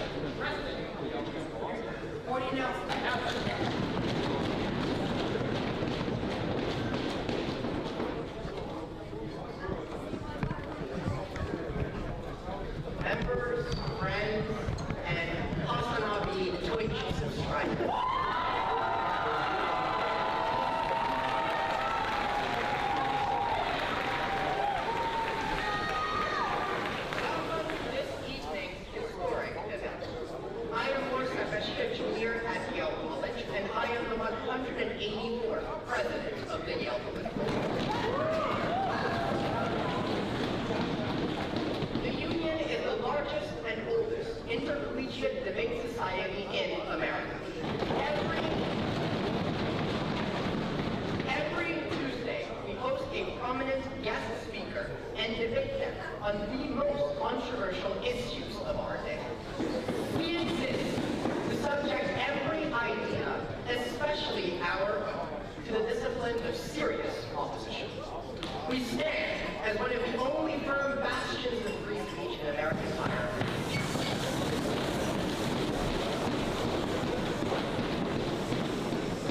As such, I would like to remind everyone that we host speakers to debate their views, not to oppose.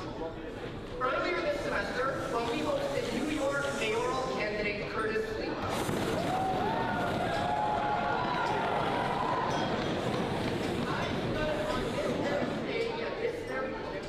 and proclaim that I can say without a shred of doubt that I have never seen this level of excitement for a guest of the Yale Political Union. Mr. Speaker, that distinction was perhaps short-lived.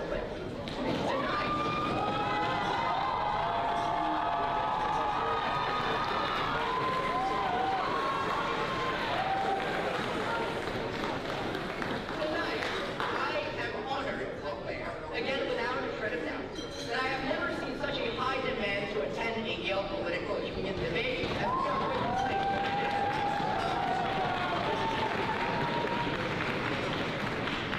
Over 10% of Yale College students attempted to secure it. Importantly, our event is currently being live streamed to tens of thousands of viewers worldwide. If any of those viewers or anyone in the audience would like to stay updated on the Yale Political Union's activity, they can follow our Instagram at Yale.political.union.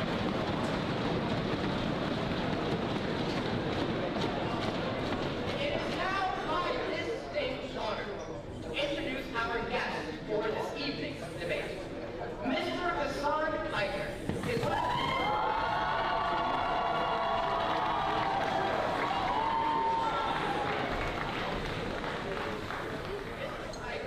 is one of the most prominent progressive voices in America.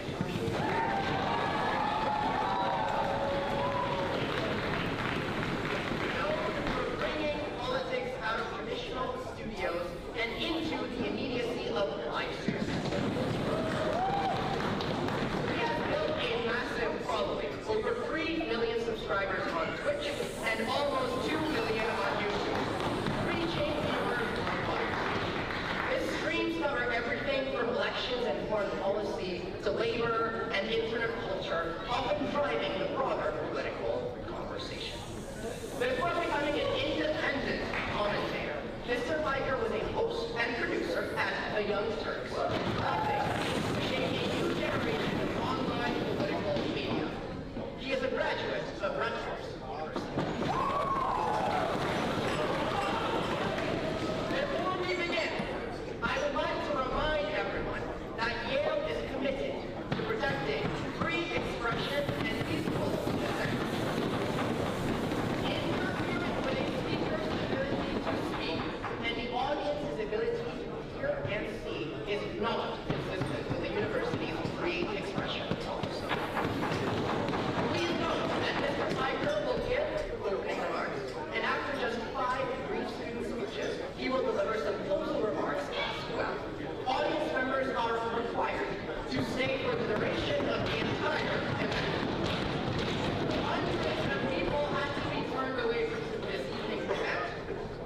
So it is disrespectful and, in fact, an expression of the antithesis of our mission, which is to debate, if attendees leave. And with that, I move that the Yale Political Union's debate resolve end the American Empire.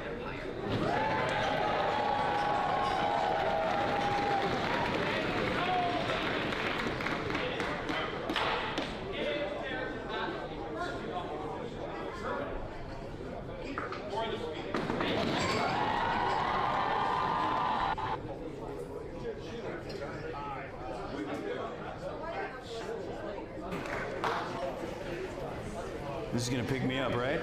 Everyone can hear me? All right. Just want to start off by thanking everybody for allowing me to come to Yale University today and be able to deliver a speech on one of my favorite subjects, U.S. empire. I know that it was quite contentious, it seems, that there were a lot of people that didn't want me to come here today and speak to all of you. That's right. I know what that means now. I want to start off by thanking the Yale Union.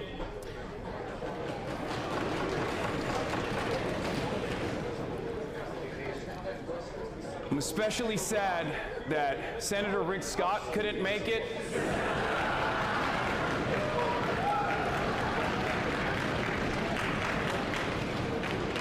I'm sure he had many opinions on whether or not we should end the U.S. empire and the global capitalist system, which is what I will be talking about today. And then your grandparents are probably going to hear about it on Fox News tomorrow. But it's an interesting resolution, end the U.S. empire. It's interesting because how do you end something that's already in the process of dying? Because that's the situation with the American empire as it stands today. The empire of the United States was born in the Spanish-American War and rose to the position of global superpower during World War II. People are hissing World War II. That's crazy. That was a good one that we fought.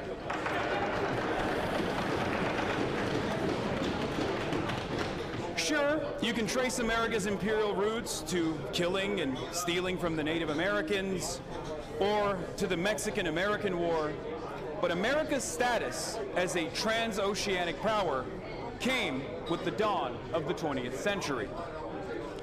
After the Second World War, the American empire was in a time of expansion. We benefited greatly from our distance from the damage to the war itself. We hadn't suffered the terrible losses that our allies did, like in the USSR, with more than 20 million slain, defeating the Nazi scourge. But the Axis powers had been defeated. But the United States, fueled by anti-communist fervor, turned against its former ally, the Soviet Union. This next phase of the American empire was structured as a world competition between Washington and Moscow.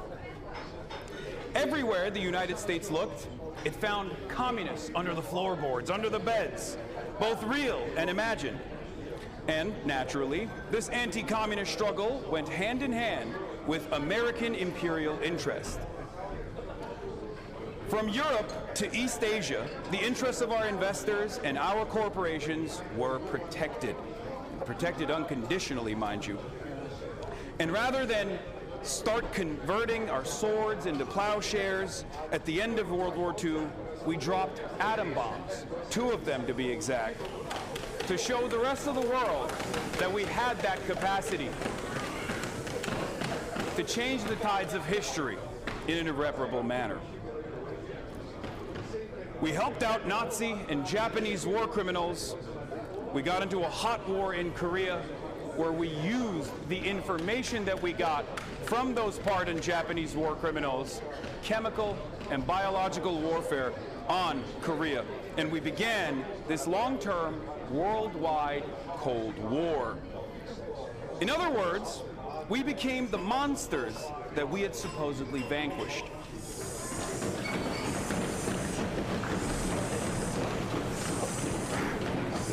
What Americans call the Cold War,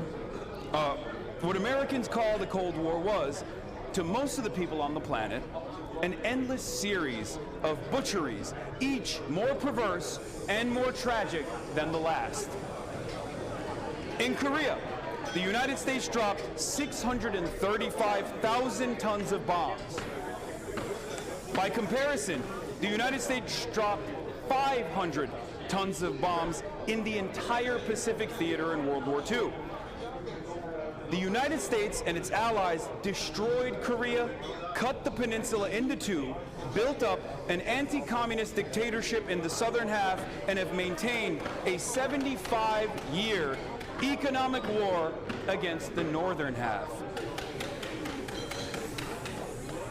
Global American aggression during this period, however, was not limited to the military.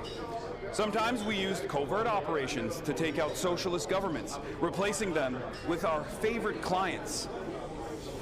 This was exceptionally effective in the Third World, where the American empire went into overdrive. Take the case of Chiquita. Some of you might be familiar with this company. Today, it's one of the world's biggest food companies. But once upon a time, it was called the United Fruit Company. And for a decade, the United Fruit Company worked as kind of a state within a state in Guatemala. All resources in the country, land, labor, transportation, you name it, were mobilized in service of United Fruit and its investors. Essentially, there was no part of the state left uncaptured by United Fruit. But a left-wing government came into power in Guatemala. After a 1944 revolution, and this socialist government pursued, trigger warning for all the capitalists in here, land reform.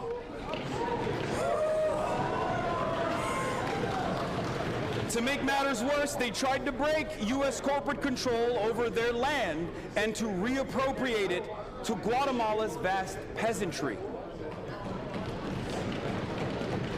To make it even scarier, they also reformed the labor code, giving the power to strike to the workers on United Fruit's plantations.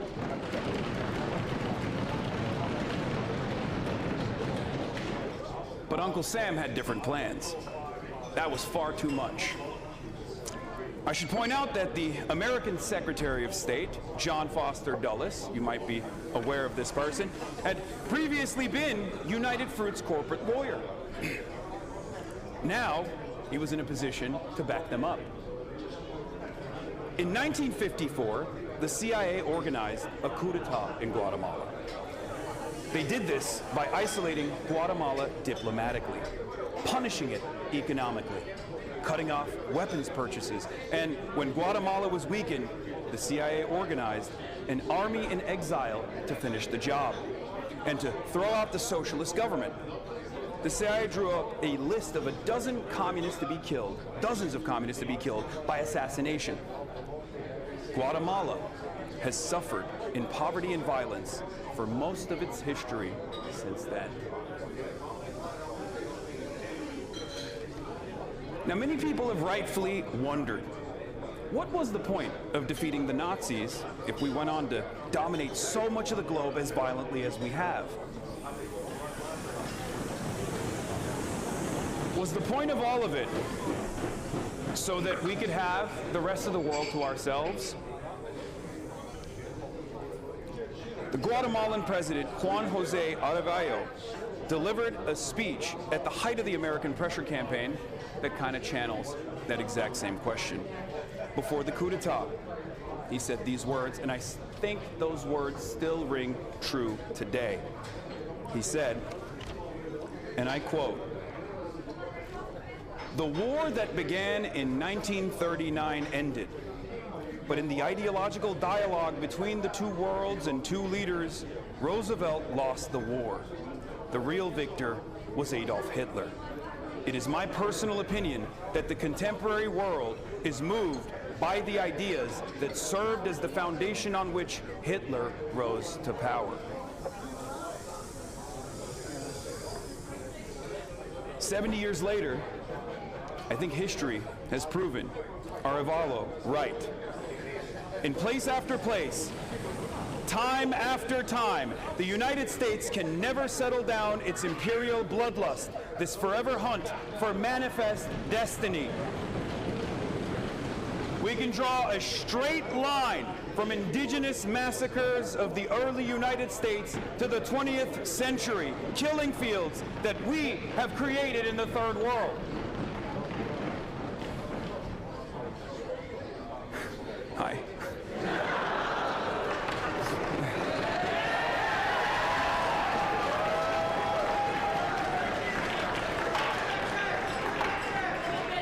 In Vietnam, we continued France's colonial war for decades, tearing society apart at home for pretty much no strategic gain abroad.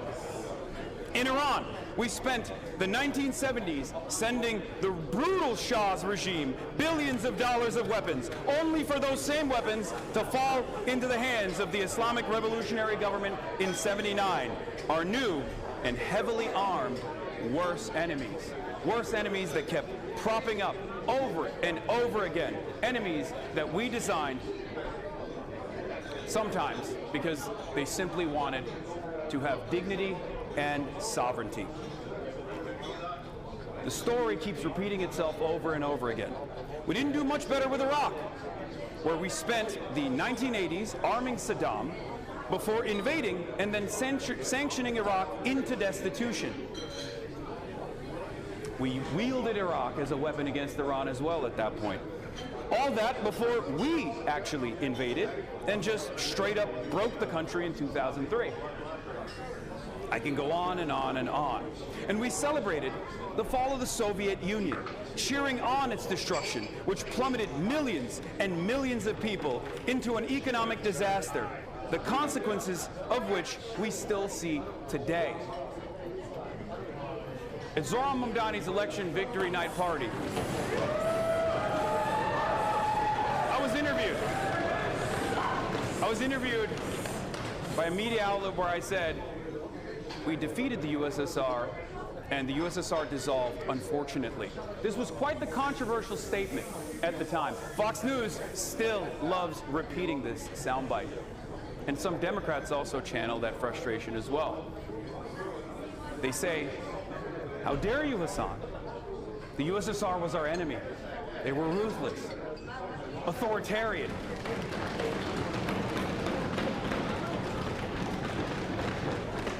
The fall of the USSR was one of the greatest catastrophes of the 20th century. Just wait, listen, maybe you'll agree. Not only was there incalculable harm done to every single country under its banner, child prostitution, skyrocketing suicide rates, life expectancy plummeting. But America was no longer contested around the globe. And it is precisely because of the end to that multipolarity that we saw accelerated neoliberalism that is devastating every Western nation right now. Unlimited and unchecked greed.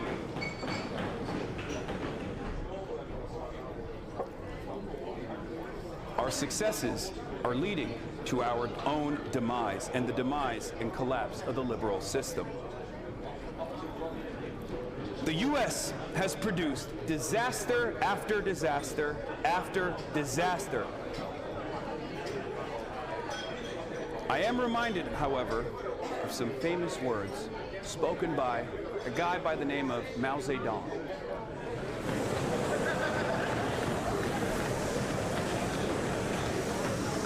Speaking with an American journalist in 1946, Mao Zedong said these words: all reactionaries are paper tigers. In appearance, the reactionaries are terrifying. But in reality, they are not so powerful. Speaking of U.S. imperialism, people seem to feel that it is terrifically strong. But it will be proved that the U.S. reactionaries, like all reactionaries in history, do not have much strength. In the United States, there are others who are really strong. The American people.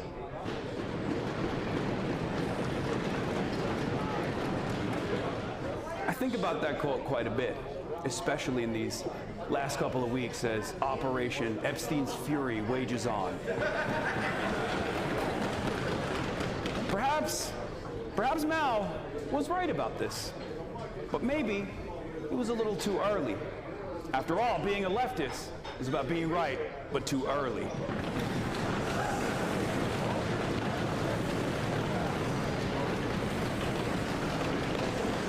I'll revisit that quote in a little bit. I want to talk about another great man, Vladimir Ilyich Ulyanov. You might know him as Lenin. Lenin. It was Lenin who described imperialism as the highest or newest stage of capitalism. Successful imperialist powers, he observed, allowed their citizens to benefit from the exploitation of their colonies, but the system was unstable. The development of imperial economies was uneven. The colonies were a way of sending surplus capital and people into new markets. In the 1960s, Kwame Nkrumah, the African socialist who served as Ghana's first president, updated Lenin's theory with his own book on neocolonialism. What he described was how, in the era of decolonization under American hegemony, colonialism actually endured. Through many different ways, foreigners were still able to dominate notionally independent countries like the Congo or Colombia. To give an example, say an African country nationalizes its oil reserves, but unfortunately, they don't own or operate their own domestic refineries. Or maybe they don't even have domestic refineries at all. Say that African nation decides to take a closer look at the Western capital-backed contracts. What do you think happens? All of a sudden, armed militancy and uprisings prop up, left and right. Instability is born out of nowhere. Now, those militants might not wear a NASCAR jacket that says Shell Corporation, but that doesn't change the reality that those militancies oftentimes are working for the same exact interests.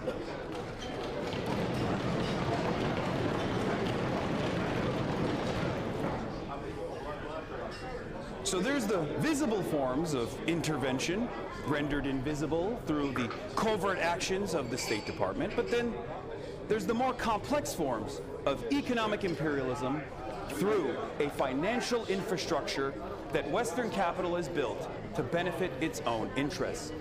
Offering loans through the IMF only to cycle that wealth back to foreign capital. It's one of many ways. Loans that come with tremendous restrictions like austerity. Money that is handed over to developing nations that are only allowed to be spent in ways that generate returns for foreign investors. And to think all of that debt in the third world that is owed to financial institutions in wealthy countries, whether it's Goldman Sachs or the IMF, capital does not go to those who most need it.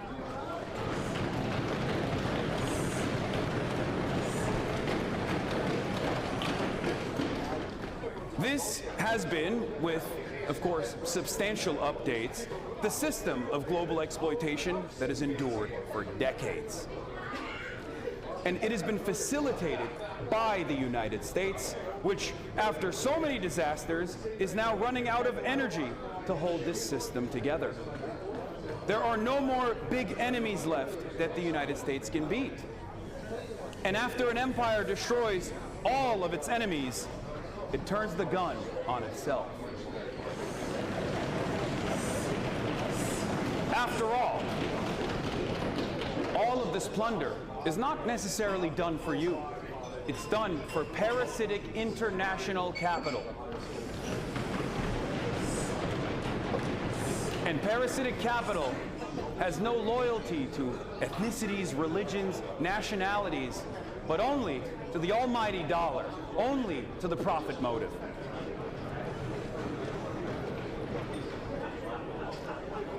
Although critics have been pointing out the decline of American imperial power for decades, I'm certainly one of those critics, we've never seen the decline happen so quickly.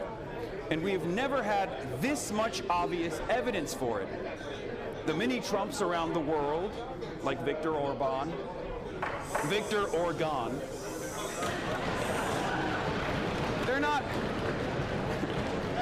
they're not doing so hot. They're not doing great. As the Ukraine war heads to a settlement that will be unfavorable to NATO, the United States and Europe are fighting over Greenland and Benjamin Netanyahu. And speaking of Benjamin Netanyahu, some might say the real president,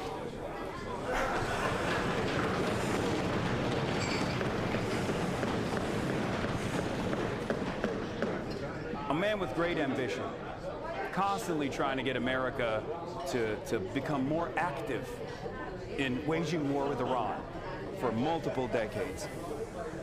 Well, he found the perfect guy to do it with.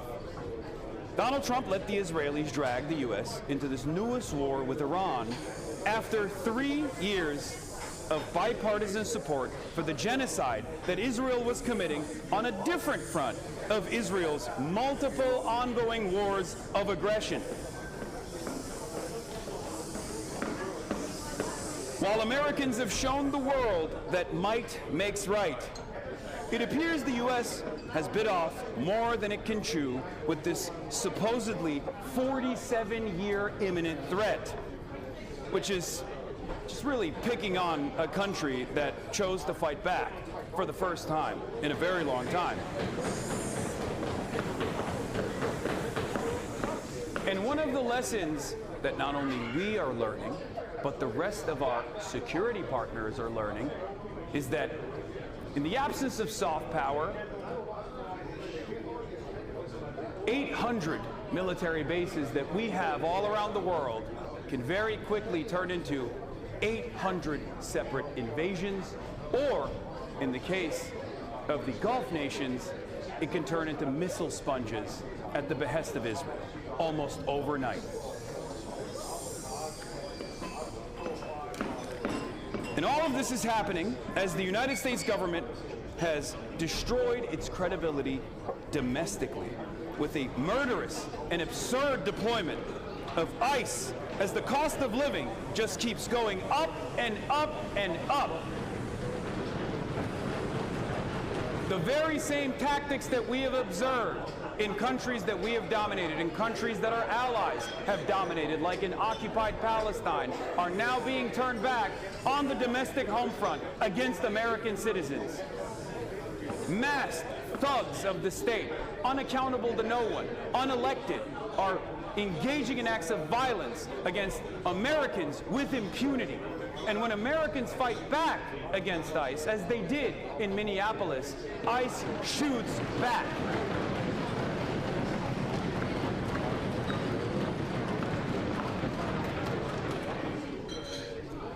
And the problems continue. The analyst Stephen Semler wrote recently that Trump's budget manages to be $361 billion larger than last year's, despite cutting $300 billion in social programs and other public investments. All of that money is going to policing, and it's going to endless war. It's not going to bridges, it's not going to tunnels, and it's certainly not going to health care. Every single one of you, regardless of your political affiliations or your ideology, should consider that money to be stolen from you.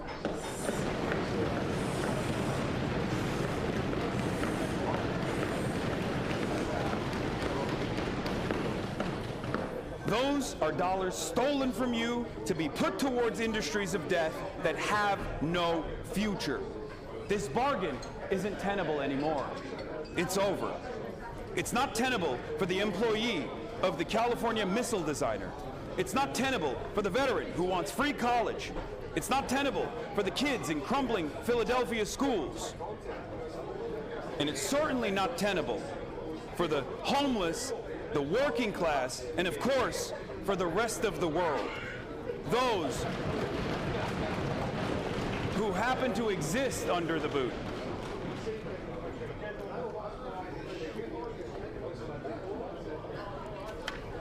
We have been spoiled by an American way of life that requires so much death. The fruits of imperialism were always immoral. Now, they are obviously rotten.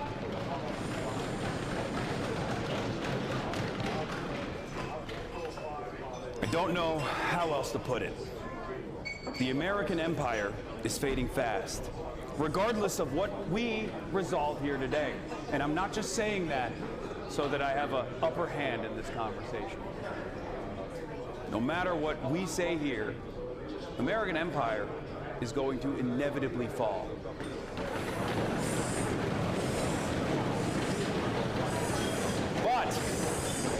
But I think, as Mao Zedong himself said earlier, there is a power within the American people to change the nature of this decline. He had a lot more confidence in the American labor class than many Americans do today, I'll tell you that much. I believe that we are living through a strange and radicalizing time for millions of Americans, and I've seen that with my own two eyes. I've gone to protests all around the world, tasted the tear gas of different countries, and I've seen Barbara's and Deborah's, aged 75 and above, yelling at ICE agents in Minneapolis.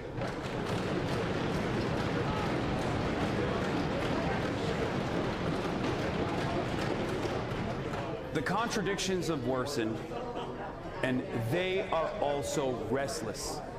They also want that change. People intuitively understand that there is another way for the United States to exist in the world. A way in which we're not constantly exploiting people, deciding other countries' futures for them, or, say, blockading their seas because they just completely embarrassed us politically, like in the case of Cuba. Holding on to old grudges for no reason as we starve economically and literally an island nation that happens to be 90 miles off of our coastline where 10 million people live. And that's happening on autopilot. It's happening even if you give no consent to that whatsoever. But we can change that.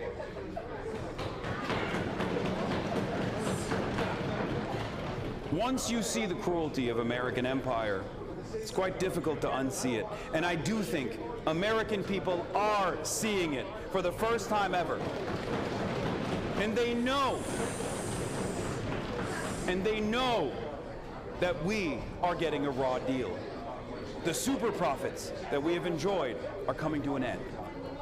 And our debt to humanity requires negotiating a new deal, a real, equal world peace.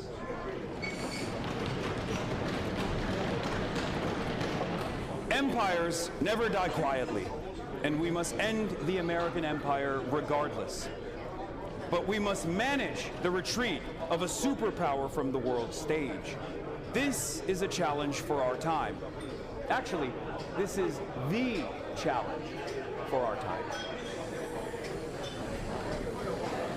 Because if we do not do this, then the American empire will come to an end in a much more violent way. A curse on future generations that we must avoid at all costs. Thank you.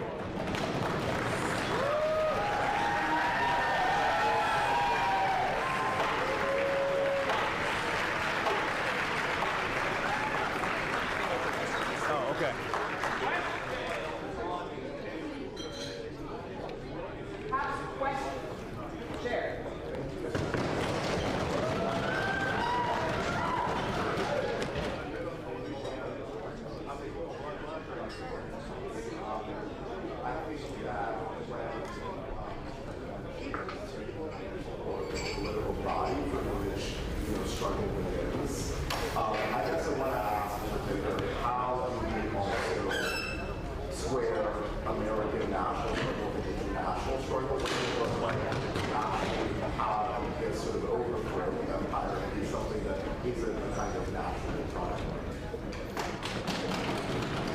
Great question. So, from my calculation, the way I see it, as I tried to explain in this speech here, is that it's going to happen because it will collapse on its weight no matter what. It'll collapse under its weight regardless. And what I want to explain to every American that will listen is that we do have the capacity to change the system that we exist under in an effort to ensure that we have a much more equitable outcome where we don't diminish the potential of Americans and we don't diminish the potential and starve out the potential of people living in the periphery. This is something that I saw personally when I visited Cuba recently.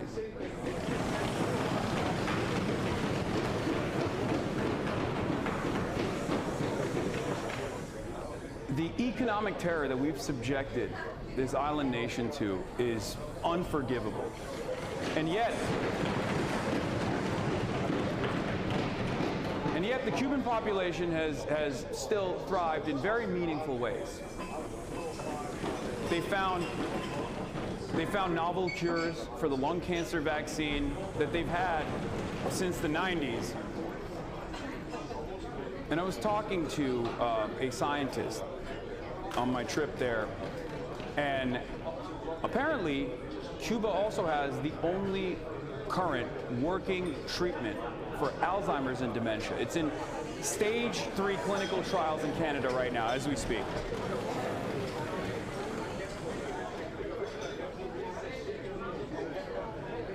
I think about what Cuba would look like if they weren't constantly under the threat of American sanctions.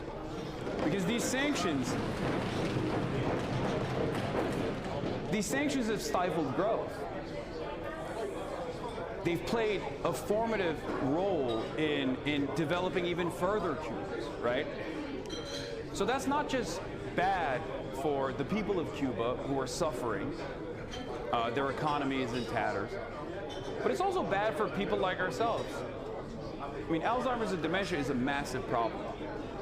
Almost all of my grandparents suffered from Alzheimer's and dementia. So the way I see it, it's almost a selfish argument to make sure that we can unlock the potential of all of these countries that we seek to dominate. And on top of that, I feel like all of the resources, all of our productive output is wasted on this unlimited, endless cycle of violence that we subject other nations to. And as soon as you connect foreign policy back to all of the domestic problems that we have, not just in the concept of blowback, which I famously have spoken about, but also the reality that every dollar that is spent on a bomb is spent on a bomb that blows up a school is a dollar that could be spent building schools here. Americans,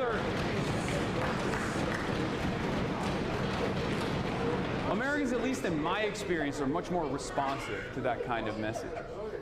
Because at the end of the day, you don't have to use academic language or talk about the international proletarian cause. You can just tell regular folks, ordinary folks, that random person living in Tehran has the exact same interest that you and I do. They want to have shelter. They want to have a hot meal. They want a better future for their children. We're all people. So, at least in my experience, that's been a way to get ordinary Americans who've never really thought about these sorts of things to start thinking about it in these terms that dictate that we cease our senseless violence and bloodshed campaigns overseas and instead focus on ourselves. There was a guy who said that, and he won twice. His name is Donald Trump. He lied, but that's what he said. And it was successful. I hope that we can have more earnest leaders who will actually advance that cause, so that we can allow the nations of the periphery to breathe, so that they can develop sovereignty and dignity for themselves, so they can unlock their potential, and that we can unlock the potential of Americans as well.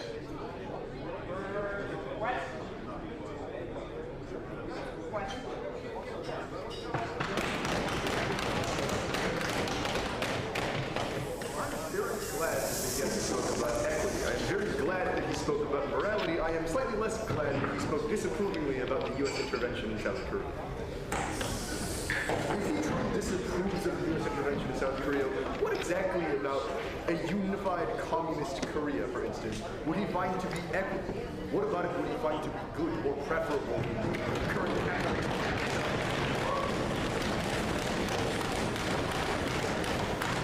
Great question. From my assessment, I don't necessarily care about the way that other countries govern themselves. I know that we like to act as though we do.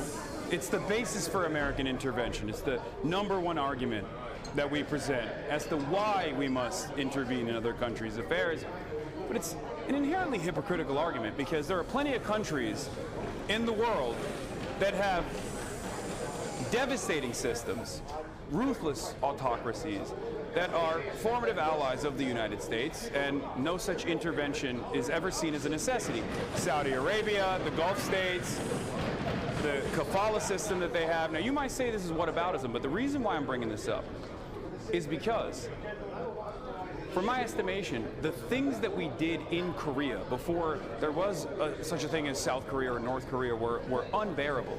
Not only did we prop up a military dictatorship that was unbelievably authoritarian and unbelievably deadly, taking out any kind of socialist, trade unionist, or communist uprisings that were taking place in the South. But beyond that, what we did in the Democratic People's Republic of Korea, or North Korea, is tantamount to genocide. The only distinction is that it was America that did the genocide, so the rest of the world does not call it a genocide. What can you call the destruction of 90% of all standing buildings? What do you call the death and destruction, the utilization of biological and chemical weapons on the Korean population that led I believe, 10% drop-off of the entire population? It was unbelievable. It was unbelievable bloodshed. I don't know what Korea would look like in the absence of our intervention, but I can only speak to what we've done to Korea. And what we've done to Korea is incredibly violent, and for no good reason whatsoever.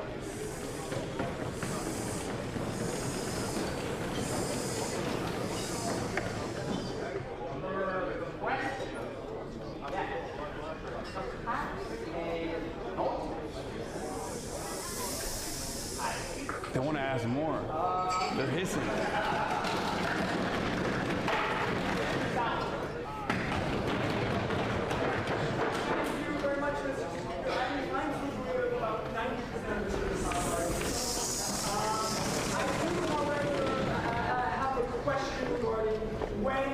Should use its power abroad. Countries will do this as a function of sovereignty and having to maintain allies, relationships, etc. When is it right for the U.S. to intervene in, say, Ukraine or Taiwan? Should the U.S. have gotten involved in something like World War II, even though it's not a country?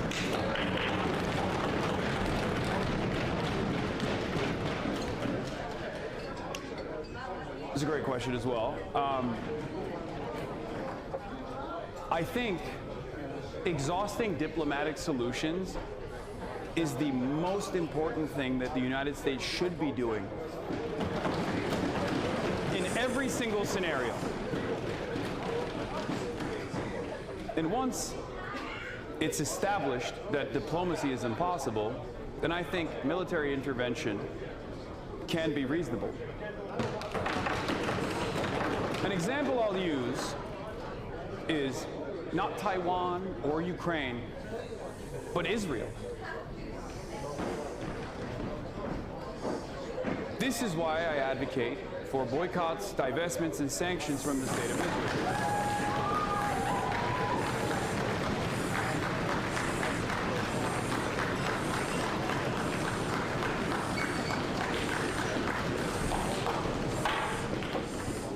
80 years of apartheid.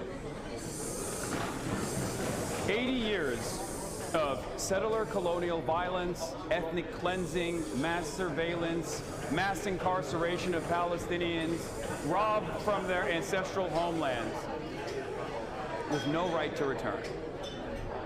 Against all international humanitarian law, against every rule in the rule book.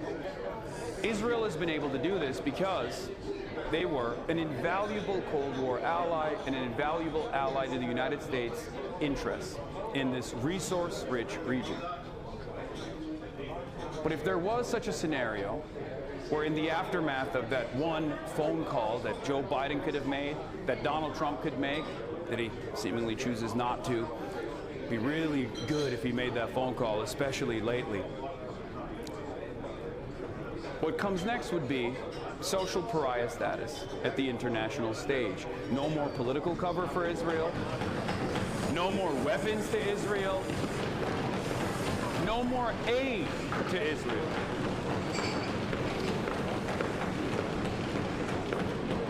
And if that doesn't work, sanctions on Israel. Now, I'm of the mindset that it wouldn't even get to that. That's why I believe that a single phone call would probably put an end to this kind of death and destruction.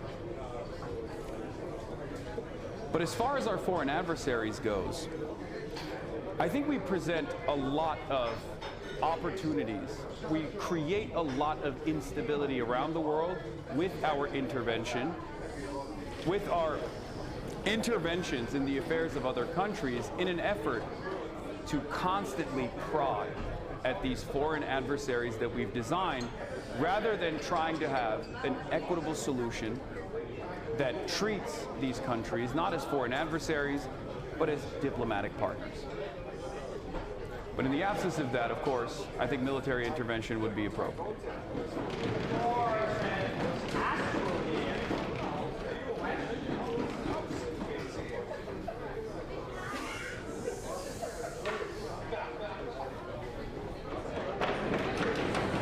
I can't hear you.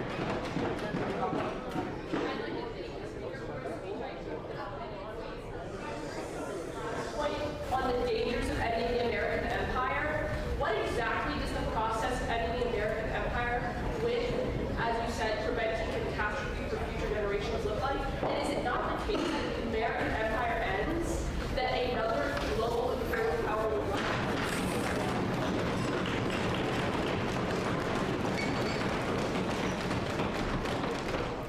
Great question. So this is the argument that necessitates the existence of American empire, right? This is what we tell ourselves. This is what we are taught to fear. The idea that if we were to retreat from the rest of the world, other great powers would be just as ruthless to us. But the way that I think about it, as someone who's fascinated by movements of liberation throughout time, this argument has been the exact same argument time and time again. The idea that the white slaver, if they were to abolish slavery, would live in the same status in the aftermath of the abolition of slavery and be treated by the newly freed African men and women in the same way that the slaver treated them. The idea that if liberation came to countries like Algeria, or if the apartheid in South Africa was abolished, that somehow this new formation would actually punish the 10% whites in apartheid South Africa in the same way that the 10% white population has punished the black population. History has also shown us that that's not what happens. It's never happened. So the idea that other countries would treat the United States of America with the same violence that we have subjected them to has never really borne itself out. So I don't believe that that would be the case. It's a fear that many people hold on to, though, and I think that fear is what justifies, in the eyes of many Americans, the continuation of empire. Now, you asked me about trying to manage this retreat and what this catastrophic outcome would look like. I think we're living through that right now. The destruction of all previous rules of engagement, international human rights, the law of the jungle, a retreat from our previous security commitments, no longer relying on soft power initiatives. This is the death of American empire. We've now moved on to a much more vulgar form of imperialism, much more vulgar form of commanding our interests over the rest of the globe. And I think, and I hope that this is not the case, but I think that things are going to get even more violent from this point on. So that's what I'm trying to avoid. Because the reality of the matter is empires rarely die quietly. They go out over the course of sometimes centuries, but in America's case, probably a lot shorter, with increasing amounts of violence. And we're seeing that with our little sister nation, Israel, right now, going through its own fascist death spiral, not dissimilar to what the Nazis went through. I want to avoid that.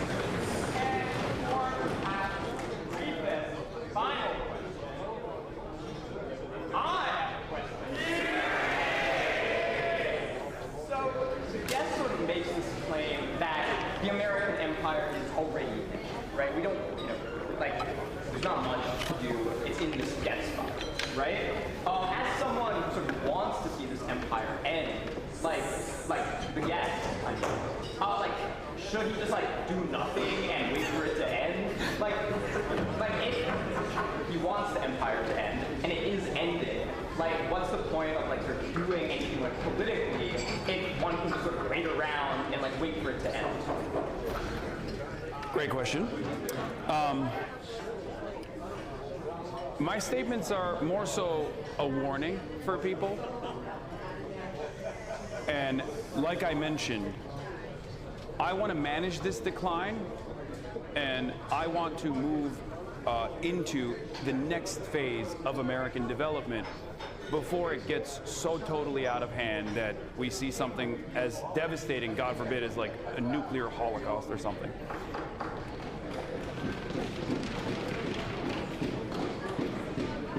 Because if the current economic organization of the American society persists, then the income inequality that we're facing is only going to worsen as wealth just stays at the top of society, and people who are from a working class background have a horrible end of that bargain, and their material conditions deteriorate even further, also accelerated by climate change too.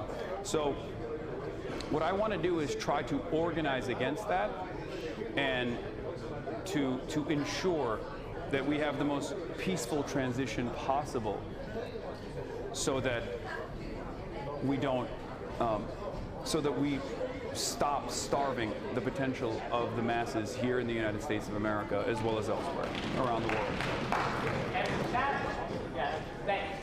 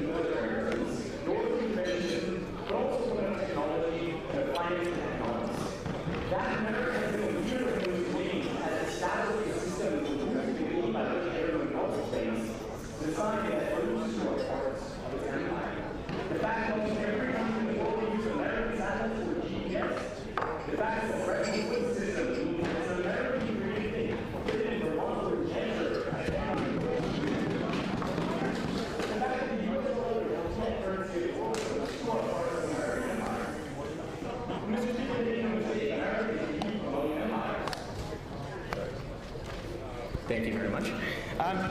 First, I'll just outline 3 reasons why. The first is that America has no homeland. Mr. Piker will assert that America's been an empire since the Spanish-American War. I say it started much earlier than that. It started with the establishment of, yes, the 13 original colonies. America has been an empire since its inception. In fact, the land we're standing on today is formed by way of violent displacement of the Quinnipiac, Pawcatuck, and the Wappinger peoples. Second, America is no ethno-nationalist empire. Every other empire in history has been ethno-nationalist, with the exception of Rome. The British Empire was for white Brits. The Mughal Empire was for ethnically Indian people. The Chinese empires were for people who were ethnically Chinese. America is not an ethno-nationalist empire. Finally, America is an economic, not a territorial empire. Why is this so significant? I think Mr. Piker and I would both agree that economics are the most important component of America's empire. It is capitalist incentives that draw us to this sort of downfall. And I'm really glad that he brought up the example of Guatemala. I agree that the deposition of Jacobo Arbenez, that was an economic incentive, but note the difference. It was not the case that it was a typical colonial expansion where America made Guatemala a colony. It was commercial interests. So that's the first thing I'd like to establish. But then the second thing I'd like to say, and this is where I'm in the negative, is that an American empire is greatly preferable to any other type of empire. Now, my problem with Mr. Piker's speech is that he lacks a theory of power. He lacks a theory of where power goes. Power does not evaporate. And I think it's telling that he would agree with me when he says that it was a tragedy that the USSR fell because suddenly there's a power vacuum and there were real big problems that sprouted from that. I would posit the fall of the American empire would lead to a very similar situation. Why is that important? I posit that one of 2 things would happen. Either we'd return to a system of spheres of influence, and we saw how that turned out in the early 20th century with World War I. It's a much bloodier world I'm sure we don't want to live in. And second, America could be supplanted. And I'm grateful to Ms. Perry for bringing this up in a question. Mr. Piker now claims, he says that that would never happen. He says there would be no supplanting because the historical record doesn't reflect that. But his examples, the fact that power went back to the people in South Africa, it went away from the apartheid state and towards the people, shows that power does not evaporate, it changes hands. So it's not a question of empire or no empire, it's a question of where the power is. And I posit it's much better that it's in American hands, which are covered in blood, than it's in Chinese hands or in the hands of another great power. Why is this the case? I'll posit that America gets a lot right. America gets free speech right. America gets capitalism right. America gets a lot right. The fact that we are motivated by competition above all else is the greatest virtue of this country. It means that we get an efficient economy. It has its problems, and I'll be the first to admit those. But it works a whole lot better than the Great Leap Forward, where the state says, we need to collectivize this land, and 55 million people die. Now, Mr. Piker recently made a trip to China, and he commented that this is a nation that's brought 800 million people out of poverty. That was because of reform and opening up. Reform and opening up to what? Reform and opening up to the system, the post-World War II system that America created. The opening up to billions of dollars in Western loans from the IMF and the World Bank. American empire has enabled these things, and while it's far from perfect, it's by far preferable. And Mr. Piker, because you like Mao so much, I'll end with a quote of his that I think you would do well to study, which is 枪杆子里面出政权.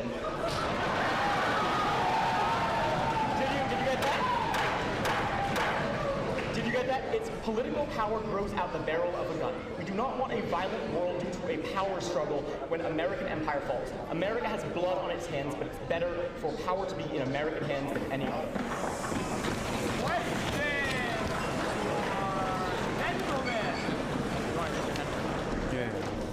For perhaps question, Nick Schwartz.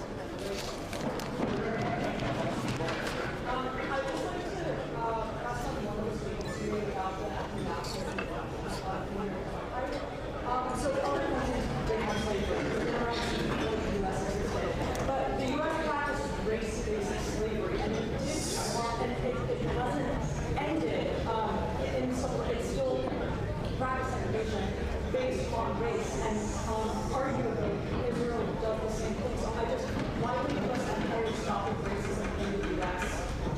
I think that's an excellent question, and I think that it's true that our racist legacy continues with us to this day. But I think there's a big difference between a racist society and an ethno-nationalist one that claims this empire is for this ethnic group, and a system which is systemically racist. I think we can all agree that we are moving in what is certainly the right direction. We are moving in the direction of civil rights. The last half century has proven exactly that. And so while I'll be the first to concede that America is not perfect, especially on race, especially when dealing with immigrants, we are not an ethno-nationalist empire. Further questions for the gentleman? The guest. What's the format? How do I say for the speaker? Is that how you just ask the question? Okay, all right, never mind. Just wanted to abide by tradition. It's been around. For the gentleman.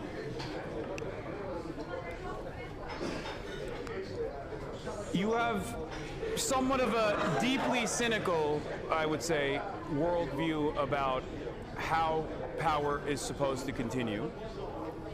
You did bring up an example in apartheid South Africa where the people were able to achieve liberal democracy to a certain degree. There were issues, and there's still issues in South Africa. Why do you think that the abolition of U.S. empire would create a power vacuum that creates a Chinese empire, for example, and why do you think that that system would be far more violent as opposed to an evolution just like what we saw with the American empire being a far better legacy than, let's say, monarchies that existed? That's an excellent question. And I don't believe that when American empire falls, if it does, China will necessarily take over. But I do believe that, apparently some people do, but I do believe that power doesn't evaporate. Power is something that doesn't simply disappear, it falls into different hands. And so I think as this applies to my speech, Mr. Piper, what I would say to you is that it has to go somewhere. And again, I think one of two things will happen. Either it'll be assumed by another great power. And unfortunately, there is no better great power than America. I really wish there were. And the other alternative is that we return to a system of geopolitics which is contingent on spheres of influence. I don't believe we should return to the time when it's kingdoms fighting each other. I think that's a much bloodier world. In an interview with Ezra Klein last week, Fareed Zakaria made the comment, former YP president, I will comment, he made the comment that liberalism has become a victim of its own success, which is to say that liberalism has succeeded to such an extent that we have forgotten. Mr. Piker, my generation, your generation, my parents' generation, your parents' generation, hi, Mama and Dada, I hope you're watching this, which they are. We don't remember what it was like before this liberal system. We don't remember what it was like before World War II. We don't remember how bad it was.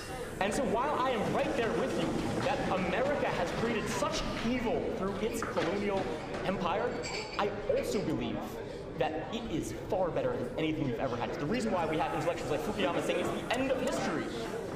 It's because this is almost as nice as we've ever had it. And with that, gentlemen, thanks. Rebuttal.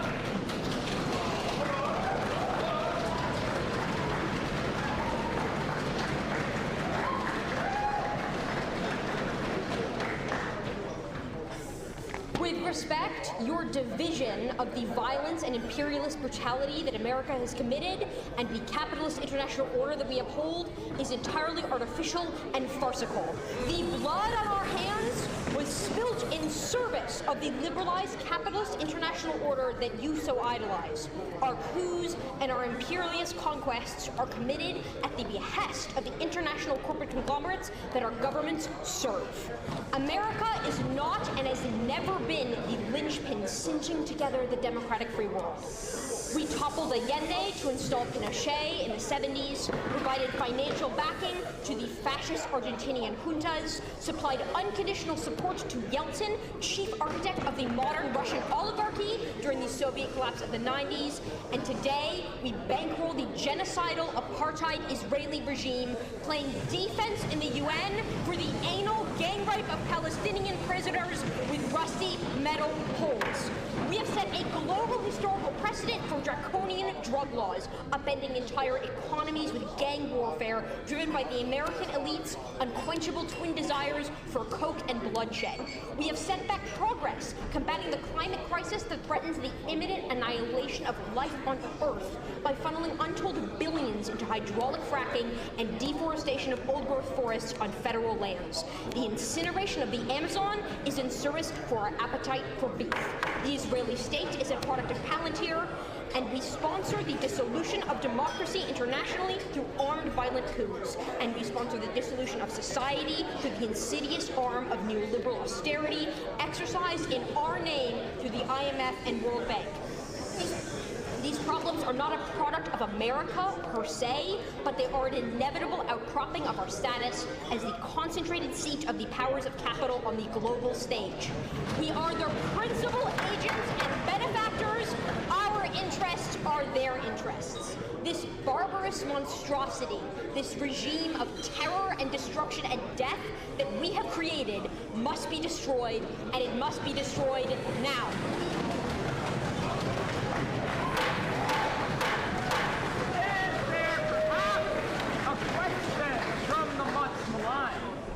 Question.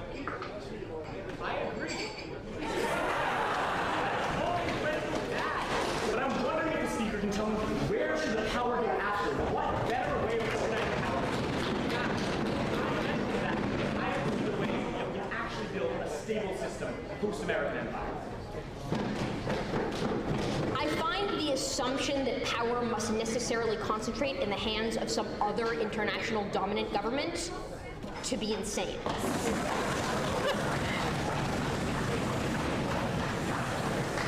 What we are striving for is not just to transfer our status as imperial global hegemon to another quote-unquote more benevolent empire. What I and what the Left Project in general is aiming for is the complete dissolution of that hierarchical system of international control, power, and economic coercion. Where power should end up and where power should resolve is in the international hands of people, of human beings, not of governments, not of corporate leaders, not of stock traders, not of the monsters who would bomb life on Earth into oblivion for another cent in their stock portfolio.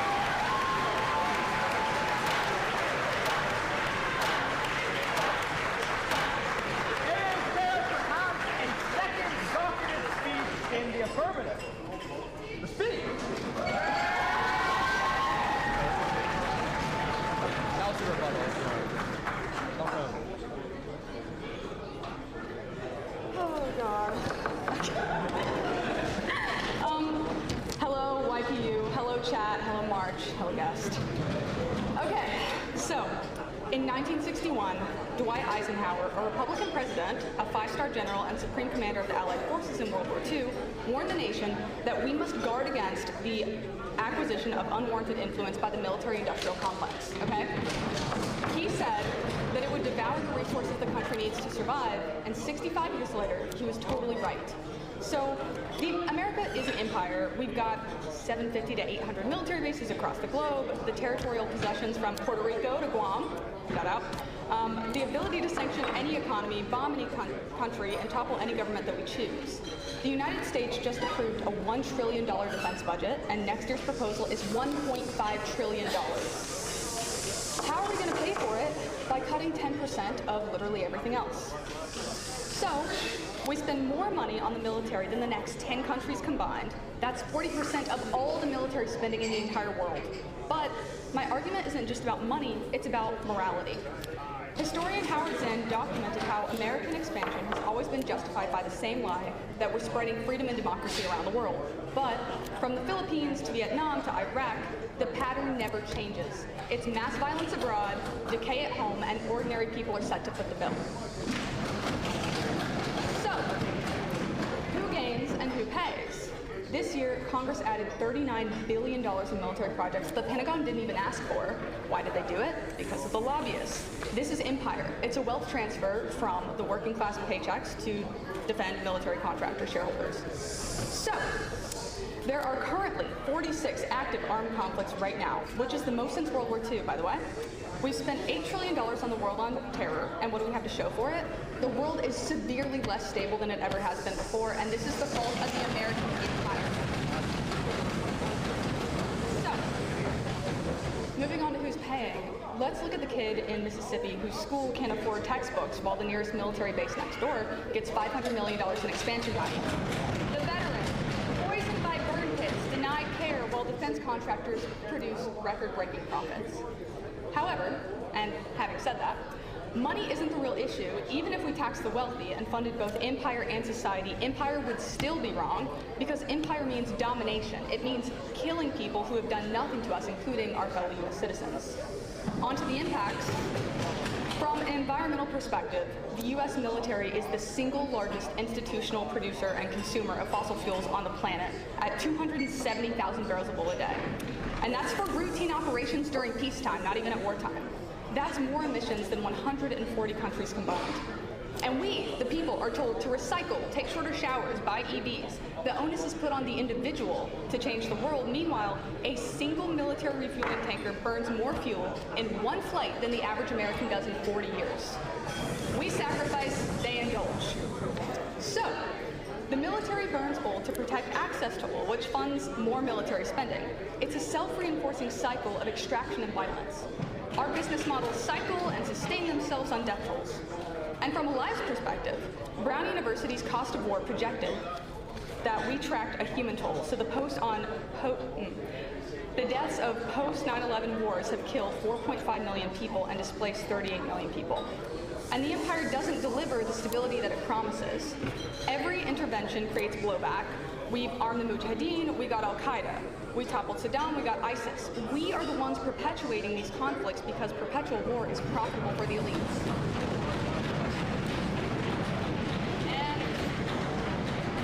And the negative says, like, be glad it's the American empire rather than somebody else's, but at the same time, this is a false choice. The choice isn't between, like, American empire versus Chinese, it's between domination and cooperation. China's power is economic, and mutual destruction isn't in anyone's best interest. So the power vacuum theory comes from, like, the idea that somebody must dominate, but that's an imperial mindset. Most of the world doesn't yearn for American or Chinese hegemony. They want multilateral cooperation where no single country has power or autonomy over them. And that world is possible, we're just blocking it. So, what is the world of the alternative? Empire undermines rule-based international order, replacing it with war of one against all. You can't champion international law while bombing whoever you want, and you can't demand others to follow the rules that you don't follow yourself.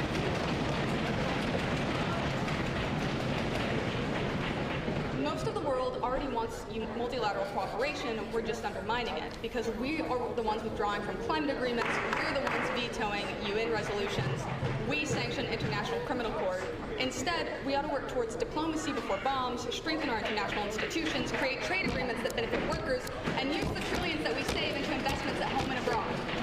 So, with that being said, America's founding promise was self-governance, and empire betrays that promise. Every dollar spent on defense is a dollar taken from a public school.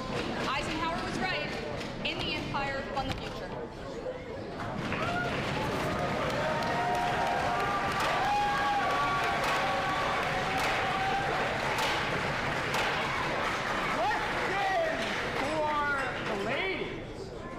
For perhaps an ultimate question, Mr. Mo. I guess the question is, with this framing that America is the country that introduces, this desire for domination without being government at all. Hold hands and live together and be really happy. I mean, it's really nice, everyone claps, it makes me so happy. But I mean, there's a lady, and maybe, I'm asking kind of a proxy of Hassan. I mean, how do the Chinese efforts in South China Sea? How do they do efforts to take over Taiwan? How do they do efforts to ensure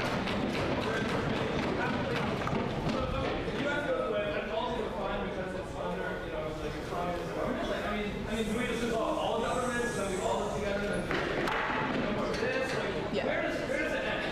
So what I'm saying, it's not like militaries won't exist. I'm advocating for like regional partnerships. Like we aren't the ones, America shouldn't be the answer to like what's happening in the South China Sea. I think Japan, Australia, South Korea, Southeast Asia, they can form their own partnerships like through diplomacy or what have you.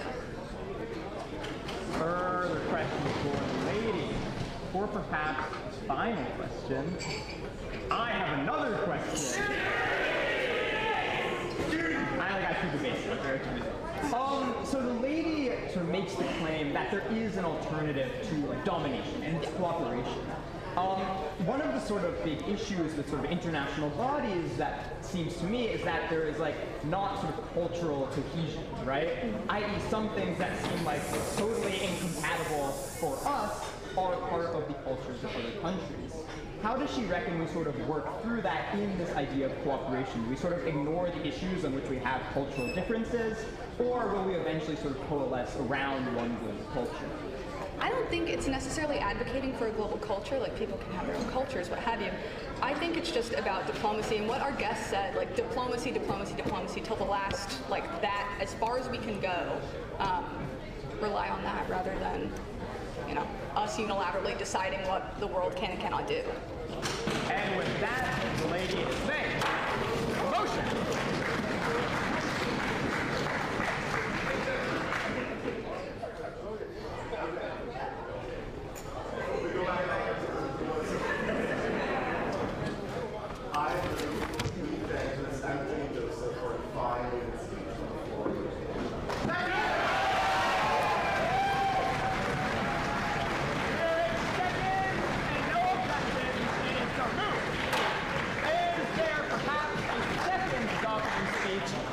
Speech in the negative.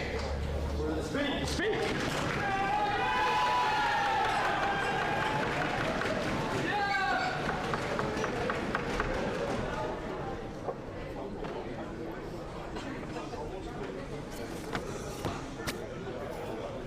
Sorry to everyone that missed Ben & Jerry's free ice cream.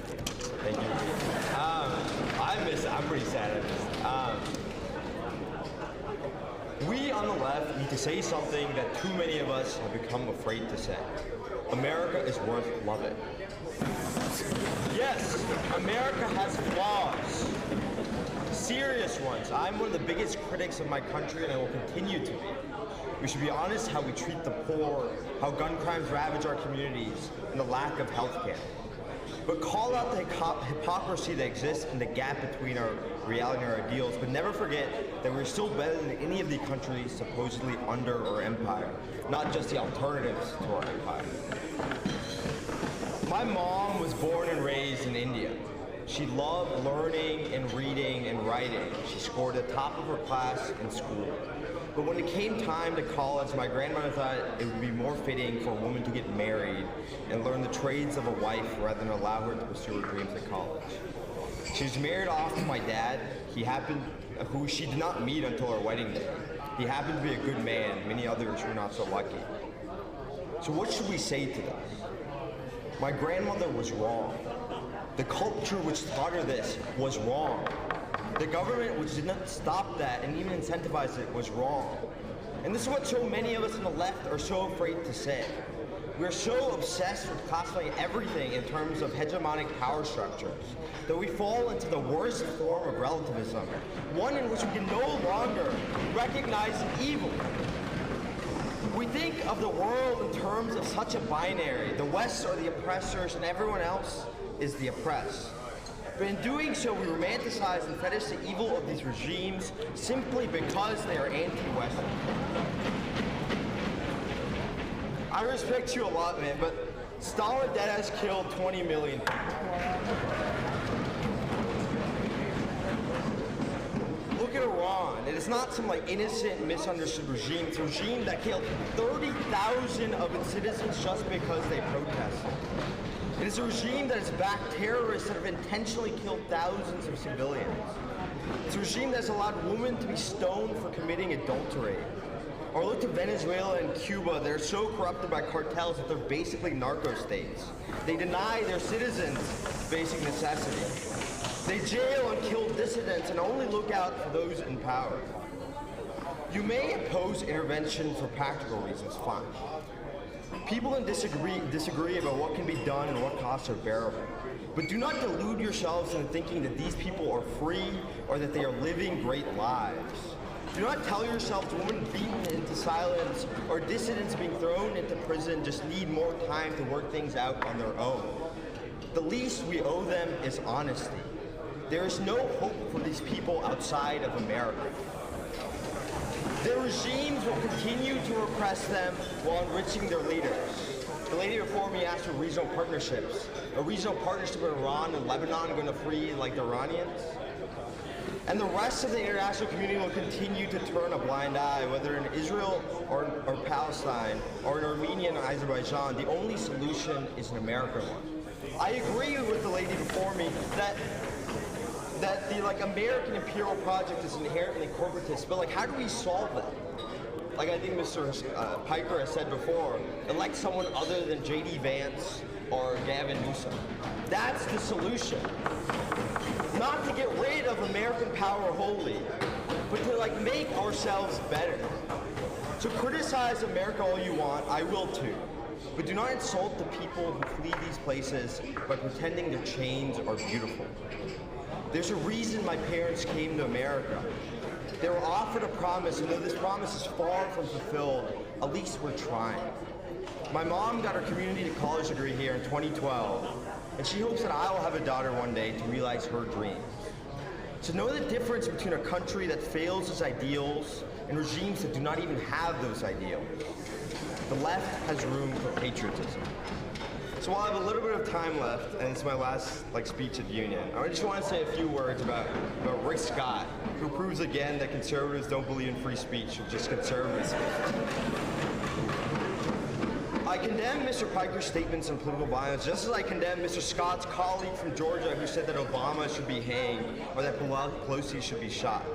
I condemned him just as I condemned the January 6 rioters who committed actual violence and was summarily pardoned by Mr. Scott's party. But here is the difference. I still believe that Mr. Piker and Ms. Green should be allowed to speak here. Because in America, unlike in Iran or Venezuela, dissent is not supposed to mean censorship or silencing. In this country, when we hear ideas we disagree with, we do not respond by saying that the state should shut it down. We respond by arguing, by vehemently debating. We respond by listening, persuading, debating bad ideas in the open.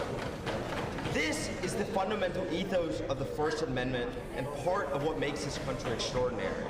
And a group of college students seems to understand that better than the senator, because we do it every Tuesday at the Yale Political Union.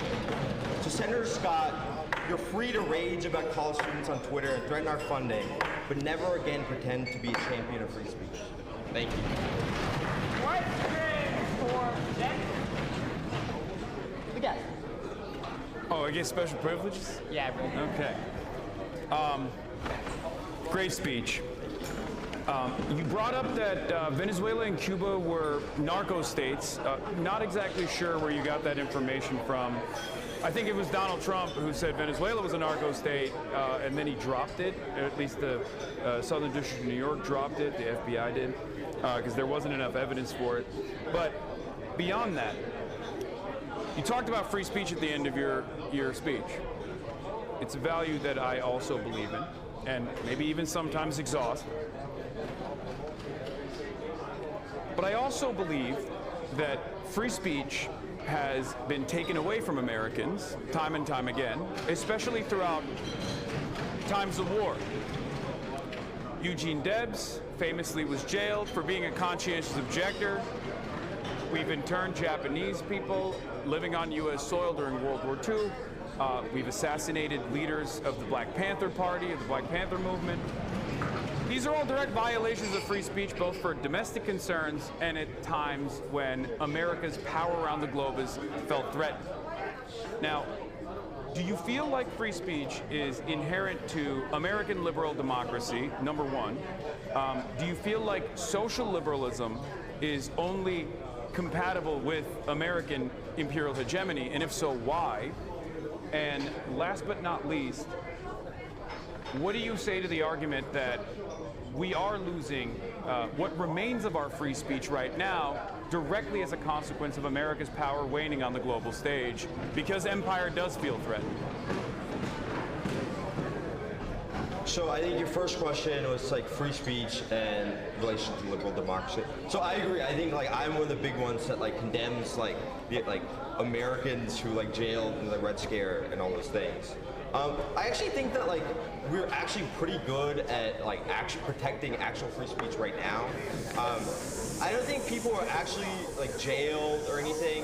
I think like one of the most dangerous attacks on free speech is a sort of more like institutional one, like the ones that's happening in like schools all over, like the South, for example, where you can't teach critical race theory. But once again, like I think one of my main points is that like this sort of free speech is like I think unique and like even unique to like America compared to the rest of the West. For example, the UK, where like they can like censor anything. But I think the state of free speech in America is certainly, I think, way better than anywhere else. Your second question, is social liberalization only compatible with American imperial hegemony? Currently, yes. Currently, yes. It's like we are the only ones that like you look to our partners in Europe, look to anybody that's like advancing any idea of like social liberalism. Yeah, there are like some like dissents in like some of these countries themselves, but I actually think that the strongest voices are the people right here in America, and those are like the left. And I think like we gotta win this election in 2028. That's how we solve it. I forget your third question. It was just Venezuela and Cuba being narco states. Where you got that information from? So I mean, once again, I'm not like the greatest like expert on like cartels, but I'm pretty sure, for example, like I can't tell you specific research for you, but like I'm pretty sure Cuba, for example, is like makes a significant amount of money as like a middle point between like South American cartels and like America, and it's like planes take off from there, and there's like some evidence that like the government has cooperated. Same, I think, similar in Venezuela. That's what I'd say. I think it's like wrong to sort of like say that they haven't cooperated at all. For perhaps a final question.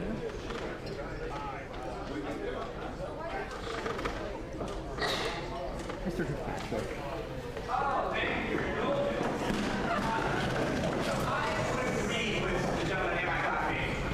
See you tomorrow. Certain states may be better than others to live in. But my question is more about empire as a choice. America being an empire is a hard power choice. It's something that most understands a fundamental around the world. And I would believe that America is great, but do we need to impose our greatness environment? Does it shine on the hill to burn down other things to make them?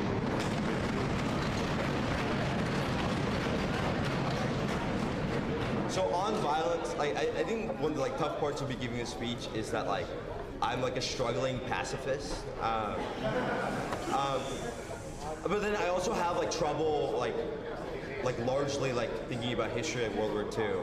But I do think there has to be like some level of imposition, right? That like these things aren't going to solve themselves, and I think that's like part of my point. It's that like Iran isn't like I actually think like revolution is like now impossible. You can't like resist states anymore. Like military technology has gone like way too advanced. Like the only way I think is external, and I think to be honest, the only hope for like a lot of these countries is the American people. So go vote in 2028. And with that, gentlemen, thanks. Is there perhaps a third docketed speech in the affirmative? For the speech! Speech!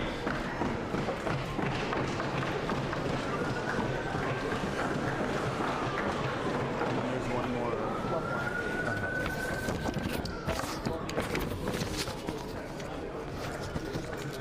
Mr. Speaker, today I stand before you wearing all black for two reasons. One of those reasons is due to your resolution, because I fear we cannot argue about whether to slaughter an already dead empire. An empire is not defined by territory, especially in a world that is so wrought with globalization. Rather, empires are defined by their dependencies. If a state becomes structurally and asymmetrically reliant on another for culture and tradition, security, or economic survival, they are integrated within this larger empire. For example, if I'm a sovereign state that adopts American cultural traditions, receives protection through military bases, and relies on exporting goods to American soil, then I am one with the American empire. But there is one thing that those who have and will speak on the stage have gotten terribly wrong, Mr. Speaker. Empires are inherently good. When conflicts can be simplified down to in-groups and dehumanized out-groups, forcing other nations under one in-group is bound to reduce out-group villainization, dehumanization, and conflict. Without this coordination, power fragments, and struggle for domination wreaks havoc upon this now vacuum. An empire can stabilize trade, reduce conflict, and establish greater order and allow for greater lived meaning in a multicultural world. The world needs dominance for peace, and if this is a sort of utopic end, then certainly the ends justify the means. There is one condition though. An empire is only legitimate if it is directed towards a clear and coherent end, preferably one that maximizes collective human good, but an empire can be legitimate without. What an empire does require for legitimacy though, is for its actions to push towards this coherent end. And, for a time, the American empire met this condition. Initially with the Monroe Doctrine, and then later with policies in the post-war period like the Marshall Plan and the Truman Doctrine, America drove towards clear ends of democracy, social mobility, and containment of totalitarianism. But today, it has failed. It does not fail because it lacks power, but it fails because it no longer knows what this power is for. What are America's ends now, I ask myself. The issue is not that America has no direction. It is that it's attempting to pursue incompatible ones. The American empire still holds claim to its original ends, but it now directly contradicts that through maintaining strategic control over global regions like the Middle East, supporting allies and instigating regime changes, often promoting its own influence over eventual democratic outcomes. This is not covered under this ends justify the means philosophy, because these are competing priorities that are fundamentally incompatible. After all, control, by definition, limits autonomy. So, it is not that America has no ends, but rather the presence of multiple incompatible ends outwards. An empire with many ends has no ends at all. America no longer has a strong enough national identity to consolidate a single direction, and without that, its actions lose meaning. We see this contradiction clearly in practice. The American empire was built on the idea of a melting pot, a nation defined not by exclusion, but by openness and integration.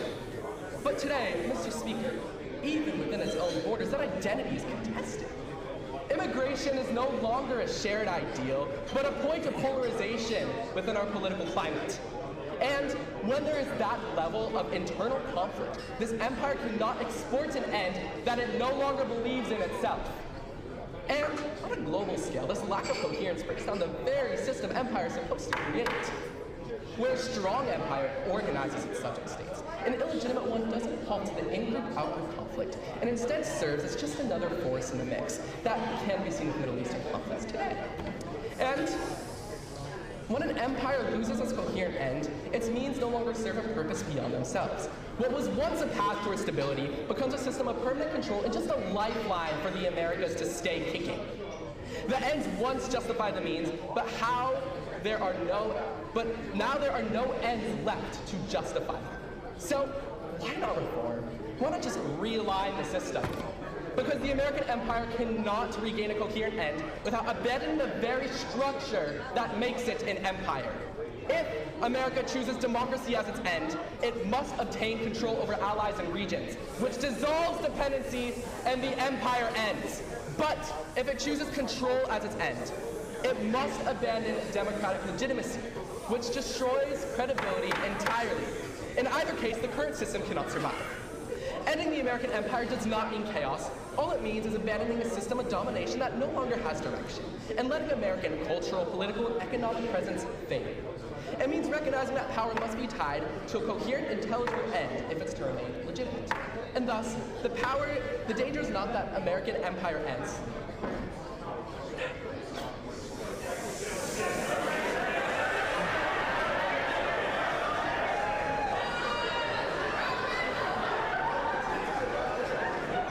Thank you. The danger is not that American empire. Oh, that's one sentence. The danger is that it continues as a system that has lost its purpose, and in doing so undermines the very order it once claimed to preserve and guide. Isn't it supposed to be affirmative? Question for the gentleman, or perhaps a question, Mr. Gethel. Thank you, Mr. Speaker. So I think this is really interesting speech.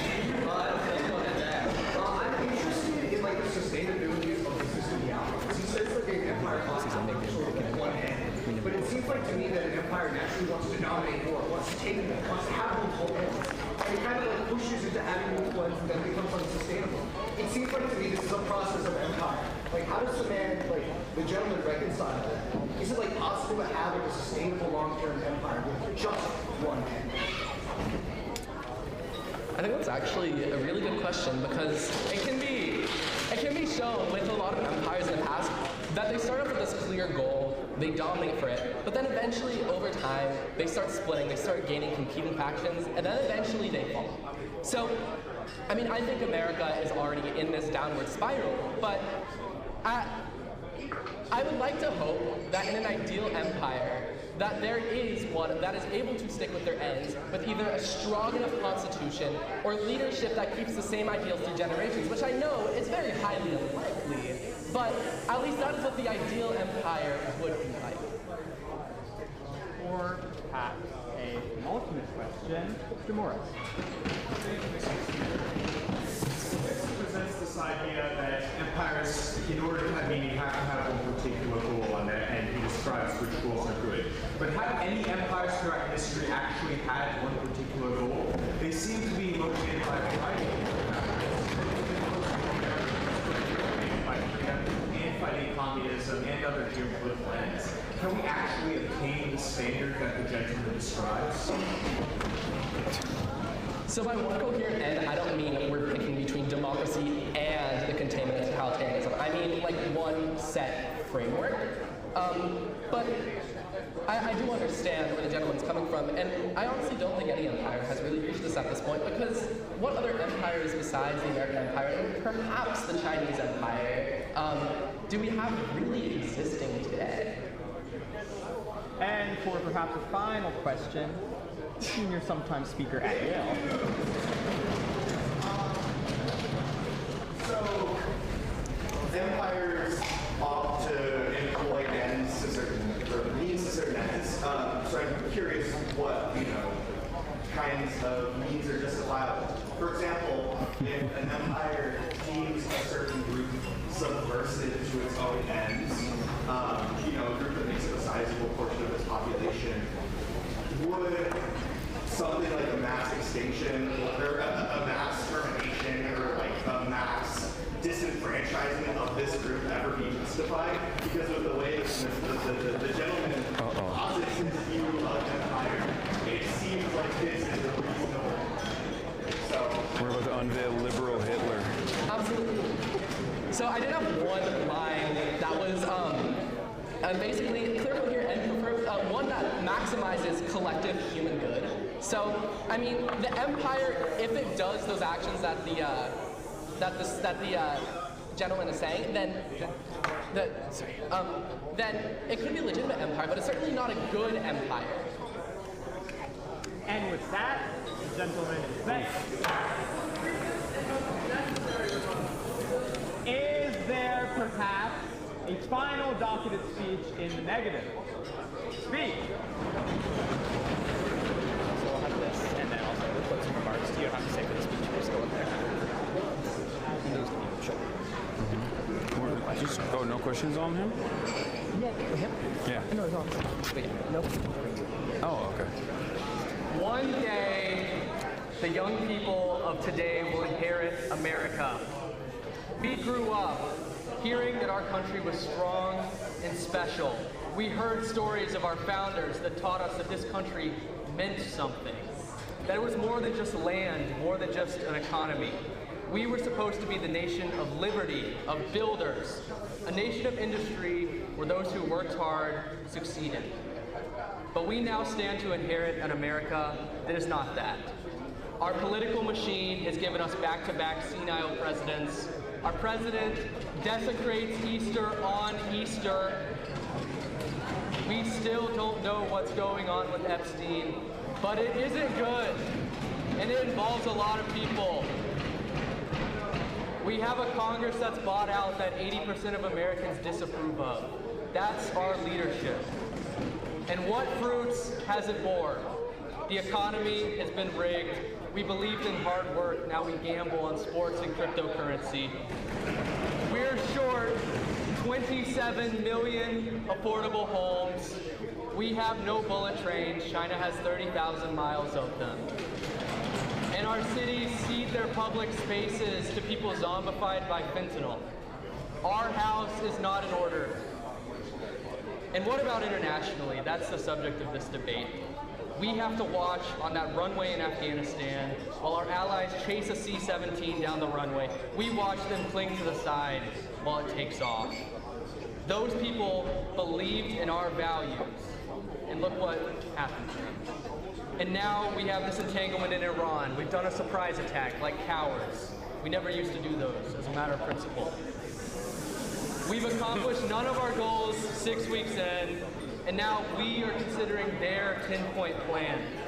So how can the proud American look at the state of our country today and feel anything but humiliation? And what was the point of it all? Cheap gas? Gas isn't even cheap.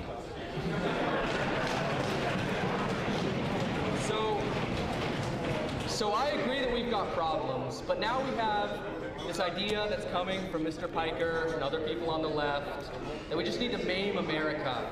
We just need America to just shrivel up so it can't do any more damage to the world. And I hear this idea. It's so weak. It's so convenient because it doesn't require fixing anything or having solutions for our country's problems. Our national mission, the mission of Washington, of Hamilton, of Lincoln, has been subverted from the inside. It's been subverted by the rise of so many who desire nothing more than to skim off the top. People who see our country as an economic zone and think in terms of quarters and election cycles instead of decades. The abuse of our power abroad is just one part of our problem. We've lost that great civilizational gravity that built our power in the first place. We've lost the American difference in industry, in economy, in our standard of living. The American dream, essentially. And so to the rest of the world, we are not that city on the hill anymore. And so we replace that influence with the influence of bombs and drone strikes. But this smash and grab domestic situation and our disastrous foreign policy are both coming from the same place. The lobbyists, the super PACs, their donors, the defense contractors, they're eating our country. And so that's a hard problem to solve. We'll probably have to reform our elections, we'll probably have to reform our bureaucracy, revive antitrust and consumer protections, federalism, and so much more. But this idea that the solution is just to retreat from the world, I don't buy it. It's giving up. Maiming our stature will not fix congressional corruption. It won't solve the housing shortage. It won't fix our infrastructure. It won't rebuild faith in our country. But I have hope that we can once again achieve that civilizational gravity that we long for. That if we rise to the occasion, as we have so many other times in our history, and if America is renewed, not only in strength and power, but also in our values and beliefs, then we can be a force for good in the world. We profess our values today but fail to uphold them, but how many more refuse to even acknowledge them? The world of this weak, retreating America is not a good place, and the world of a renewed, focused, strident America is a better one. We do not have to accept anything less than what we know this country can be. I yield the questions. Questions for Dennis. Before I ask a question, Mr. Miranda. Thank you, President Miller. You know, Mr. Speaker, I'm hearing a lot of I, me. You know what I'm not hearing a lot about? The American Empire. As someone who is, from Puerto Rico.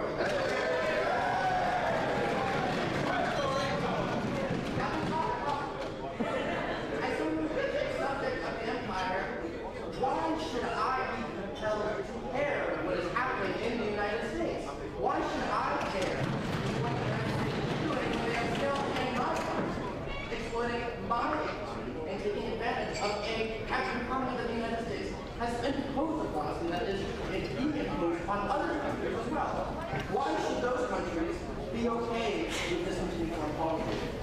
Why should the focus specifically be on what is good for America? If we're talking about the American Republic, that thing. Well, certainly I don't think that our foreign policy should continue as it's been. That definitely is not a part of my argument. But to respond to the broader question, the point is that an America that lives by the values of the Declaration of Independence, an America that truly stands for what we say, is good for the world. And so that's why you should care. That's why people around the world do care what happens in our country. Further question. Perhaps a question. Hasan,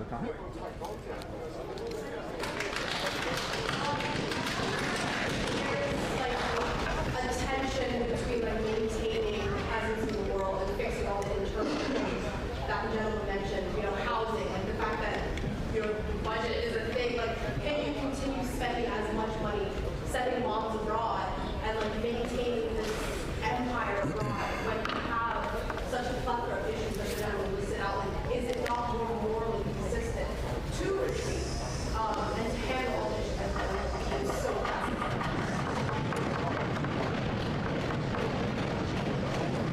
There is tension between spending $1.5 trillion on the military, as has been proposed, and fixing our domestic problems. But I don't propose that we spend $1.5 trillion on the military, but I do propose that we continue, as we hopefully reform and restore our country, having a place in the world, having the ability to project influence. And so there can be tension between the things that we do in pursuit of an empire and the things that we seek to do at home, but there is also a way to achieve both at the same time, I believe. And for perhaps the briefest final question. So as we know, sort of world system is some sort of jungle system. There's no overarching enforcement mechanism for acting altruistically. So why would the United States ever act that way? Why wouldn't it just revert back and Well, if you don't believe that our country is special, or you don't believe that there's anything here, then that would be a cynical viewpoint that one could adopt. But that's not what I would ever want to see from our country. That's not what I would ever propose or support. And with that, gentlemen, thank you. Are there perhaps closing remarks from the guest? Yes. Good. Do I say forward to the speech again? You can just go. All right.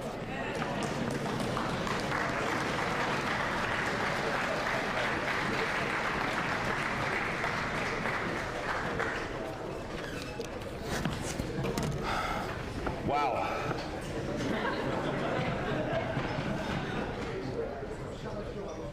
That was incredible. A lot of wonderful speeches I heard today, and some maybe not so wonderful.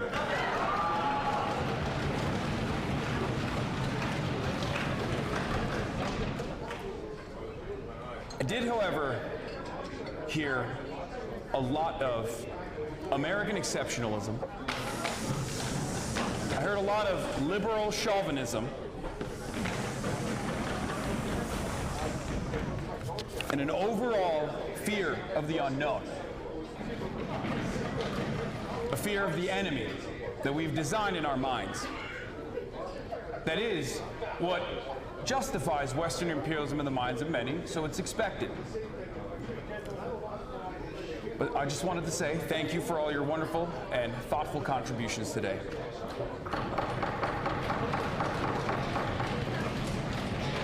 I want to make this short and sweet.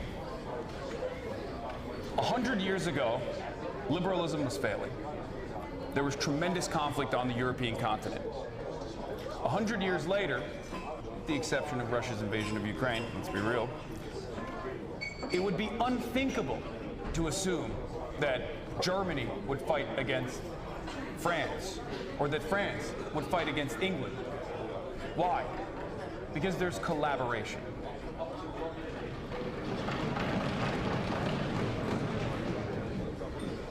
Capitalism has robbed us of our humanity.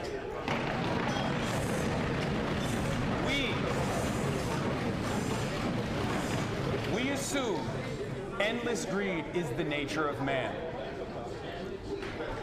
But while greed has played a formative role in developing Western society, so has collaboration.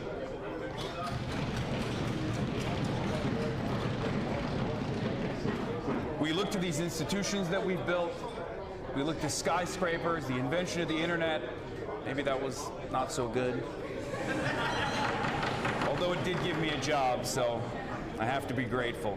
And we assume this is a byproduct of capitalism, a byproduct motivated by man's greed, the profit incentive. All of these institutions, whether it be skyscrapers, whether it be our infrastructure, was also built with labor, with collective action.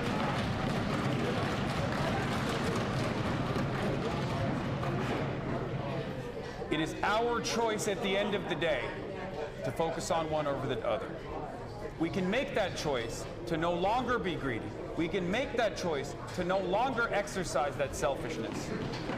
And we can make that choice to engage in collaboration with many of you, I believe, regardless of your ideological background, would probably agree that Donald Trump is forcing us to retreat from that collaborative nature, whether it's for good or for evil.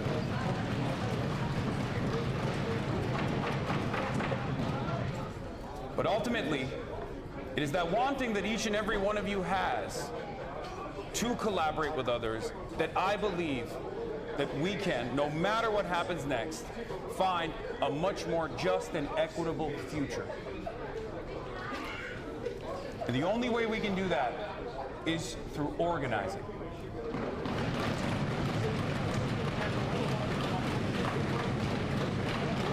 One of the first speakers, I forget your name, had some interesting words to say, that there's always going to be power. I say we put the power back in the hands of the many, rather than the power in the hands of the few. If a dictatorship is inevitable, I'd rather have it be a dictatorship of the proletariat than one that is designed around the needs of the bourgeois class. And on that note, thank you so much for having me today. Look forward to seeing you someplace.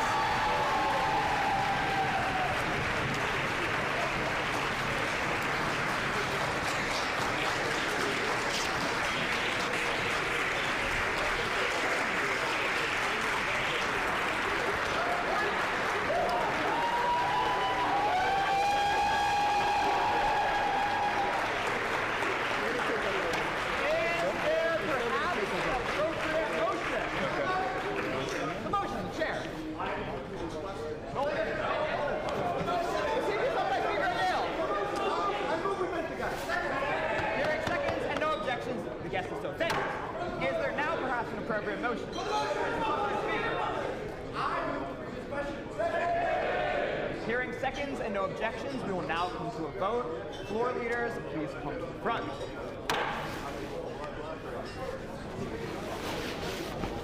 Per the Union Constitution, please only raise your hand to vote if you are a member of one of our 7 parties.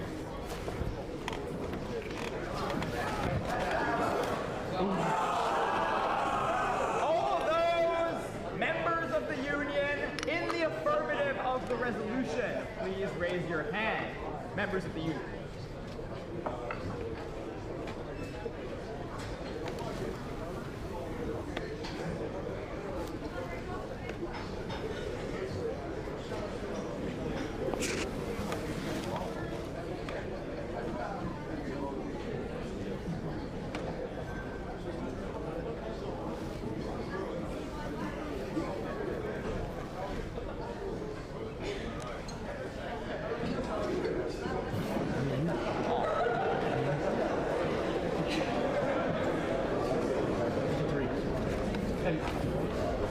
Oh, yeah. I vote for the... All those members of the Union in the negative of the resolution, please raise your hand.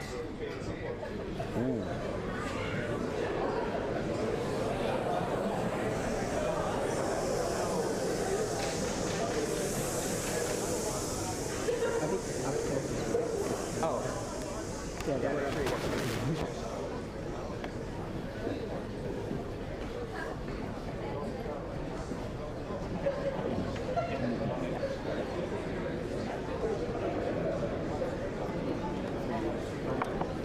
Yeah.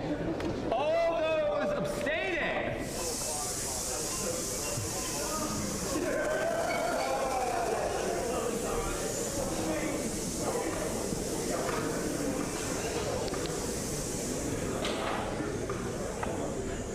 By a vote of 54 to 31 to 3, this motion passes.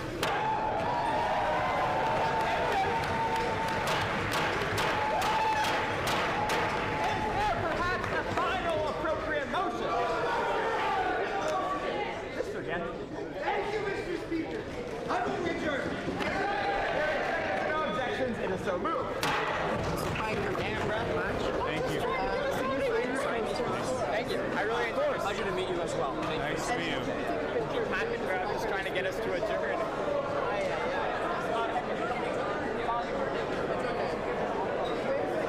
Just two? Let's get a, I'll be, we're taking a photo. You want to take a photo? Oh, there you go. What is it for, USA Today? Yes. Okay. You're doing an interview with us. Oh, yeah, I am, yeah. You're right. All right. Yeah, I have it in my pocket. 1 second. Yeah. Let me just give this to March. Yeah, you got it. There you go.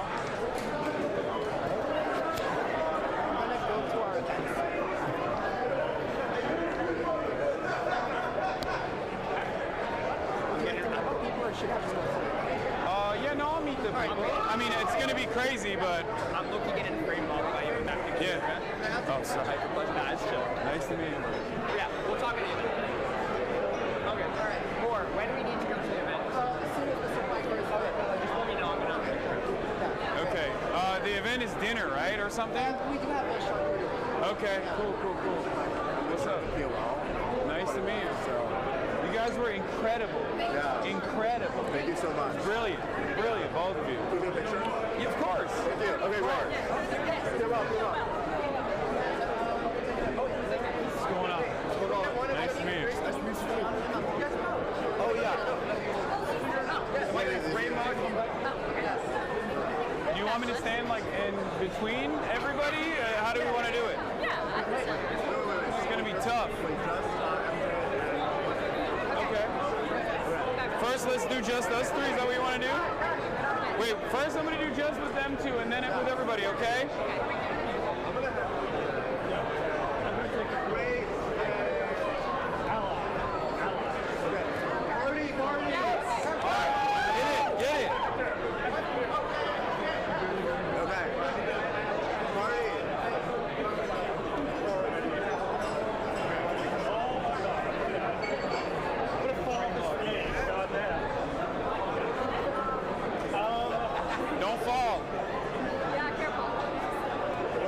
Get that 0.5, Doug. Yeah, I'll get that 0.5. Height mom in my case. All right. 3, 2, 1, revolution! Amazing. All right. Nice to meet you guys. Thanks, man. Great to meet you. Yes. Wow. What an event, huh, Chad?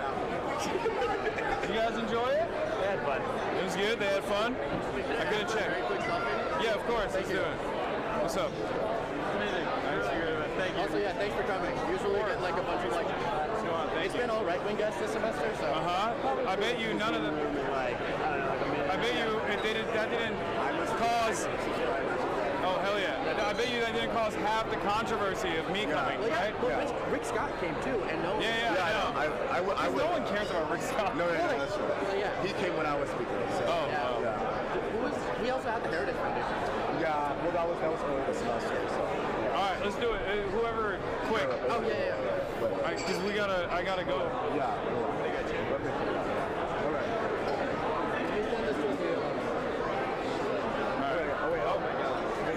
Wait. Well. All right. Hey, can I get a picture? Sure. All right, let's go. It's like a really bad camera.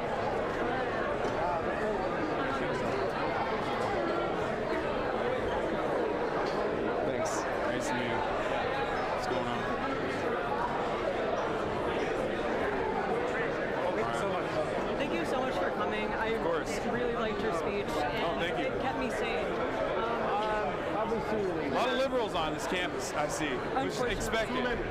No, I mean, I definitely tuned it down, thinking that the audience would be more receptive to a less aggressive message.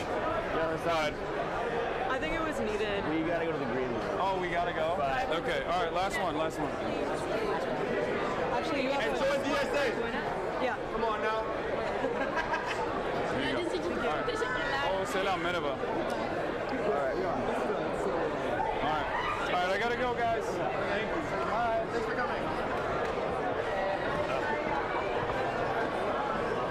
All right. Where is he? Oh, he's there. Okay. Oh, thank you. Thank you for running for Congress. Okay. Nice to meet you, man. All right. Can we get a photo?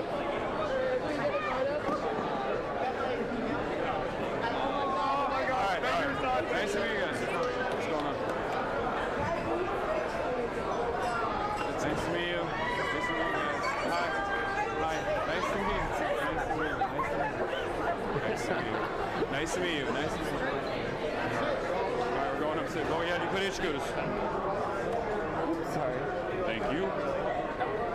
Okay. That was a wonderful event, I thought. Oh yeah.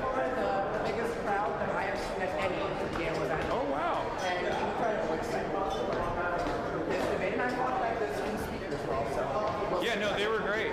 They were great. Do you often do debates like this? Is this something that you plan to do more in the future? Maybe. I mean, I've done Cambridge Union and Oxford Union, but that was more so, I mean, there were contentious questions as well as just open for whoever.